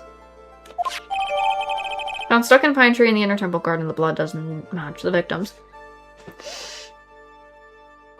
Oh, heck, true! Phoenix has been nervous and stuff for this entire trial. I'm sure both the defense and the prosecution know this, but this trial is rapidly coming to a close. Both sides will need to show some firm evidence with their claims. I understand, Your Honor. From what I've heard, the witness is dangerously weak, physically speaking. So, let's finish this quickly. Agreed. Very well, please bring in the last witness. Thinking just, I can't help myself. Wait until I play the other ones where he comes back, so. Witness, please tell us your name and profession. Maya Fey. My profession is, I'm the assistant manager at Right and Co. Law Offices. Maya. According to the magazine I have here, you're a spirit medium of the Quran channeling technique. I'm frightened. The Fae Clan, I don't want any more to do with it. Oh, Maya. The pain the Fae bloodline caused must be unbearable. Okay. Very well. Now then, Miss Faye. When the event occurred, you were in the garden of the inner temple. And you witnessed the moment of Mr. Leithonim's murder. Is this correct? I didn't see any. Straight up this instant, young lady. Huh? Pick your head up high. Pick your head up and speak clearly. There's always time for crying later. But I... Oh, your mother was killed right in front of your eyes. There's nothing you can do to change that fact. But there's something you can do. You can finish this. You've been watching the whole thing, right? You've seen the witness come out, and you've seen us squeeze the truth out of them. Now, it's your turn. Let's hear your testimony. On the night of the crime, what exactly did you see happen? Witness, if you please!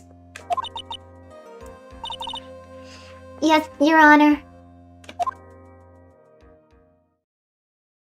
At the inner temple. I was passing through the garden on the way to a spare prep room when it happened. It sounded like someone struck me over the head.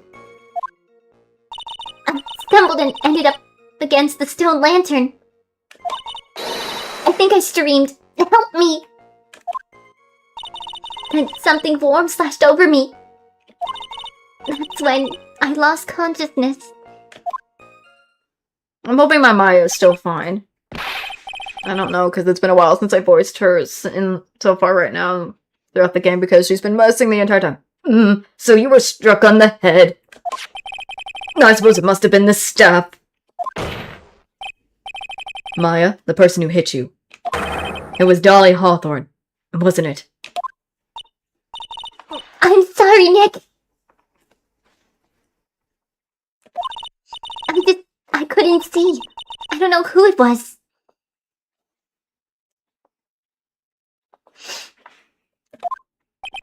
Maya, think hard. sorry, Nick, but I really couldn't.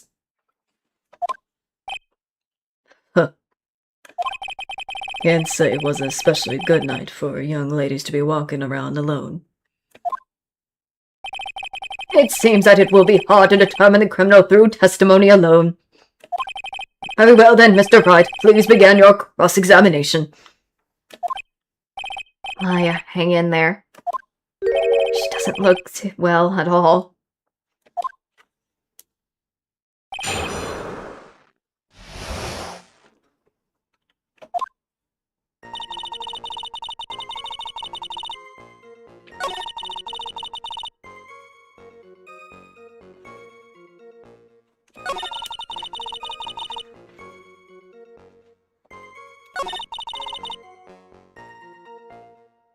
Let me see. Let me try this.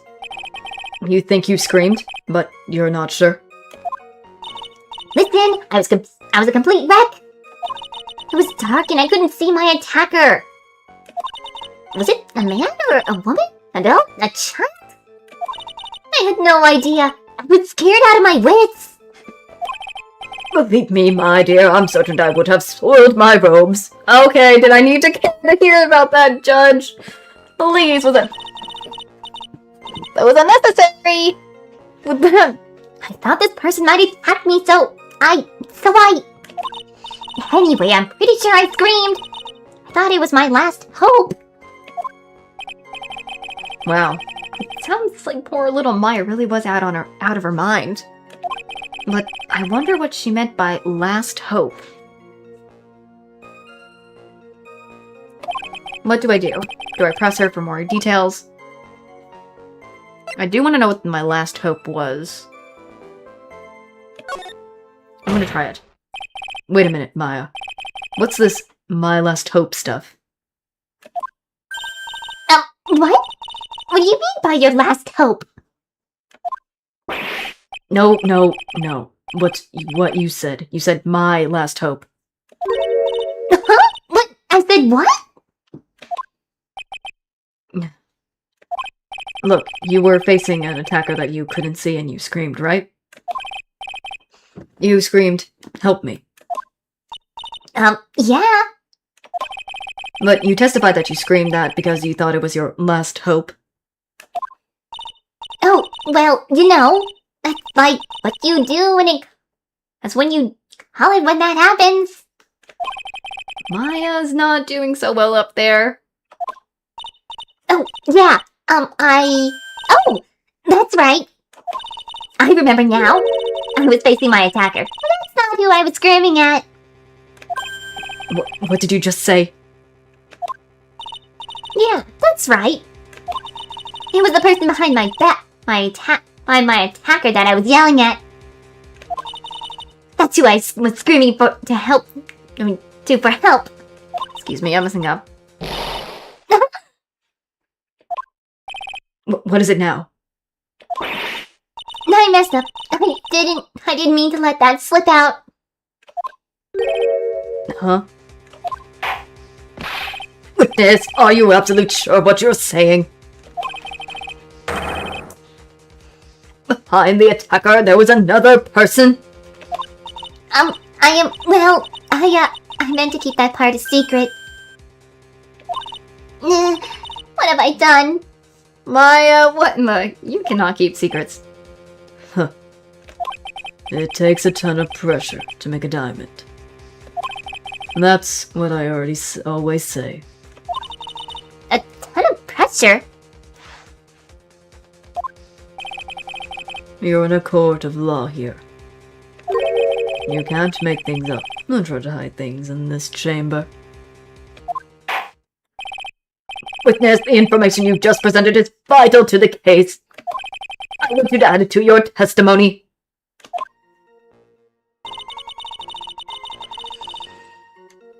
The light of the stone lantern.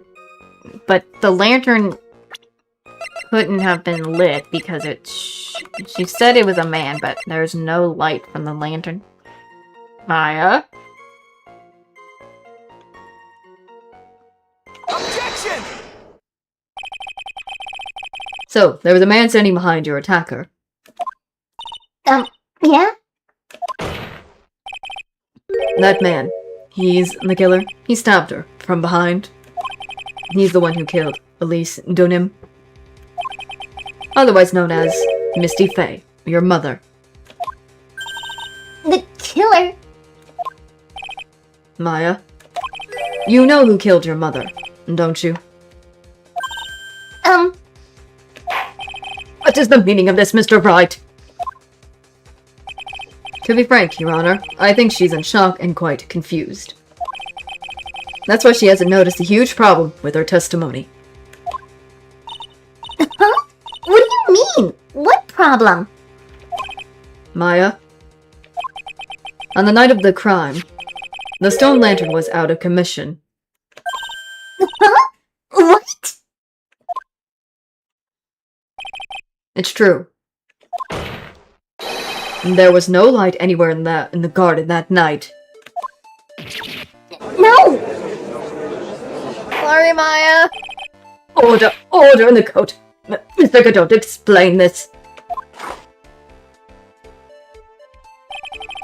Add the pressure of milk to the perfect, clear darkness of coffee. Stir. That is the state of the witness's mind right now. A cup of cafe au latte. I think it's a latte. I'm sorry if I don't pronounce it right. Cafe au latte? Is that even legal? Mr. Trite's words are the milk, and you are the spoon, Your Honor. I'm a spoon! I am no spoony pod, I have you know! What is happening? You must have noticed it too, Trite. This witness' mental state is highly unstable right now. It's not hard to understand why she would make a little mistake like that. Objection! Sorry, but that's not going to cut it. What did you say? If there truly was no light in the garden, then there's a fatal contradiction in the witness' last bit of testimony, not statement. Nick? May I? Recall the witness's statement about her attacker. She said she didn't know if it was a man or woman, an adult or a child. And yet, the witness could describe a person that was standing behind her attacker. And she quite clearly described him as a man. Oh, Lord. In other words, that would have to mean that Maya actually saw our mystery person. Despite it being so dark that she couldn't see the face of her own attacker. No!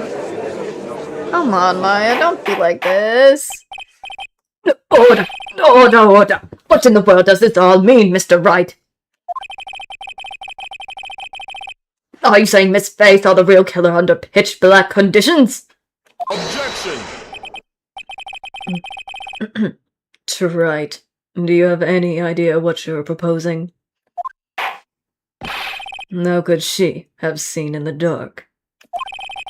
There was no light source at the scene. Objection! There are some things that you can only see in the dark, Mr. Godot.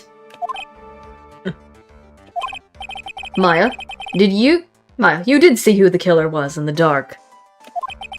And now, you're trying to cover for him. Cover for the man that killed her mother.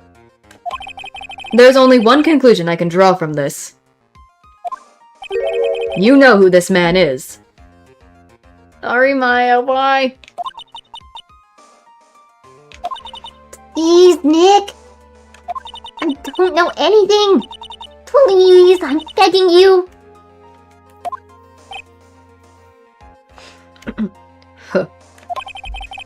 You talk a good game, Trite. Let's see if you can walk the walk. It was pitch black, so what could the witness see? I'm calling your bluff. No, Nick, don't. Please, stop. Maya is dead set on protecting this guy. The man who murdered Maya's long-lost mother. But I can't let him get away with it. I'm a lawyer, an officer of the court. I'm here to find the truth.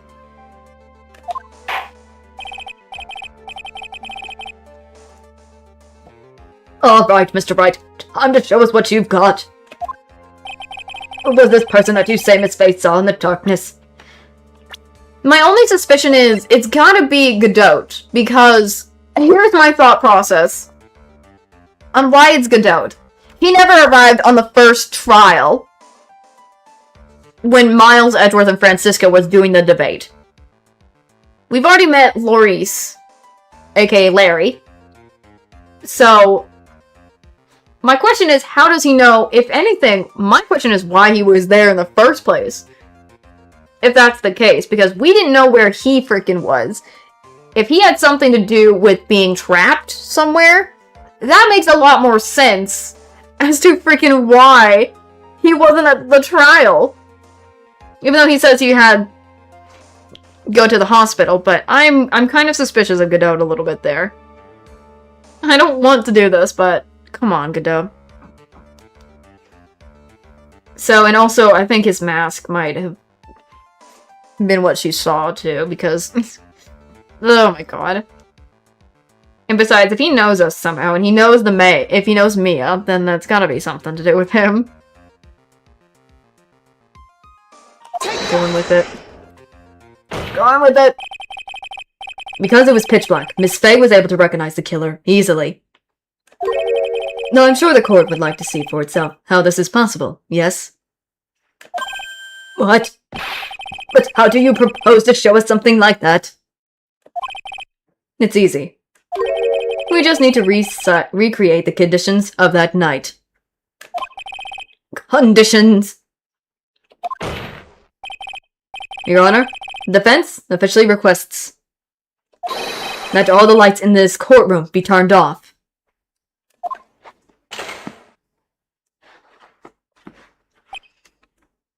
Darkness? Well, but it can't be. Huh. There it is. Ah! Hi, Godot. That was a nice bit of deduction. Right. Oh my god, because it's mask! His mask glows! Your mask glows, buddy. Your mask glows. Well, everyone. This is the man Maya saw on the night of the murder.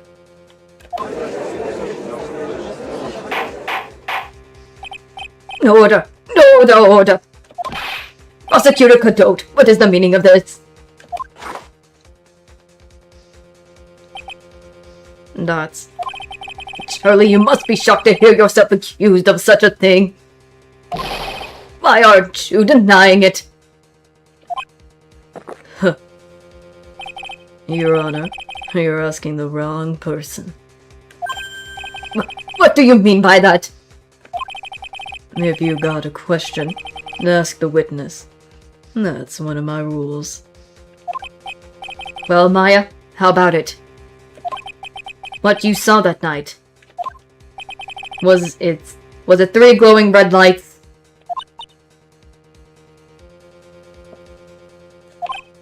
Well, witness, answer the question.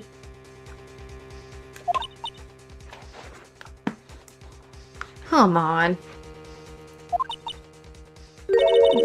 You're wrong! I never saw that! Maya. I thought the person that stabbed my mother was a man! For totally different reasons! What? Witness, Mr. Wright, what the? What is going on? So, okay, Maya, what the? Stop your chattering, Your Honor. Chattering? If it's worse asking, ask the witness. That's one of my rules. All right. Well then, let's continue with the testimony. Please tell us how you knew the killer was a man. Yes, Your Honor. I didn't realize it until after I woke up, but... Oops. Sorry.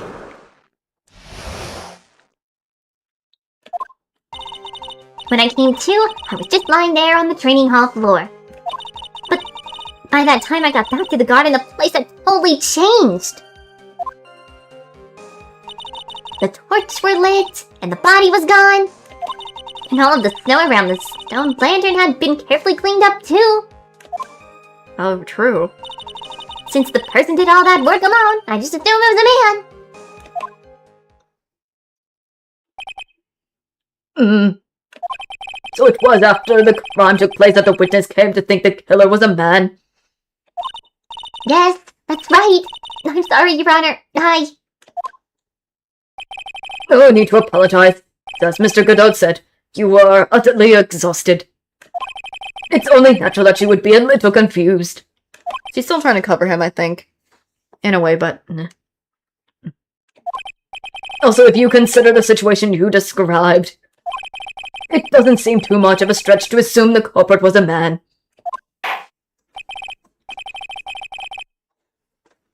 Well, Mr. Wright, proceed with your cross-examination. Oh my god. Oh my god, Maya. Maya! Why are you...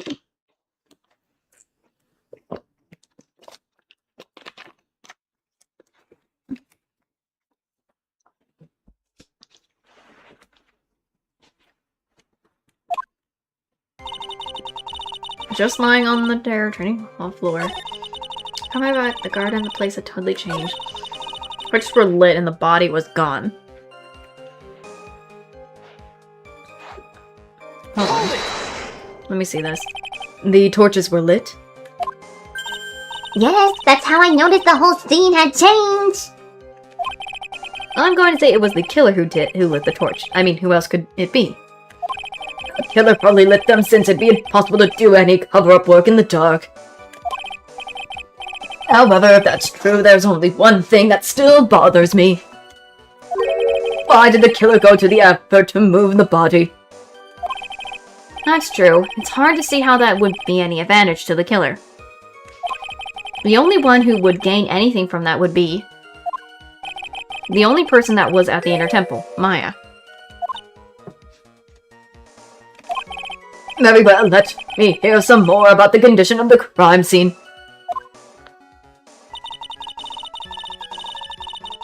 Yeah, it says it's been cleaned up carefully. We need to do this. You're saying the killer cleaned up the snow? It didn't really look odd. The snow was removed in an unnatural-looking rectangular shape around the lantern. Was that probably where the blood was? There were lots of shovels around the Inner Temple. But they all really heavy. Way too heavy for me to use. An odd fellow indeed, this killer. Why on earth would anyone want to take snow away? Well, there's one thing I can think of. Didn't you say that there's a lot of the victim's blood sprayed onto the snow? Yeah. The area I collapsed in ended up being splattered. In other words, the killer's purpose was to hide the bloody snow. I think that's the most reasonable explanation. Perhaps. However, there's something that's bothering me. If the killer just wanted to hide the snow with the blood on it, there was no need to remove that amount. That's true. He could have scooped up just the snow that was stained with blood. It looks like there are some mysteries behind this issue. But I think this will help explain them.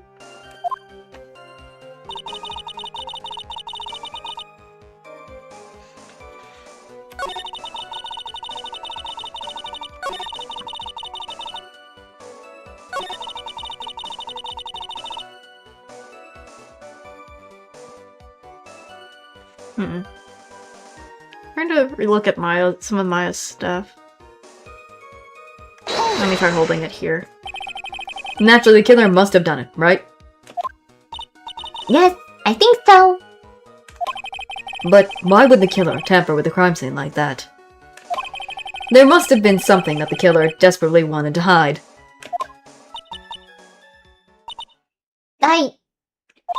The truth is, when I saw the crime scene, I felt something. You did? Yes, I felt like the killer was hiding the evidence for me. For my sake. What? Hiding it for you? Everyone knew that I was the only one at the inner temple that night. If Sister Bikini had come back and looked at the garden... She may have thought that you had done it.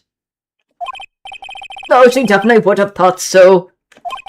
And you're saying that that's why the killer cleaned up the crime scene to make it look like nothing had happened? Yes, I'm sure of it. Well, that's certainly an important piece of information. I want you to add that to your testimony. Yes, Your Honor.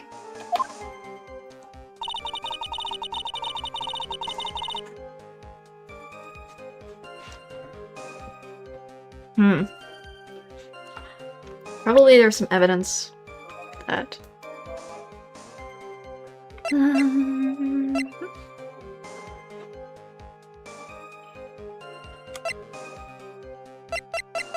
Because if he really did, he would have seen the message on the lamp.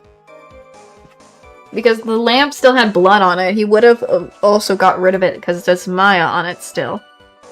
So that's the only thing that was left that he forgot, he or she, though it's probably a man, he forgot, and we thought it was Godot. Objection! So I think this might be the case. The body of Elise Donim was carried all the way to Hazakura Temple courtyard. Then, at the garden, the real scene of the crime. The snow that we suspect was covered in blood was scooped up and removed. It's reasonable to believe all of this was done in an attempt to hide the true crime scene. However, there's still one matter that seems somewhat odd. Oh, and what would that be? You must have figured it out by now, Mr. Godot. It's the message written in blood on the lantern. It was written very clearly on the white stone lantern. Maya.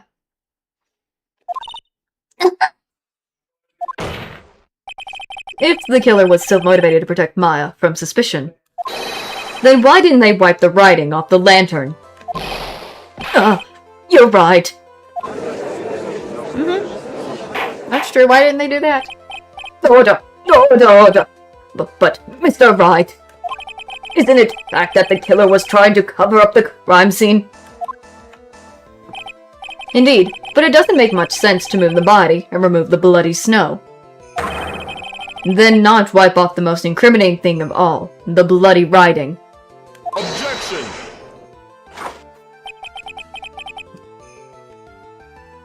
But, if that's the case, do you have an explanation for the killer's mysterious behavior?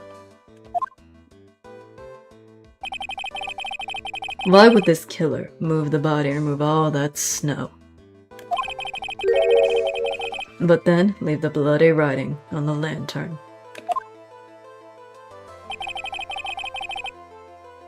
I don't know what the killer's plan was, but it's a fact that the killer left the writing on the lantern. There must have been a reason for it, because they didn't see it!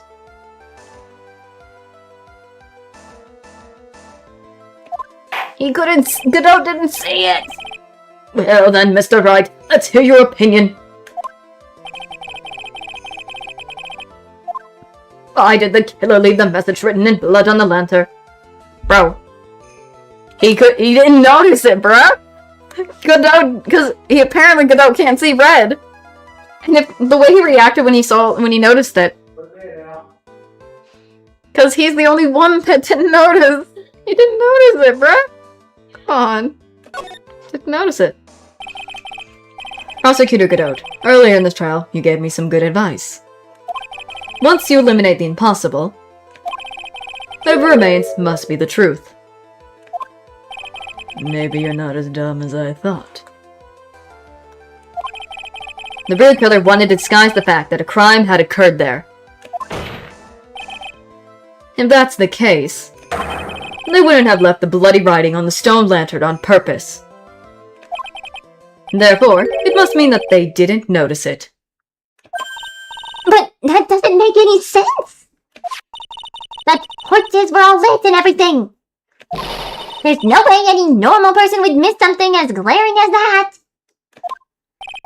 You're right. There is no way any normal person would. What? What are you trying to say, Mr. Wright? There's only one person involved in this incident. Who could have missed seeing the bloody writing altogether?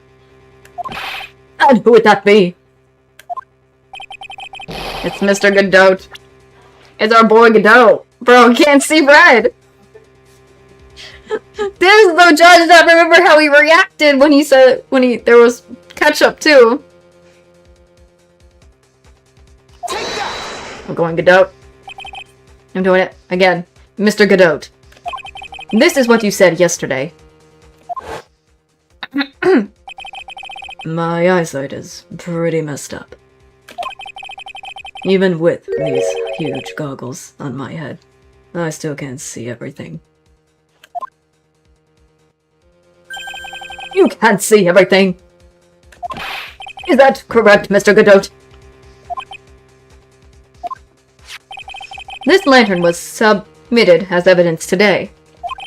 I would like the court to think back to the moment it was first presented. Holy! This lantern. There's something written on it. Why, it's written in blood. Nonsense. This lantern is as clean as a whistle. Because he doesn't say it. He missed it. Mr. Godot, just admit it. That there are certain colors you can't see, correct? And it's red. You can't see red on a white background, can you? That's right. We went through this once before. Oh yeah, case 3. The one with the frickin' ketchup. During the poisoning case at Tres Bien. This is the apron the delightful Miss Bird was wearing at the time. And somehow spilled coffee on. There's something still bothering me, Mr. Godot. Why have you not explained the bloodstain to the court? Oh my god, bro. Bloodstain? What bloodstain would that be? Don't play games, prosecutor! The blood-colored stain that smeared all over the apron! That's ridiculous. No one told me anything about a blood stain. It was ketchup, though. True! It is. You could see the coffee on the white apron, but you couldn't see the ketchup because it was red.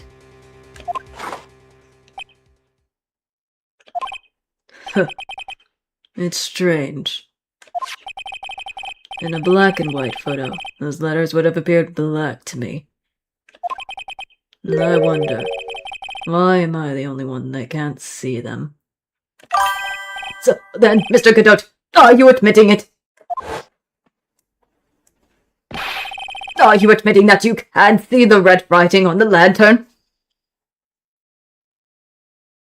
Oh yeah, true, he at one point did. Yeah, I forgot about that. Forgot they did because the guy destroyed the lights. Forgot about that. Hey, Gramps, didn't you know that the reason why I don't drink red tea?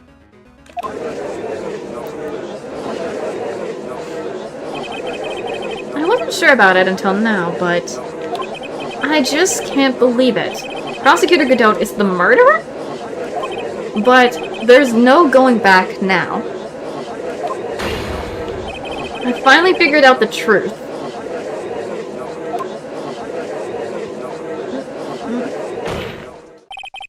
Mr. Godot, the defense at this time formally accuse you. You are the murderer of Miss Elise Donem, also known as Miss Misty Fey. It's hard to believe this may be true. However, once again, Mr. Wright has brought up a distinguishing fact about you.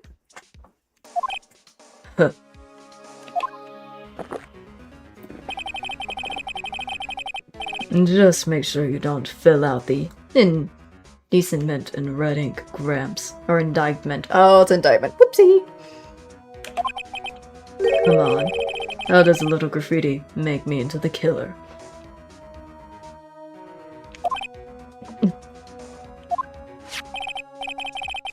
Besides, it's not like it's my name that's written here. Objection!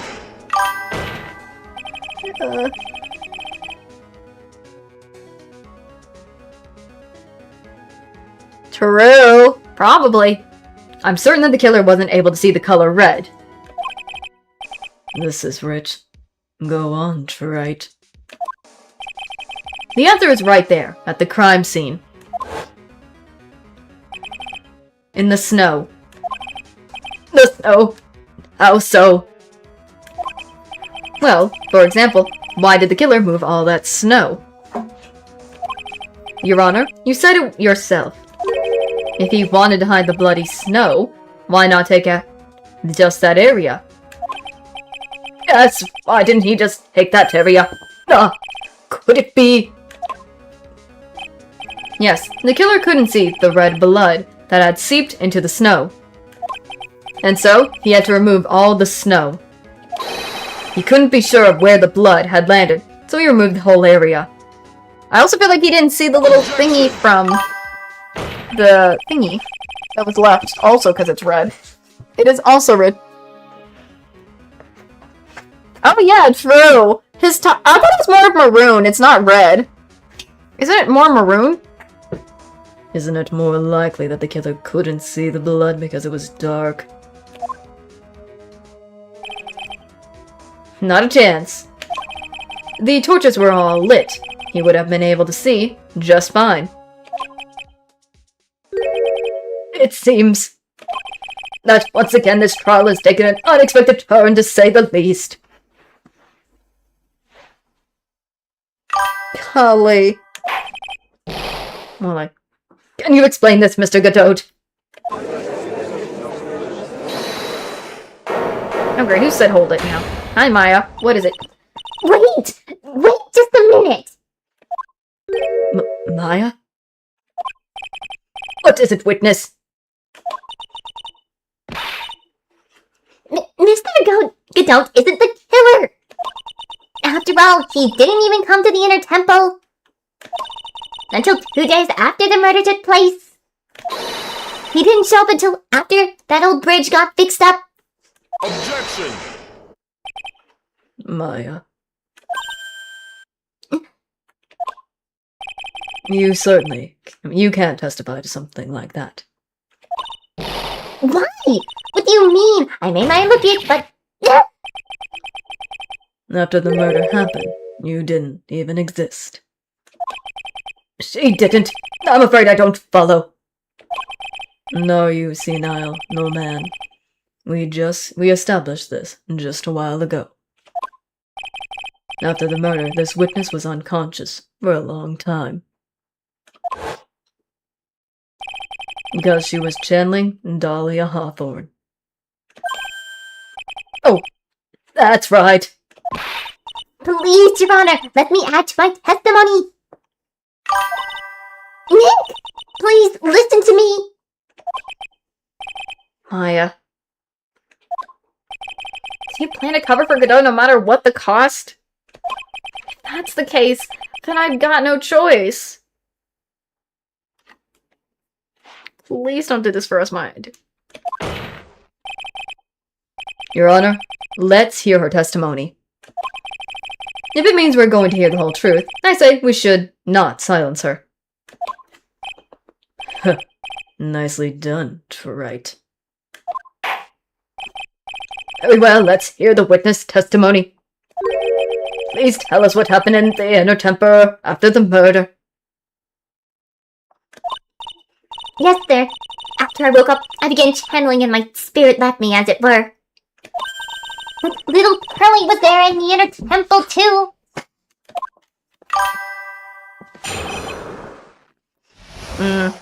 After the incident. I mean, I understand there's a possibility why he did it.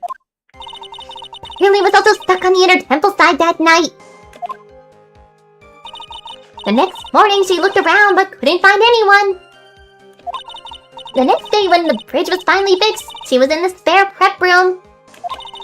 That's when Mr. Godot arrived at the inner temple for the first time.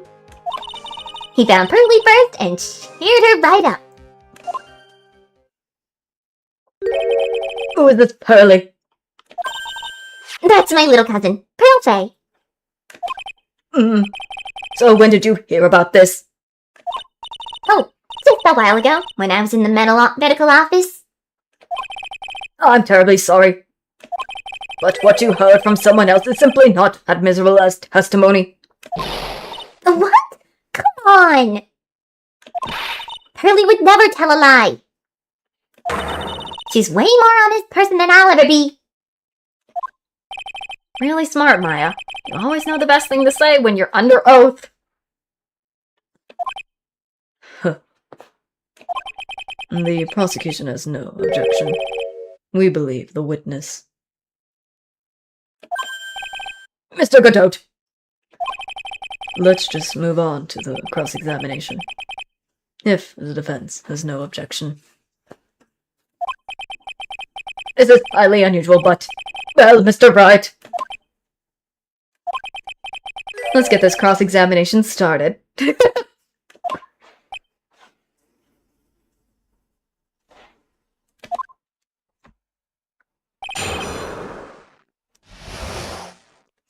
All right. Okay, after the incident, we know that she was stuck, obvious.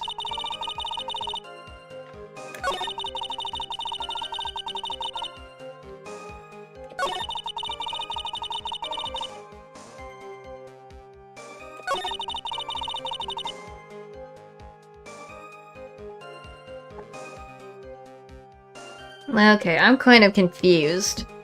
Maya, what are you talking about here? He cheered her up? That's what Pearly said. She said he was very nice older gentleman. Thank you for looking for after my cousin, Mr. Godot. And here I was thinking you were nothing more than a coffee addict. Cut it out. You're making me blush. Guy's really beginning to get on my nerves in more ways than one. The truth is, there aren't that many places to look on the inner temple side. The police are all busy going over the garden with the fine-tooth combs. So, I decided to carry out an investigation in my own way. Godot style. Godot style.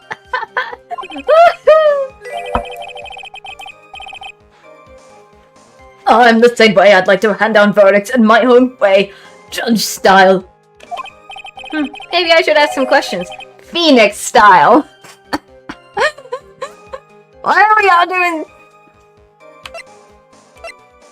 Let's go Godot's investigation. Let me see what that starts. You said that you conducted an investigation of your own. Did you find anything? It looks like my investigation went about as well as yours, trite. After all, I did miss the bloody writing on the lantern. Well, I did miss it, so speak for yourself, Goggles!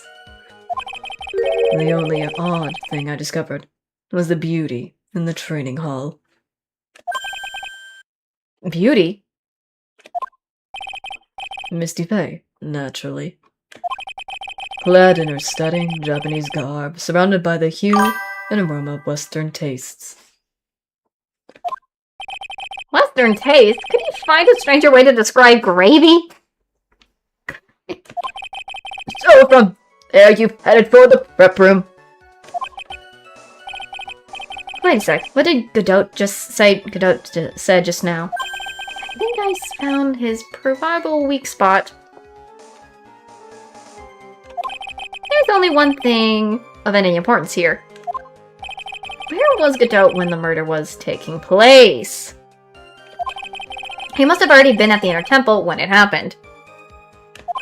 Otherwise, he couldn't have killed Elise Donim.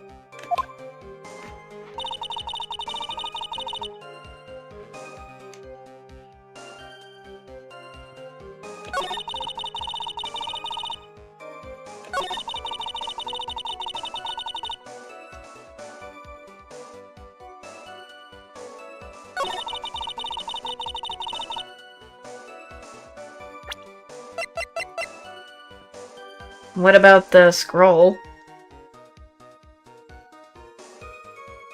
Because if I'm right about the scroll... I think he saw this.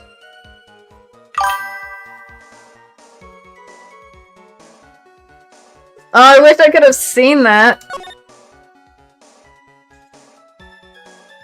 Wouldn't he have... Wouldn't it have been this that What about the freaking image obscured by the gosh darn gravy? Because I feel like this is... He said something about her inner thing, and I'm like, what? It's obscured with gravy, man. Objection! Excuse me. Mr. Godot. The first time you crossed Dusky Bridge and went into the Inner Temple was long before the murder took place. Why do you say that? Because he had just made one fatal slip-up. The hanging scroll in the training hall. The hanging scroll? But Mr. Godot is right! That scroll shows a picture of my mother! Maya, I know who it is, but there's something you didn't know. By the time the bridge had been repaired, 2 days after the murder, the hanging scroll in the training hall looked like this. What's that wonderfully delicious smell? The morning after the crime, someone covered it with gravy. Gravy? But why gravy, Nick? Because gravy was much more than a condiment to the culprit. Well, Mr. Godot, if you really hadn't seen the hanging scroll until after the murder, you wouldn't have had any way of knowing that it was Misty Faye. Wait a minute, Nick! Yes? Take another look at the hanging scroll! Look, at the top! There's a crest there! Ah, it's the mark of the master, correct? Exactly! So if you know the meaning of the mark... And you could guess that. It was a picture of Misty Faye on there. True, but Mr. Godot described what was underneath like this. Clad in a stunning Japanese garb, surrounded by the hue and aroma of Western taste. Oh! Yes, it's possible that he knew what the crest meant. However, he couldn't have known that she was wearing Japanese clothing. Mr. Godot, on the day of the murder, you were hiding at the Inner Temple, long before the crime took place.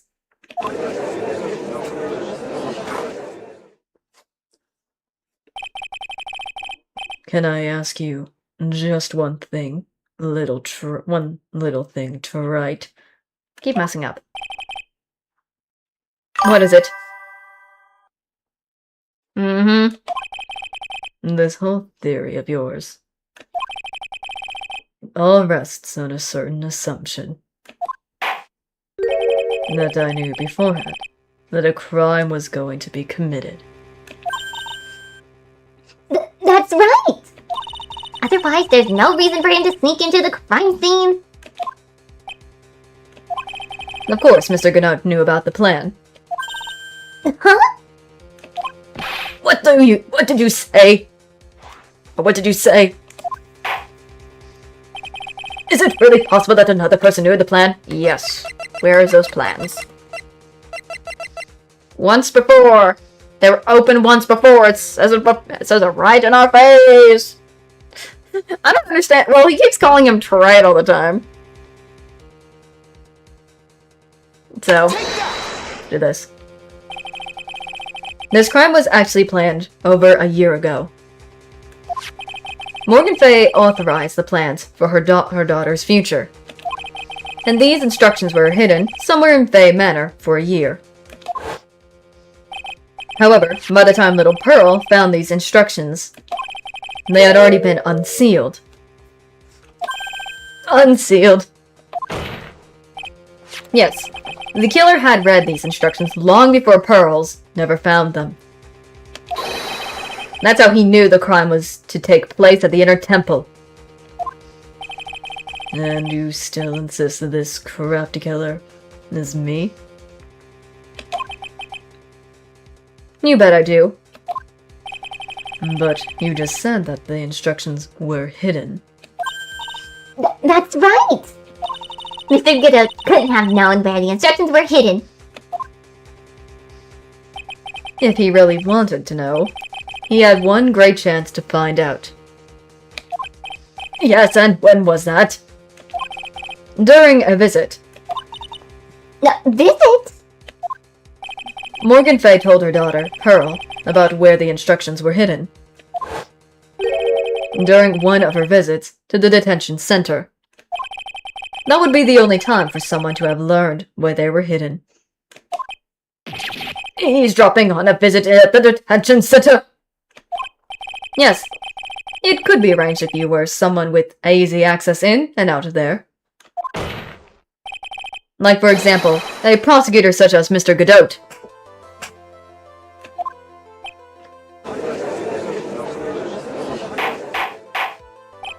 Order! Mr. Godot, you're under fire again. This murder could not have been carried out without prior knowledge. And you were the only one that could have acquired this information before the murder.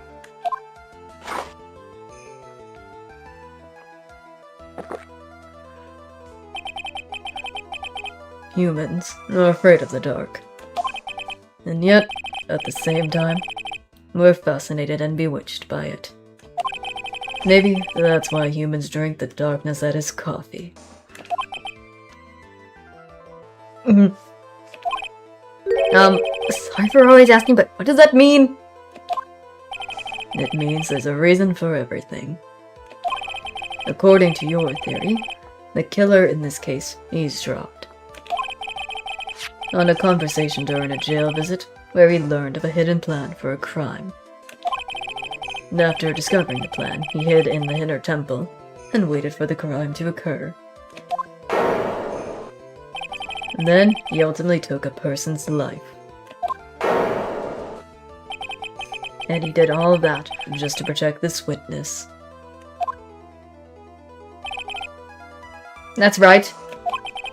If you're accusing me of this crime, I have to ask you, why would I do this? This girl is nothing but a stranger to me. I've got no reason to go through that kind of trouble to protect her. I am what you see. I'm certainly not the type to rescue the damsel in distress.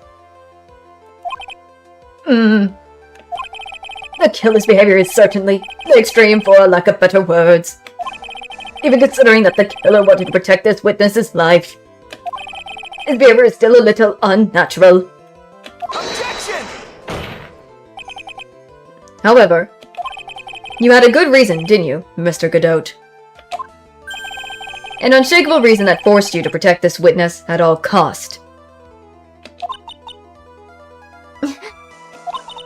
I knew it. You couldn't have, haven't you, Nick? Maya. I guess you were doing your best to cover for Godot. For the same reason, huh?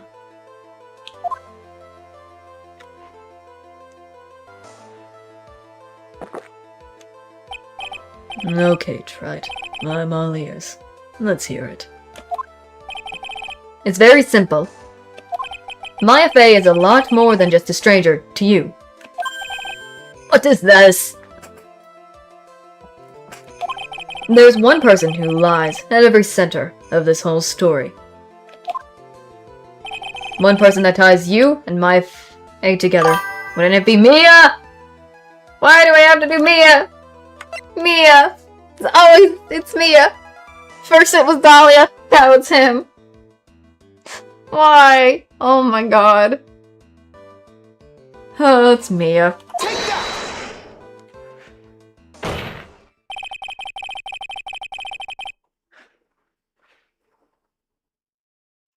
There's a very good reason why Maya Fey's life is so precious to you. After all, she is Mia Fey's only sister. Oh my god. Mia Fey. You once worked alongside her. That was when you were a defense attorney. Ah, here it comes. Let's do it. Wait a second here. Mr. Gadotes, a defense attorney? With your Honor's piercing intellect, you must have figured it out by now. The real name of this man who calls himself Godot. His real name is Diego Armando. Isn't that right?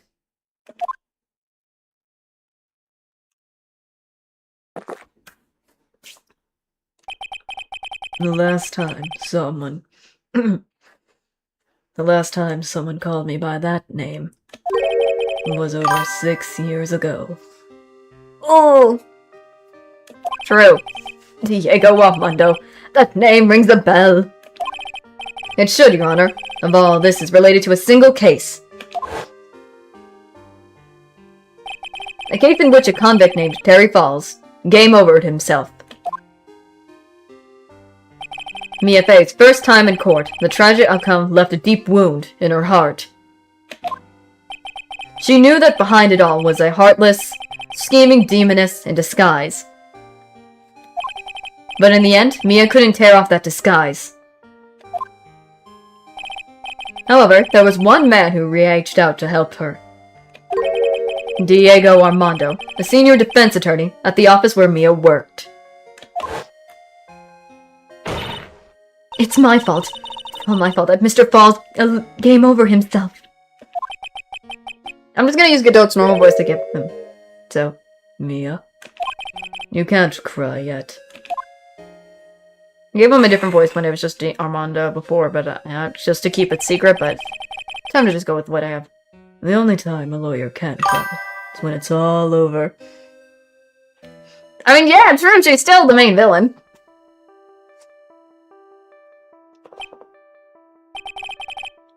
I was moved by her. The way she pulled all her fate in her clients. That pure, sweet heart of hers. That's why I could never forgive Dahlia Hawthorne. Mia and I thoroughly investigated that fake kidnapping incident. Then, one fateful day, Dahlia wanted to meet with me. It had been 6 months since the trial. We met in the courthouse cafeteria. I just remembered. 6 years ago, right here in this courthouse, you were poisoned. Oh, here it comes. This all comes together. Even I didn't see it coming.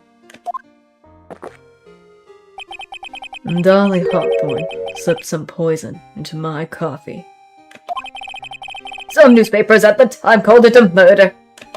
But very little information about the case was revealed to the press.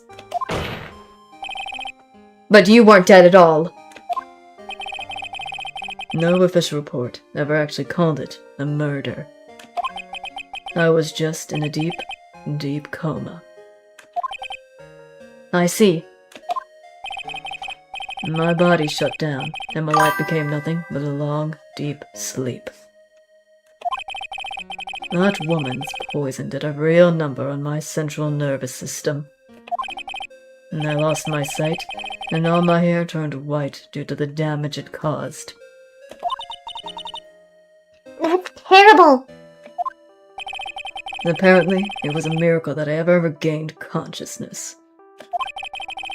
5 years had passed since I drank that poisonous brew. Then, one morning, my eyes flew open from the smell of a doctor's cup of coffee. True, why? She was a very. Here's the thing. If she was such a. Remember, her first case was when she was, like, I think 11, right? Wasn't her first crime 11 years old? She was a demon from when she was very young, too. Before anything, so she was a demon from the start. 5 years. You were asleep for 5 years. And the worst possible news was waiting for me.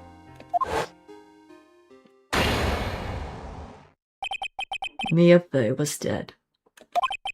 From the very moment I opened my eyes, I already lost everything I thought I had. The woman I loved had been murdered, and the woman I loathed had been sentenced to death. The woman you loathe.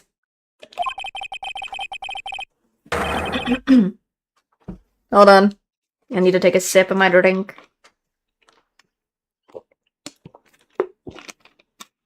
I still have my water cup. My drink is getting cold, but I might take a sip of some cold water. I have to. Just in case. Spilling it.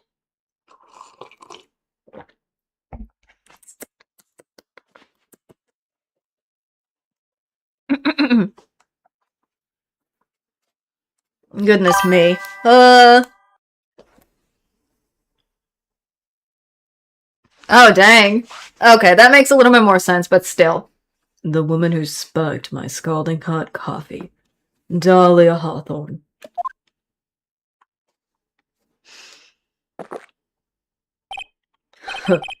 Good old Mia. She didn't let me down. She got her revenge before she checked out. In the end, there wasn't anyone waiting for me when I woke up. That's so sad. For someone like me, for someone who had slipped away their best days, there were only 2 reasons left to live. And it was for those 2 reasons that I decided to become a prosecutor. If I may ask, what were your 2 reasons to live? The first was you, trite. The first was you, trite. True, though. Me?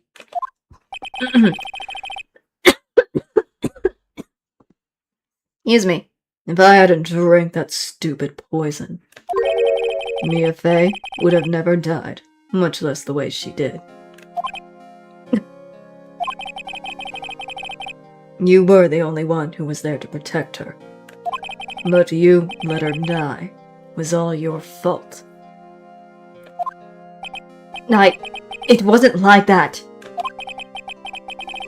And I wanted to see for myself what kind of a man you really were.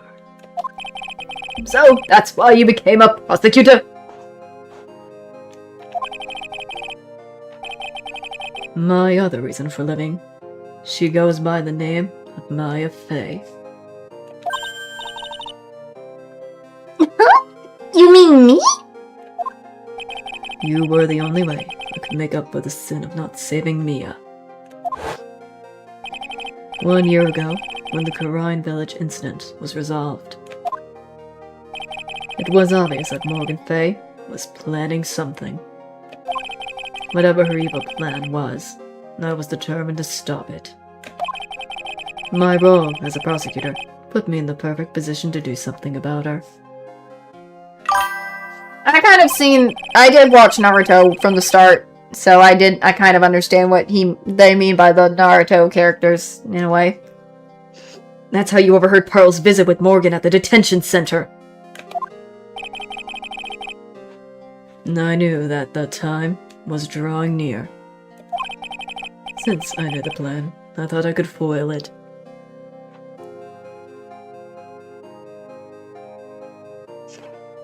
of does feel like that. My goal was to outwit the plan. I thought if I could do that, I could keep that girl from being caught up in it. That makes sense. If Pearl had known that the actual purpose of the plan was to kill Maya, she never would have helped out.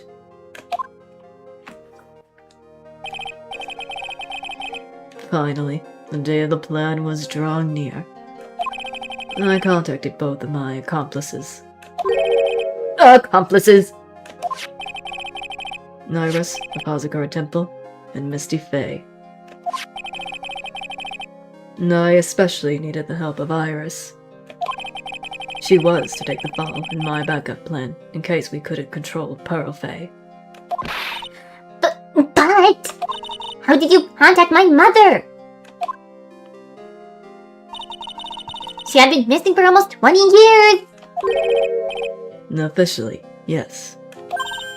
What? What do you mean officially?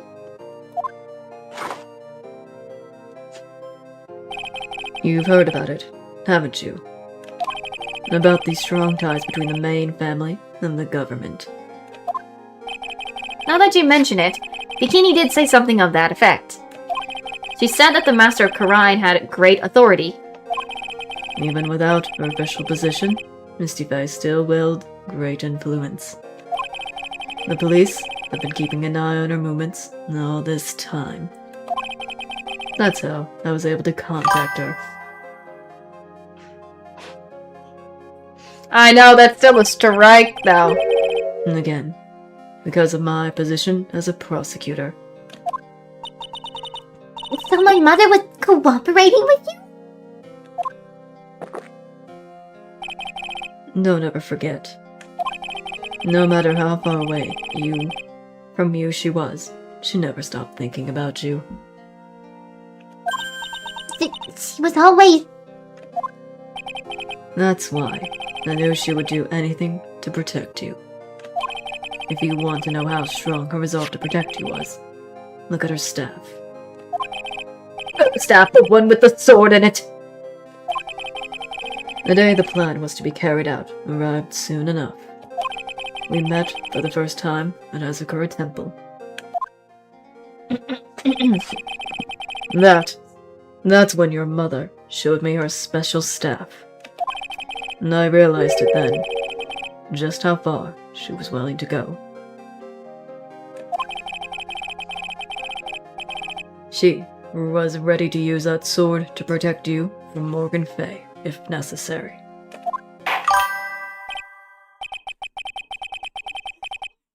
True, that's so true. I do agree that was true. Yes, even if it meant paying the ultimate price. Mother. That night, the night of the crime, there was just one way to stop Morgan's evil plan. You mean Pearls? Don't you? We had to make sure she didn't channel Dahlia Hawthorne. Oh my god, true! I can kinda see it. I kinda see it, but at the same time, wouldn't he more be on the side of Octavanil? Maybe? I don't understand it. I just feel like it's that vibe. Well, Pearl, what are you going to do tonight? Well, If you'd like, you can come to my room. Perhaps we can read some books together. But in a different way. It's hard to... Because I don't know if he's really Ignite. We thought we could prevent her from playing her part in Morgan's plan. But she never showed up. she was worried and followed me to the inner temple. That was the thing we were most afraid of. And that's why Misty Faye had to do the channeling herself. She channeled Dolly Hawthorne into her own body. What? What do you mean?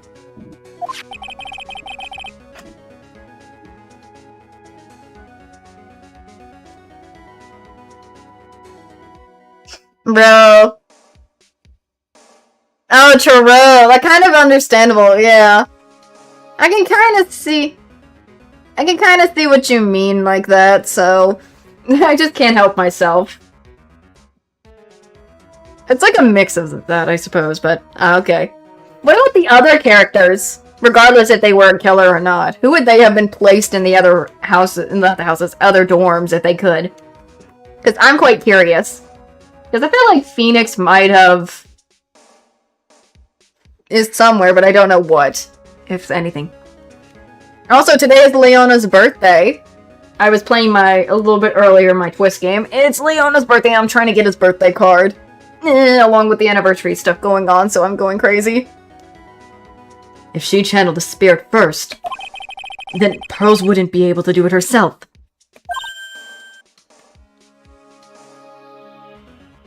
I want the birthday card. I've been having my gems saved up a lot. I got a lot of gems. My god. As Master of Karine, Misty Face's power was supreme. So, that's how it went down. She channeled Dahlia Hawthorne so that Pearl Faye wouldn't be able to.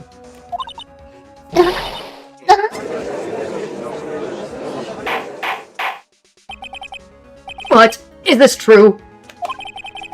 My role in the plan was to make sure no one was going to hurt Maya Faye. That's why I hid myself at the inner temple.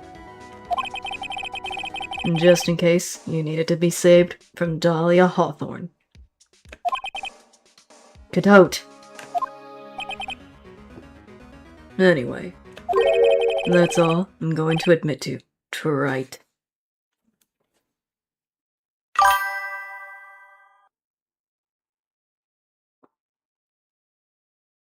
Oh, I can kind of see I kind of see what you mean by Francisca being in Pomfiore. Because I think it's the spirit of tenacity, and she gives me that spirit of tenacity. Edgeworth, I can kind of see him with the whole rule thing. I can kind of see that. I can kind of see that now. Who would ever, in any of the characters, be in, darn it. Diasmonia. I feel like there's gotta be someone who's been in Diasmonia. Maybe. Huh? There's no doubt about it. You're a great defense attorney.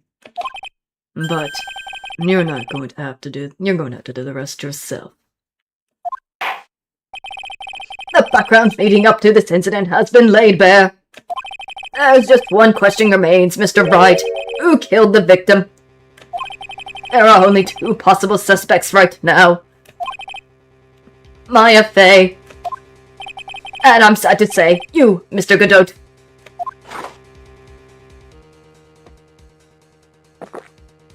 Okay, understandable. Well, trite. If you're the real deal, then finish this thing once and for all. Show us beyond a shadow of a doubt that you can finish this on your own. No, Nick, please don't. Maya. I heard the whole thing. From my sister in the medical office. That's why I have to protect Mr. Godot. I can't do it. I can't testify against him. After all, he's the man who put his life on the line to protect Mia and me too. Maya, I know that. Nick! But even so, it doesn't absolve him of his crime. I know that. Please, Maya, testify.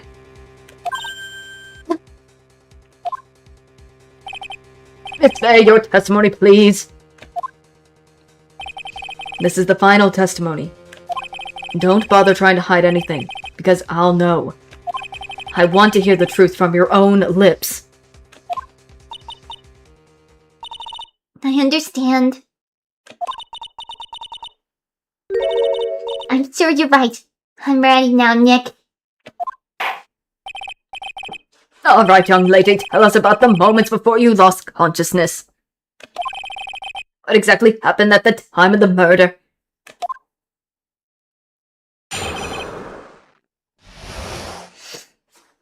Time of the murder? Just before it happened, I think I saw some red lights. 3 of them. I thought I'd ask for help, but just then I was splattered with blood. Wasn't dead though, and she struck back at the enemy behind her. Suddenly, the red lights went out and the whole area was dark. Just at that moment, there was a horrible scream. Right after that, Dahlia collapsed and lost consciousness. Heck yeah, final testimony. These red lights. I thought you said you don't remember seeing them. I'm sorry. I thought I saw them, but then they disappeared all of a sudden. Things break, right? Even the best of theories.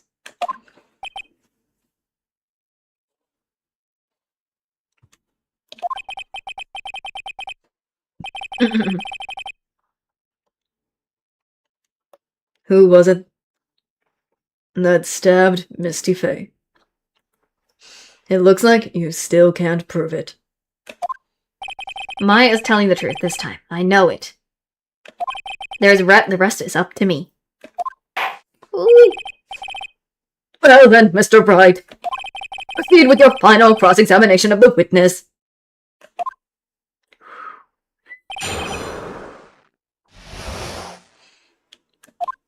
Okay.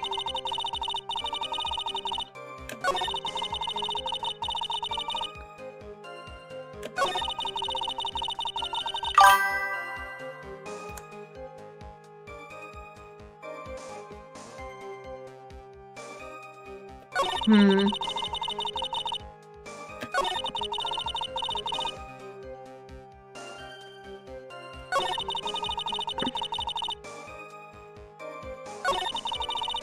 Hmm.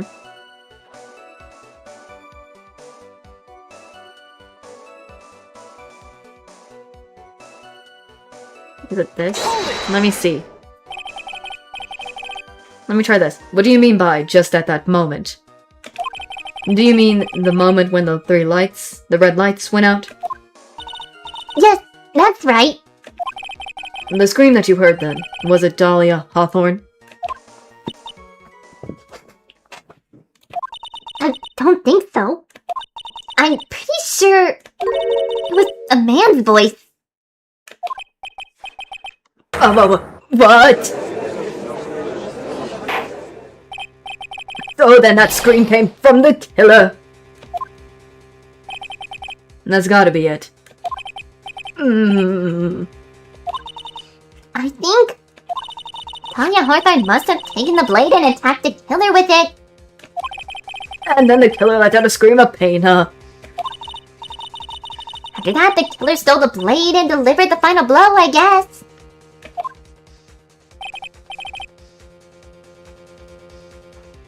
Well, Mr. Bright, it seems to make sense to me.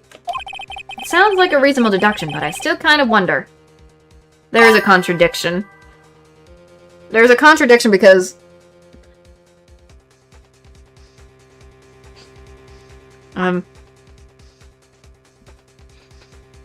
did I do Larry Butt's voice? I hope I didn't.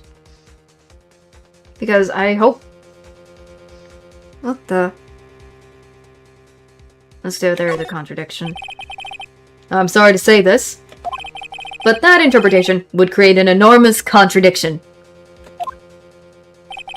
That makes sense. After all, my deductions are almost certainly never correct. Remember the testimony she gave before the killer let out a scream? Maya said she had already been splattered by the victim's blood. In other words, the blade and the staff had already been plunged into the victim. Is that right? She couldn't have struck back with a sword that was already stuck in her body. The weapon that caused the killer to let out a scream must have been something other than the staff.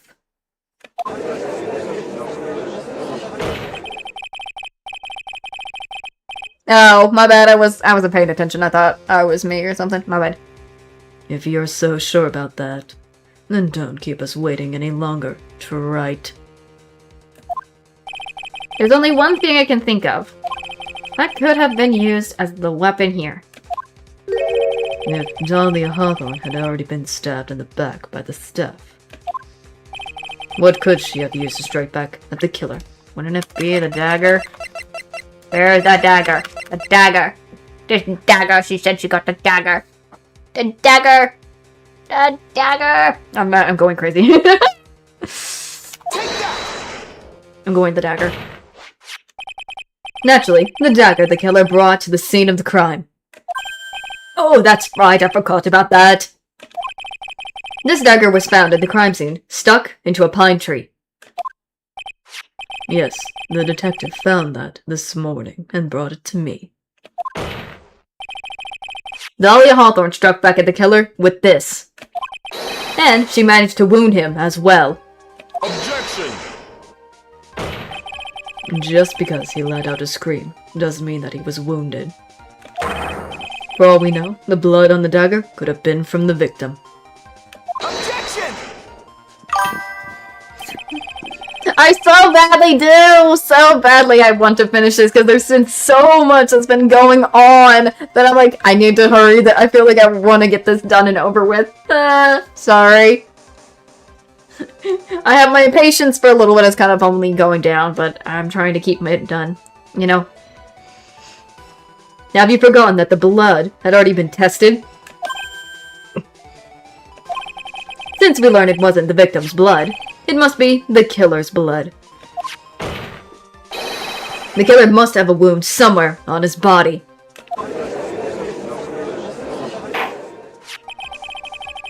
So you're saying the blood on this dagger belongs to the killer? Exactly. A DNA analysis of the blood would prove it's beyond a shadow of a doubt. And yes, Mr. Godot, it would prove that it's your blood.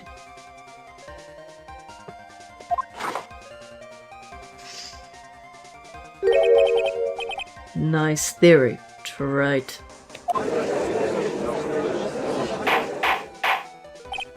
Order! Order in the court! Is it the end? Have I done it? Even he won't be able to change the results of a scientific test.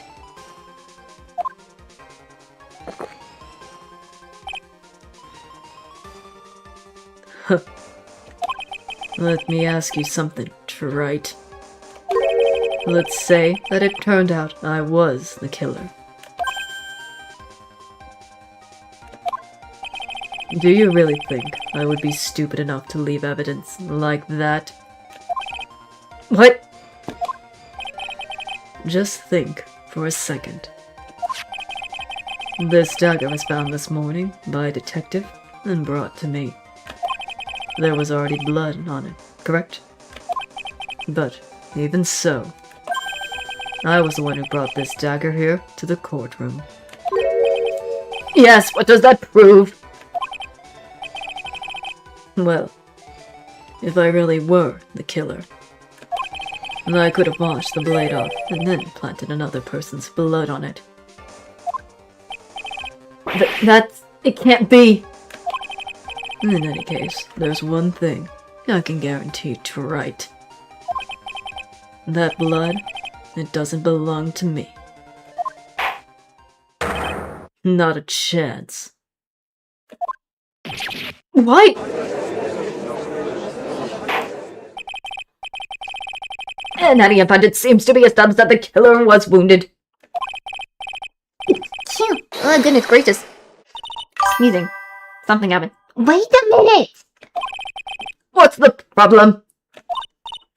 I know I probably shouldn't say this, but there's a big contradiction in Nick's explanation. Maya?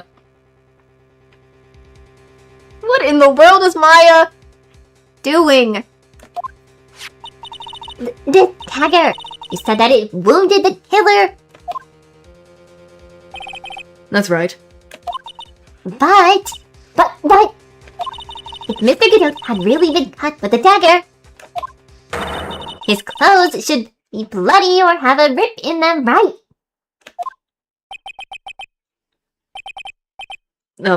Maya. Maybe he just changed his clothes. That solved the contradiction pretty easily. What are you talking about? It's not that simple at all. Remember back to the day of the murder? Everyone that was on the inner temple side got trapped there. That's right. And once the bridge was fixed and the police headed for the Hindu temple, Mr. Godot was already there waiting for them. Oh wait, Mr. Godot was already there waiting for them. I keep switching by accident. Excuse me. He never had the chance to change his clothes. Ah!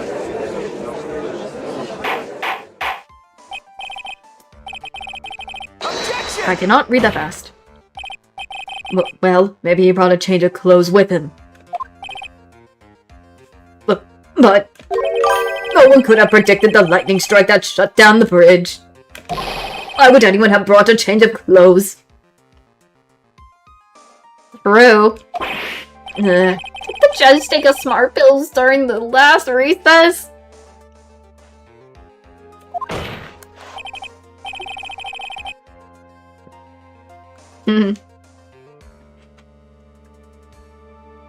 Well then, maybe the killer took off his clothes before he committed the murder.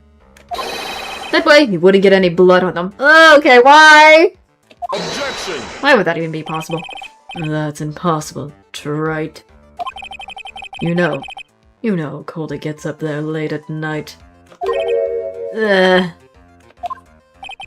after a few minutes with no clothes on, you'd be frozen solid, like a popsicle. Ah!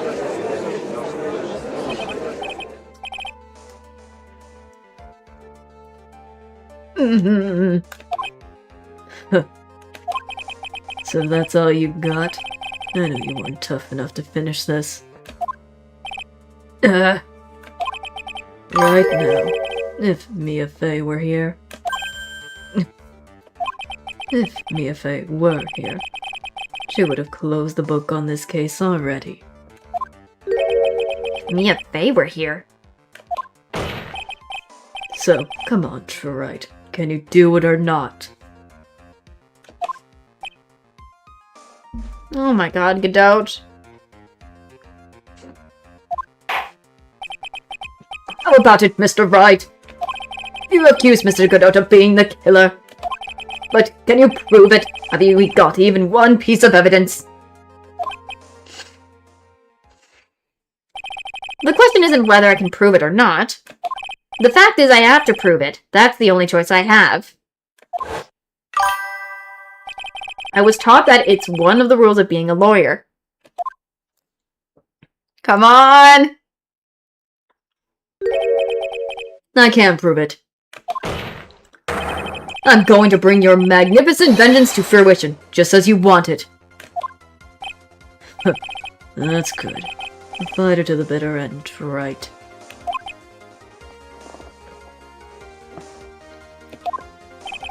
Since there's just one piece of evidence that can prove your point, why don't we go for the ultimate penalty? Oh no! No, that's a lot! Oh lord, I'm terrified now. Ugh! Now you're trying to pressure me, Mr. Godot. Because it doesn't matter to me. I've got the one piece of evidence I need. Give me a break. You've got nothing to write. What do I do at the time like this? It's simple. Gotta think outside the box and approach this from a different angle. Alright then, Mr. Wright, let's hear what you've got. There's one thing I've demonstrated in the previous cross-examination. The killer was wounded. That was proven by the blood on the dagger. But we decided it was impossible for him to have hidden such a wound. If he had been cut by a dagger, there should have been a blood stain on his clothes. There's one place the killer could have hidden his wound. Oh, I think I know. His eyes, the face in his face. What did you say? Hidden?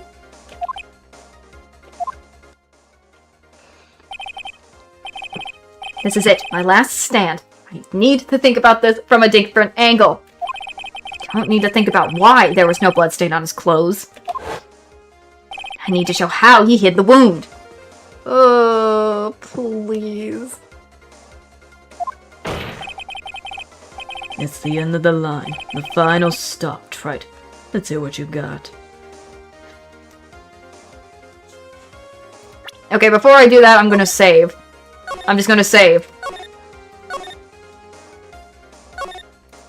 I'm just giving myself a quick save. Huh.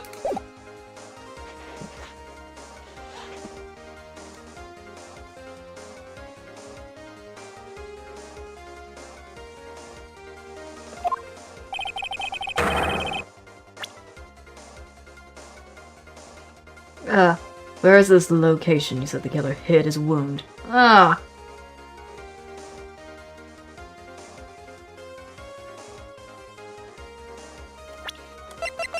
Ay.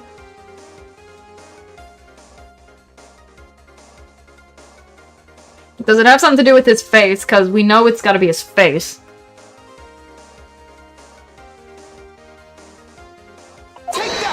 I'm just going with it. Huh. I don't know what you're talking about. And frankly, I don't need to know. What I do know is that you'll never be half the lawyer she was. Isn't that right, Trite?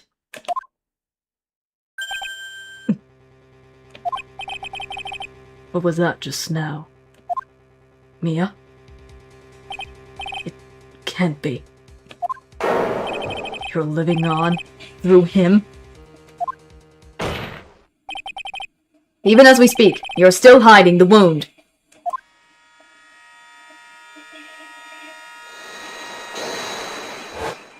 It's beneath your mask. During the fight, the red lights giving off by the killer suddenly disappeared. Seconds later, the killer let out a scream. That's right, your mask went flying off your face. Mr. Godot, would you mind removing your mask? If you have a dagger wound under there somewhere, then I'd say this whole case is solved. Whoop, whoop, whoop. Whoa! Ugh. Oh my god, that exploded! It exploded!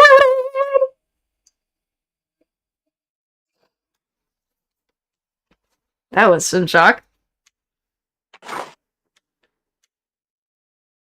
I know. I know. Just now. I saw her spirit in you.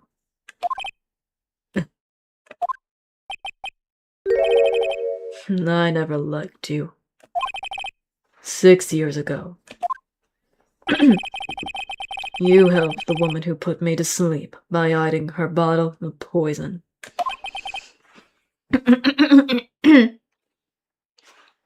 And then, while I was sleeping, you let Mia die. But you didn't care. You just kept living your pathetic, happy-go-lucky life. You even had the nerve to follow in her footsteps as a lawyer. I could never forgive you. That's what I thought. Mr. Godot! But I was wrong about you. I knew it from the very beginning. The truth is, the only person I could never find it in my heart to forgive was me. Yourself. I was the one that failed to protect Mia. Me and no one else. And I tried to avert my eyes from the truth, to escape the harshness of reality. And I just couldn't face Mia's death head on. So I ran. I hid behind a mask that threw away my true name. And I couldn't even deal with being a defense attorney anymore. So I quit. But you saved Maya. Yeah, that was my plan. Up until just now, anyway.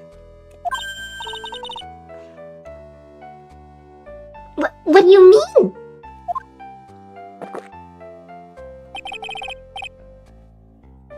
Are you listening, Maya? If I really wanted to save you, then there's one person that I should have gone to talk to right away. Who would that be? Are you talking about Nick? But I didn't do it. I tried to get the help of Iris and your mother.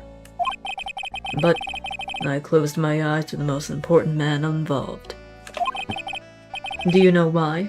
The real reason. No. Why? I suppose I wasn't really interested in saving you at all.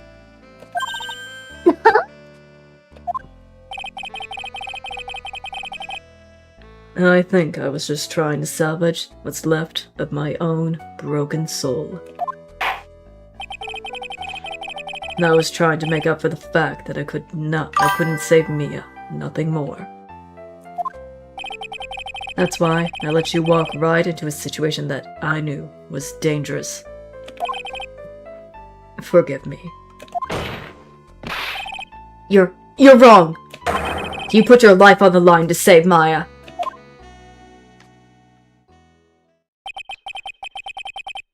Was it really for Maya's sake? Even I'm not really sure. What do you mean by that? That night, in the darkness of the garden, when I saw her silhouette, Oh my god.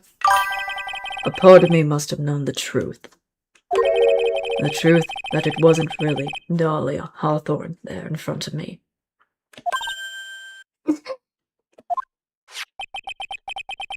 It could have been Misty Faye, or even that little girl. But I still panicked. I still picked up the blade, and it was like I was dreaming.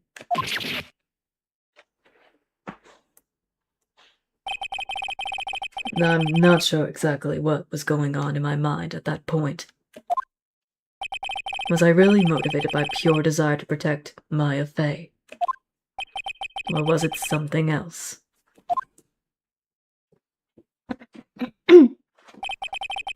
Was it my hatred for a woman who had stolen everything from me 6 years ago? Could it have been simply a desire for revenge? And now, I don't know anything anymore. And I did learn something today, however. And I finally realized I was the arrogant one. I was just chasing an illusion of fantasy. The stupid fantasy of defeating you in the courtroom. You were the one who made me realize my folly. You never ran away from Mia's death. Instead, you picked up where she left off, as a true defender of the people.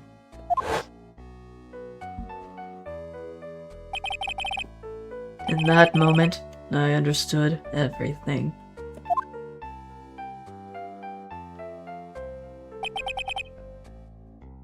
True. It's kind of what it feels like, kind of. It does. Mr. Godot!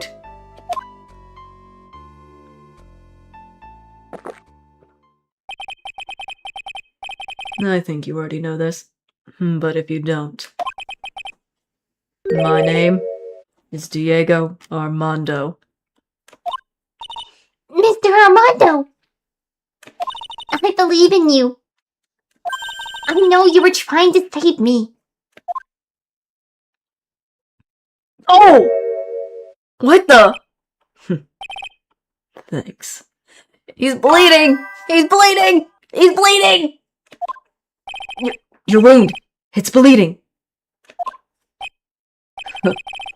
Did you forget already? In my world, the color red doesn't exist. These must be my tears. Tears? Ever since I woke up from my coma, I think I've been waiting for this very moment. Mr. Armando. You do well to remember this, Maya. The only time a lawyer can cry is when it's all over. Oh my god. But I think that's just blood. I don't know. Oh my god. This time it really is all over, isn't it? Defendant, Yes, Your Honor. although you weren't directly involved in the murder, tampering with the body in the crime scene is a serious offense in itself. I understand, Your Honor. Mr. Armando explained that to me very carefully. I knew the risk and I was willing to cooperate anyway. Finally, I'm gonna... You know, be happy. Very well. Before I hand down my verdict, is there anything you'd like to say?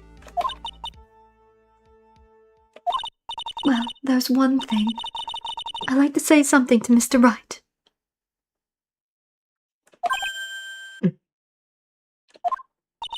I want to apologize to you. Apologize to me? For what? For the case 5 years ago, of course.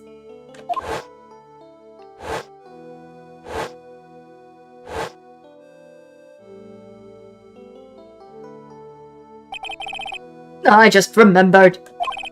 Aren't you poisoned by your own lover? Not exactly, but yeah, something like that. Even now, 5 years later, I can hardly believe it. She was going to do it. She was planning to kill me. It's not all that surprising. The two of you hardly knew each other. Huh? What do you mean? You and my sister. You only met twice. Huh? We only met twice? Yes. The first time you met was on that fateful day.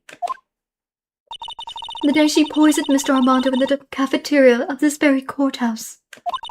The next time you met her was 8 months later. You met her again on the day that she stole your cold medicine. And Doug Swallow was killed. No way. It can't be true. I mean, during our whole relationship, we were...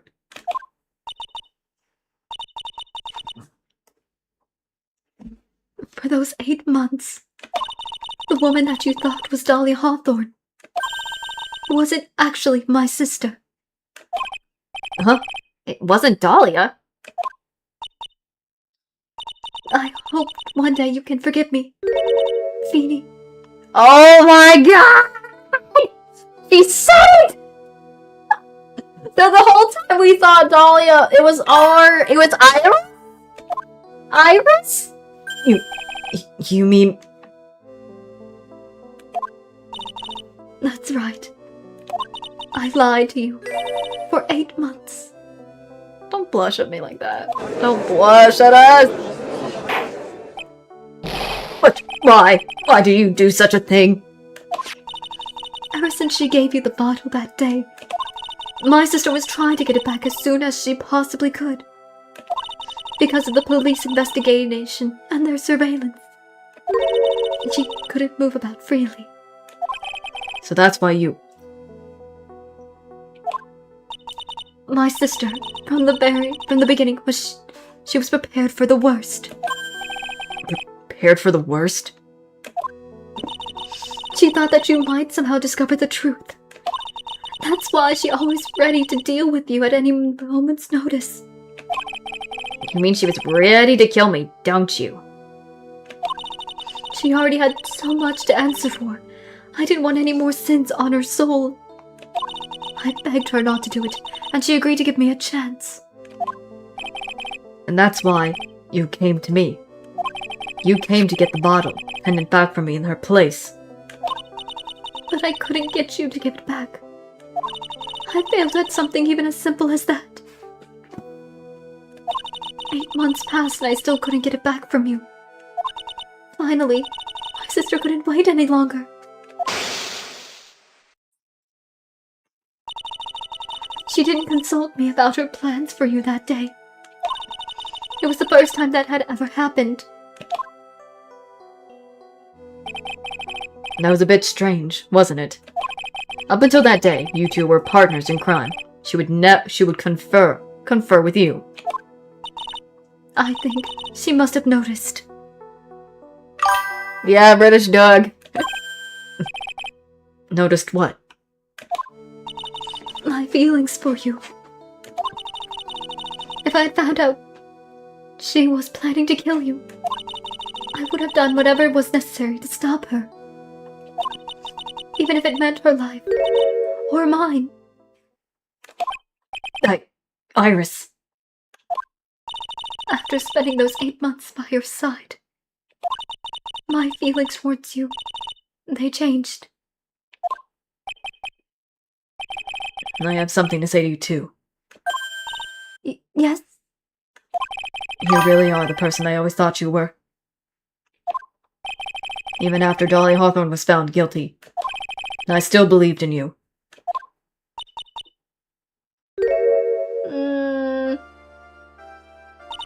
Thank you. Aww. Yeah. How many cups of darkness have I drank over the years? Even I don't know. I'll tell you though. Right now, this one here is the greatest cup I think I've ever had. Don't you think so, Phoenix Wright? When did we get a cup? What?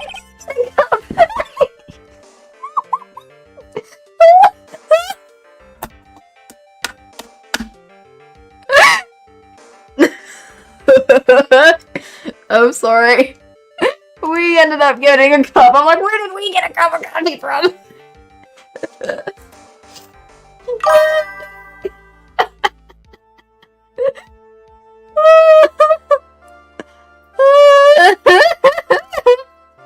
I'm sorry. I can't help it.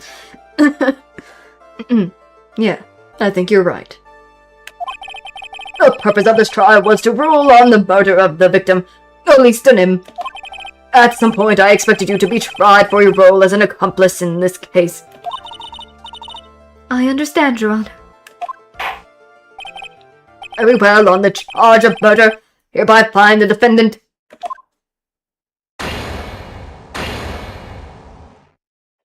I couldn't help it! It's just so funny and unexpected because I'm unused to Phoenix drinking coffee. But yes, we got them not guilty. Court is now adjourned. I think the other thing that got me really hard of laughter was Trillo when he said something along the line of the cesspool with the masquerade thing. That was also what killed me. As well, that's what also killed me. Oh my god. My god. Finally! So, I guess it's all over. The way everything ended, was justice really served?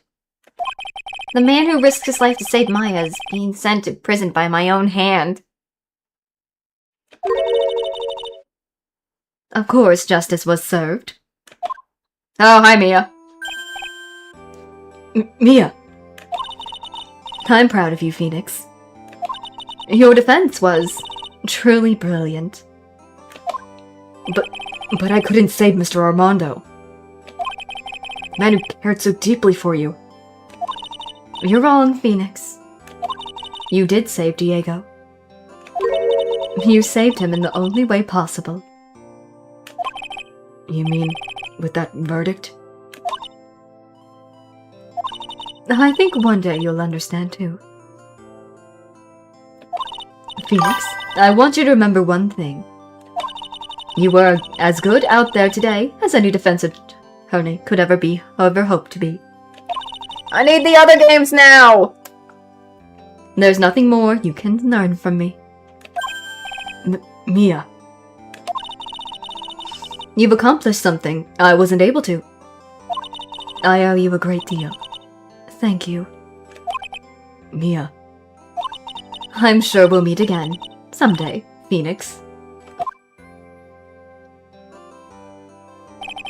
I've handled lots of cases and seen lots of things. And along this journey, I found myself asking just one question. What does it really mean to defend someone? I suppose today's case produced one possible answer. Maya! Nick, Maya. I guess it's just like my sis said. Mia. What did she say? That night, when I channeled Mia to get her advice on what to do, this is what she wrote back in my notebook. Don't worry, Phoenix will save everyone in the end. But... Come on, cut it out with that gloomy face. Can't you see me, sis? I'm sure Iris too. We owe you for everything you have done for us, Nick. I'm just glad she's back. Maya. How can you be so bright and chipper after all that's happened? You were brutally attacked. You even saw your own mother murdered. Ouch! Francisca! Hi! Still as soft as always. Phoenix arrived. Hi! Excellent work, right. Mr. Edgeworth, when did you get back? Oh, that's right. I guess no one filled her in on that. Edward and Francisca has been helping me. Helping you? If these two hadn't been there on the first day of the trial, the defense wouldn't have gone anywhere. Wow! But where were you, Nick? I heard he fell in the river and caught a nasty cold which forced him to sleep all day. Yes, he laid in bed, shivering from his fever, with Iris's hood pulled over his head. Oh, ouch! Talk about embarrassing, Nick. You definitely need more training. Anyway, thank you, Mr. Edward, and you too, Francisca. I don't suppose. Oh, hi, Larry. There's room for me in this group hug, is there? Oh, Larry! What's with the, longer than usual face? I realized something when I was reborn. I realized that Larry was never of any use to anyone, not even once. That's not true. Right, Nick? What? You're asking me? Well, Nick, is it true? I got a place in this world, right? Huh? Oh, yeah, of course. I knew it. Everyone would be better off if I were gone for good. No, oh yeah. Those portraits you painted. They were really good. Isn't that right, Edgeworth? What? Me? Why are you making that face? Huh, Edgy? No, well, yes, indeed. No, I certainly can't say that they lacked resemblance. Do you really mean it? What about you, Francie? Did I draw you well too? My beauty cannot be captured by a mere crayon.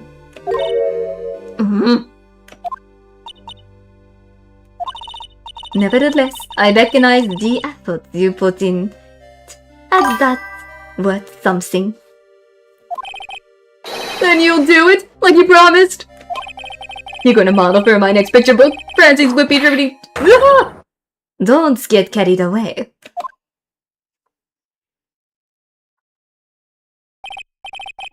Well, how about that? I guess painting portraits is the only thing I'm good at. Painting of pearls is pretty darn good too, if you ask me. Huh? Now that you mention it, I haven't seen her around. Pearls? Where could she have gone? Normally she would have made a beeline for Maya. Oh, I'll go look for her. Be right back.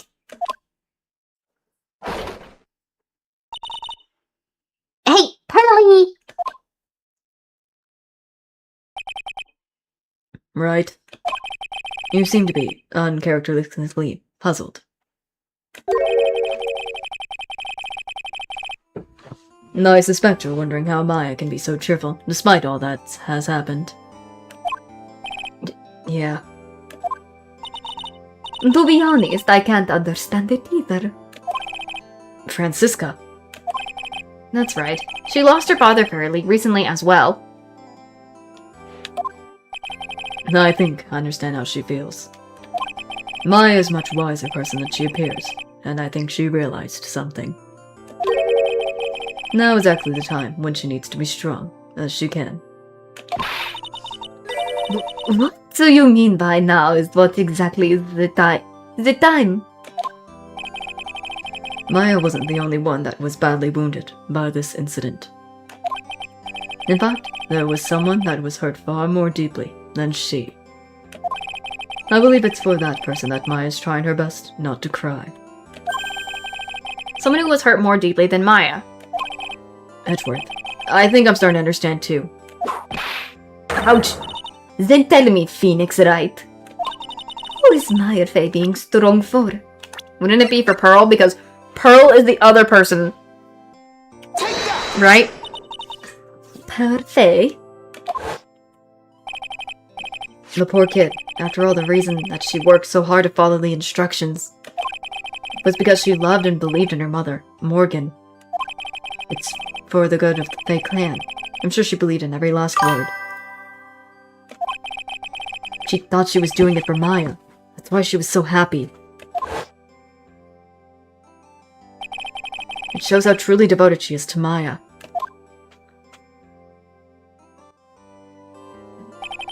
But it's a cruel irony that it was her exuberance that led to this tragedy. Maya Fey's mother was killed, and Maya herself was put in the deepest peril imaginable. And that's exactly why Maya's putting on a brave face. She's doing it for Pearl's sake, until she can see her smile again. Hi. Oh hey, is this where you all were? Well, looks like we got quite a bunch of— Ouch! What was that for, sir? Sorry about that, Scruffy. My whip just seemed to have a mind of its own. What's up, Detective Gumshoe? Oh, you know, this and that. Anyways, congrats on your win! Let's go tonight, pal! Dinner's on me! My salary just sorta kinda gone down by a teeny weeny bit, but it's alright. I made a reservation at a first-class French restaurant tonight. Ah! Pretty good work, Scruffy. That whip was your reward. Detective Gumshoe? You said a first-class French restaurant. You don't mean... Très bien! Where else? Please no. Please no. I knew it. You're doomed. Come on, let's go, everyone! Can't keep Maggie waiting, pal! Hey, you! Oh, wrong person. Hey, you, Cryberry! You're invited too! Oh, forget about me. Pearl and I will be at the loser shack eating potatoes! You know, Maya's taking an awful long time to get back. He did! He did try it. I think he did. Remember, he did try it and he didn't like it when we said it. She's still out looking for pearls. Oh, Maya. What's wrong?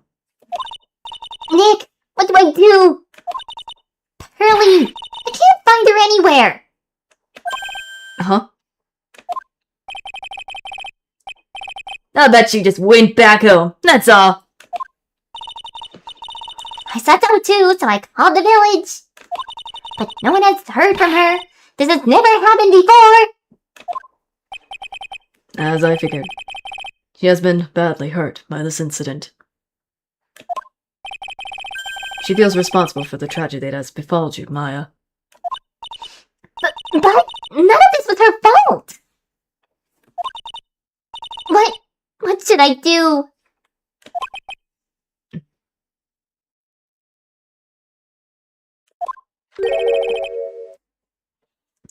Detective Gumshoe, Yeah, what is it, pal? could you guys go on ahead? But what about you? Maya and I will be... We'll join you guys once we find pearls. Nick? Don't worry about us, Detective Gumshoe. We may be a little late, but we'll definitely be there. We have a lot of celebrating to do tonight, and I wouldn't miss it for the world. Yeah, but you... Yeah. Very well, Phoenix Wright. We'll go on ahead. Don't keep us waiting, right? We won't. But where should we look? Where could Pearly have gone? Let's go, Maya. There's only one place I can think of that pearls might have gone to.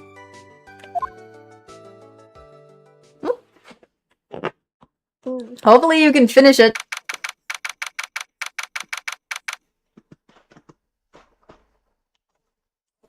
Okay, Hazakura Temple. A Hazakura temple? For pearls, I bet this is a very important place. After all, it's where this whole incident started. What's this? You're a ball back so soon? Hi, Bikini. Sister Bikini! I thought we'd be eating mashed potatoes alone tonight. So she's here. Pearly is here. She's in the training hall. Why don't you hurry along and go see her? Okay.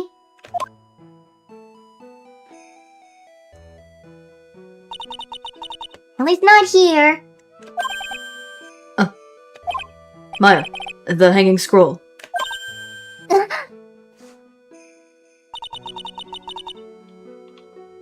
Hopefully you can. Someone cleaned it off. It's gotta be pearls. Mystic Maya? Pearly! Why? Why did you just leave like that? Mystic Maya! Mystic Maya! Oh my god. Finally, pearls! We're back. I swore I would never trouble the two of you ever again. Because it's all my fault that Mystic Maya's mother. That's why you came here. It's the least I could do to pray for your happiness. You don't have to do that, Pearly. It wasn't your fault. You didn't do anything wrong. Of course, I'm sad that my mother's gone. But, how do I say this? I'm still happy. You don't have to lie to make me feel better. No, really, it's true. The only reason I'm still here is all thanks to everyone who was there with me. My sis, my mother, Mr. Armando, Nick, and you. If every one of you weren't there, I'm sure I wouldn't still be alive right now. That's why I have to be strong. For all the people that were there for me when I needed them. can really do. Mystic Maya? I'm impressed you truly are the daughter of Mystic Misty. Hi, Bikini. I want to comfort her by hugging her. Sister Bikini! Your mother, Mystic Misty, was a strong woman indeed. I want to tell you what she said to me that night. After dishonoring the good name of the Quran, I don't have the right to face my daughter. But still, Maya's always in my thoughts. It's true, she'll always be with me until the day I die. Your spirit was with her. That's why your mother was so strong. Even at the end, I'm sure she had no regrets. I know a lot of the things weren't her fault. Yeah. She'll always be with me until the day I die, huh? There's a rule or something all masters are to follow, isn't there? To never take the charm off until the day you die. That's the Master Talisman! The thing that Misty kept by her heart and would never take off. It wasn't the container that was important. Rather, it was the contents. Oh! That's... Oh! A photo?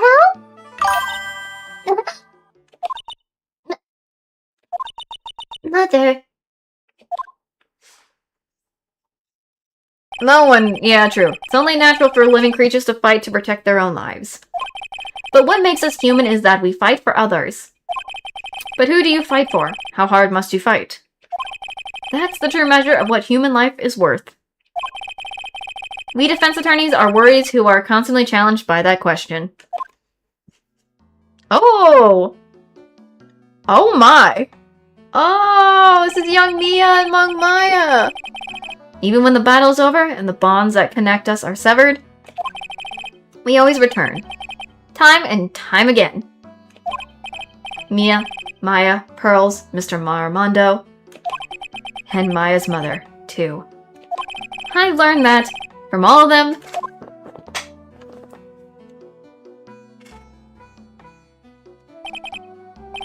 Well, shall we get going? Everyone's waiting. This is a day to remember. A day when a lot of things were finally put to rest. I think we should celebrate what we've overcome today. but I still can't. No, go on, sweetie.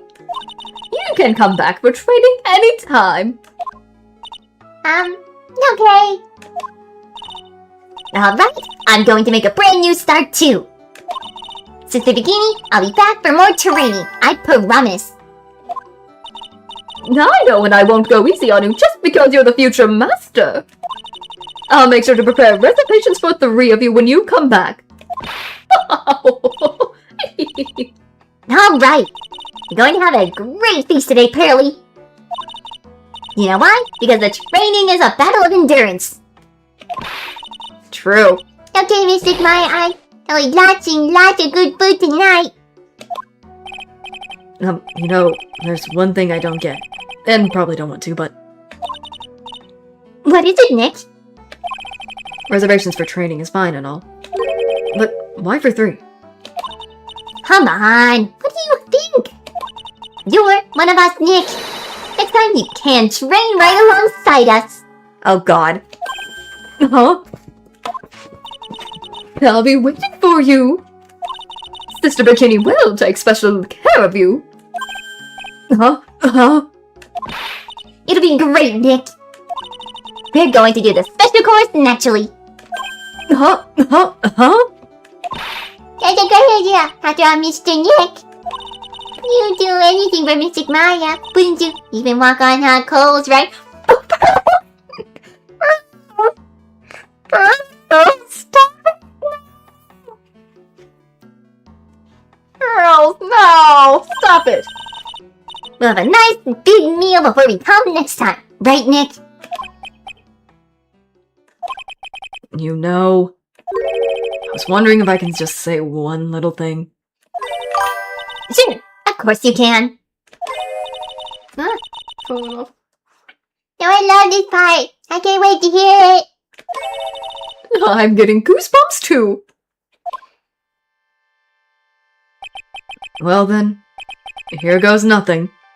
Objection! There it is. Oh! Finally! Oh! I did it. Oh, I still need to see this. I really have to work extra hard now. Master DeCrane and the office manager at Right and Cole's office. I'd have to be good big sister Pearly and Nick too. Well, as long as I'm not locked up or captured or something like that. The objection, yes! It's the objection! Objection! I can't do it. So it's true, Mr. Nick really is Mr. Goliath's knight in shining armor. He went through all the special course all the way to the end. Actually, I heard there's a legendary extra special ultra course here too. I think I'll surprise the two of them by making them a secret reservation. Oh god, no, pearls, please! Please don't pearls. Pearls! Pearls! Oh, hi. Maggie bought me a brand new coat as a present, pal. I feel 10 years younger. I never take it off. Yes, but somehow you don't seem the same. I guess a dirty, shabby old coat is just more detective-like, sir. Don't worry about it. In the name of love, a man will sully himself silly. Okay, Gumshoe, that's out of nowhere.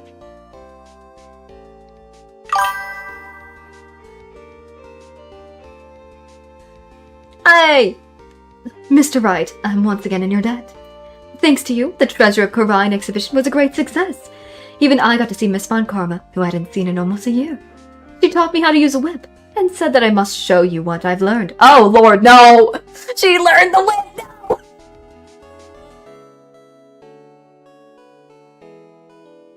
No! Oh, run! Desi and I started a company called Mass to Mass Counseling. We're dedicated to stopping the evil plans of the criminals in the city. Our motto is cut it out, please! Pretty cute, huh? Well, we also sell plants to the criminals as kind of a side business. I wonder if that's okay. Sometimes I think maybe we're the worst criminals. Why? No! Why? Oh god, hello. I want to show my appreciation to Mr. Wright for exterminating Dawn Tigray. So I lent him $50,000 in a tea set. A special tea, one I mixed with my own 2 hands. I bet he's drinking it now. With the compromise. Oh god, I forgot how creepy that one was. That girl was creepy. Oh, it's this guy. I'm just an old un in the way. A regular grumpy clown knows ways to flash. At least that's what I thought. But my grandkids had a birthday party for me the other day. Talk about embarrassing. 69 years old and I cried like a baby with a dirty diaper. Okay, is that... Oh my god, Taro. Taro. Oh, hello. As usual, we have an abundance of work to do. We hired a new programmer to replace Glenn Elg. I do hope everyone will get along. His name is Adam Mada. As soon as I heard his name, I knew our brain circuits would align perfectly. True. True. Oh, Bikini. My, more reporters? Since the motor, we've made so much money I hardly know what to do. I think the magazine like us because I provide such a nice visual, especially in spring. I can hardly wait for Iris to come back.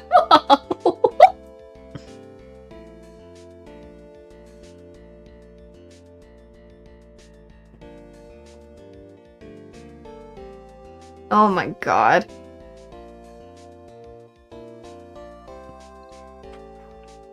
You turned into such a respectable man, Feeny. It was so sweet of you and everyone to come and visit me here the other day. Of course, I was happy that you constantly had your eyes on me, but I felt kind of bad when the little one slapped you so hard you got a nosebleed. Oh, is that Pearl? Did Pearl slap him so hard he got a nosebleed? Objection! Oh! This is new. Hey!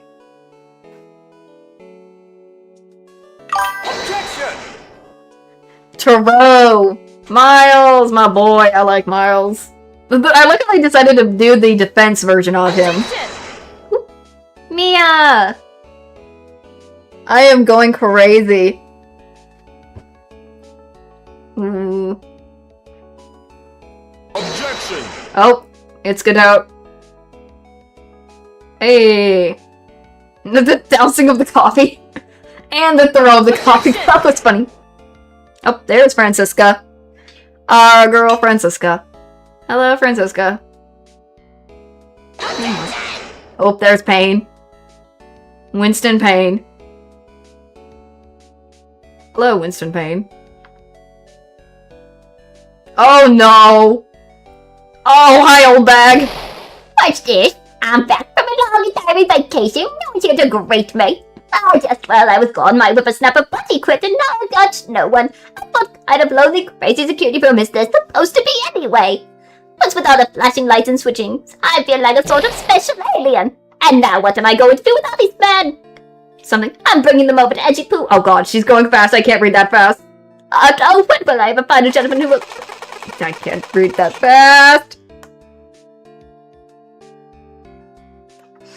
Oh my god, I wasn't expecting old bag.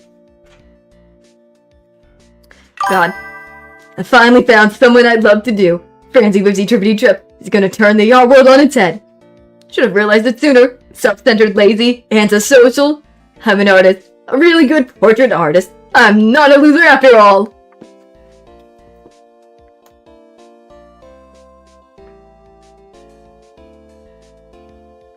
We will never escape. Oh, look at this. Oh, that is an amazing drawing if Larry did this. Oh my god.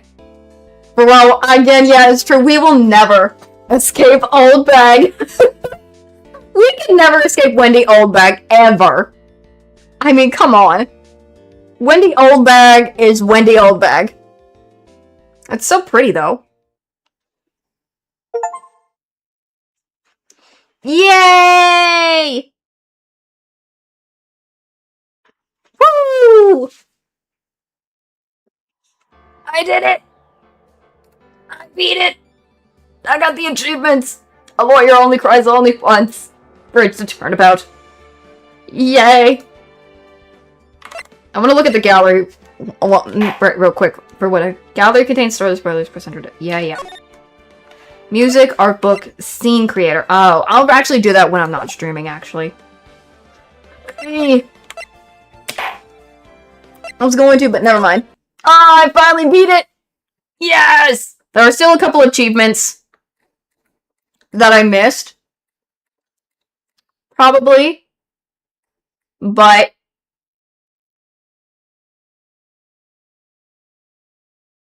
I don't know.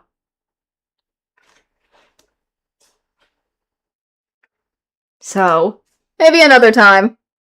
But oh my god, I am happy to finally finish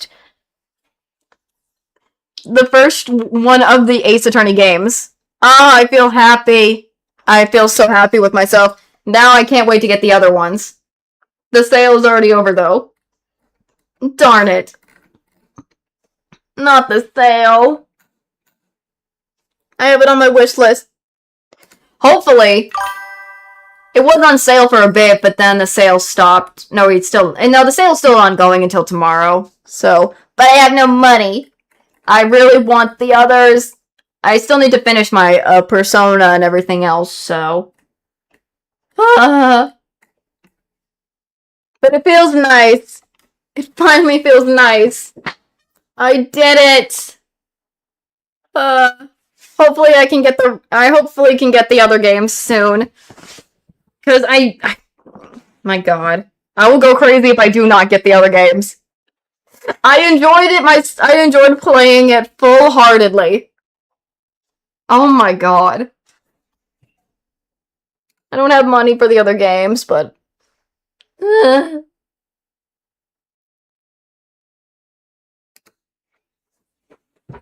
I'm just feel happy. I'm gonna change the title real quick on the stream real quick, Rooney.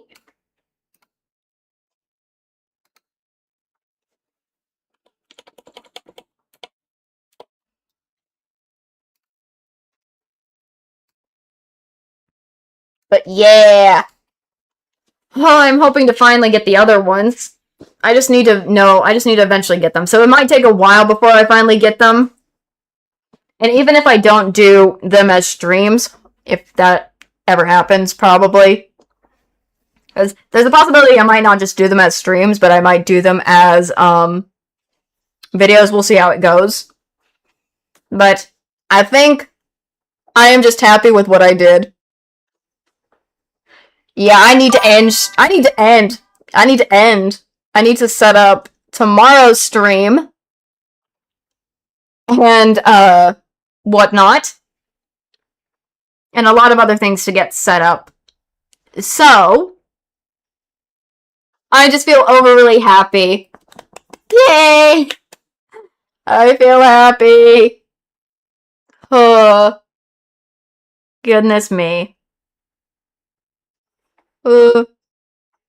Yes, tomorrow I am going to be returning back to more Kingdom Hearts Proud Mode. Yes, I'm playing the Proud Mode because I'm going to do a series where I play the first games normally and then I'll play Proud Mode. Because why the freak not do Proud Mode? So yeah, hopefully you're excited to see me get defeated a lot in that. And also hopefully on Thursday with Chat Choice Thursday, or possibly Saturday as well. So see you guys at tomorrow's stream. Bye-bye!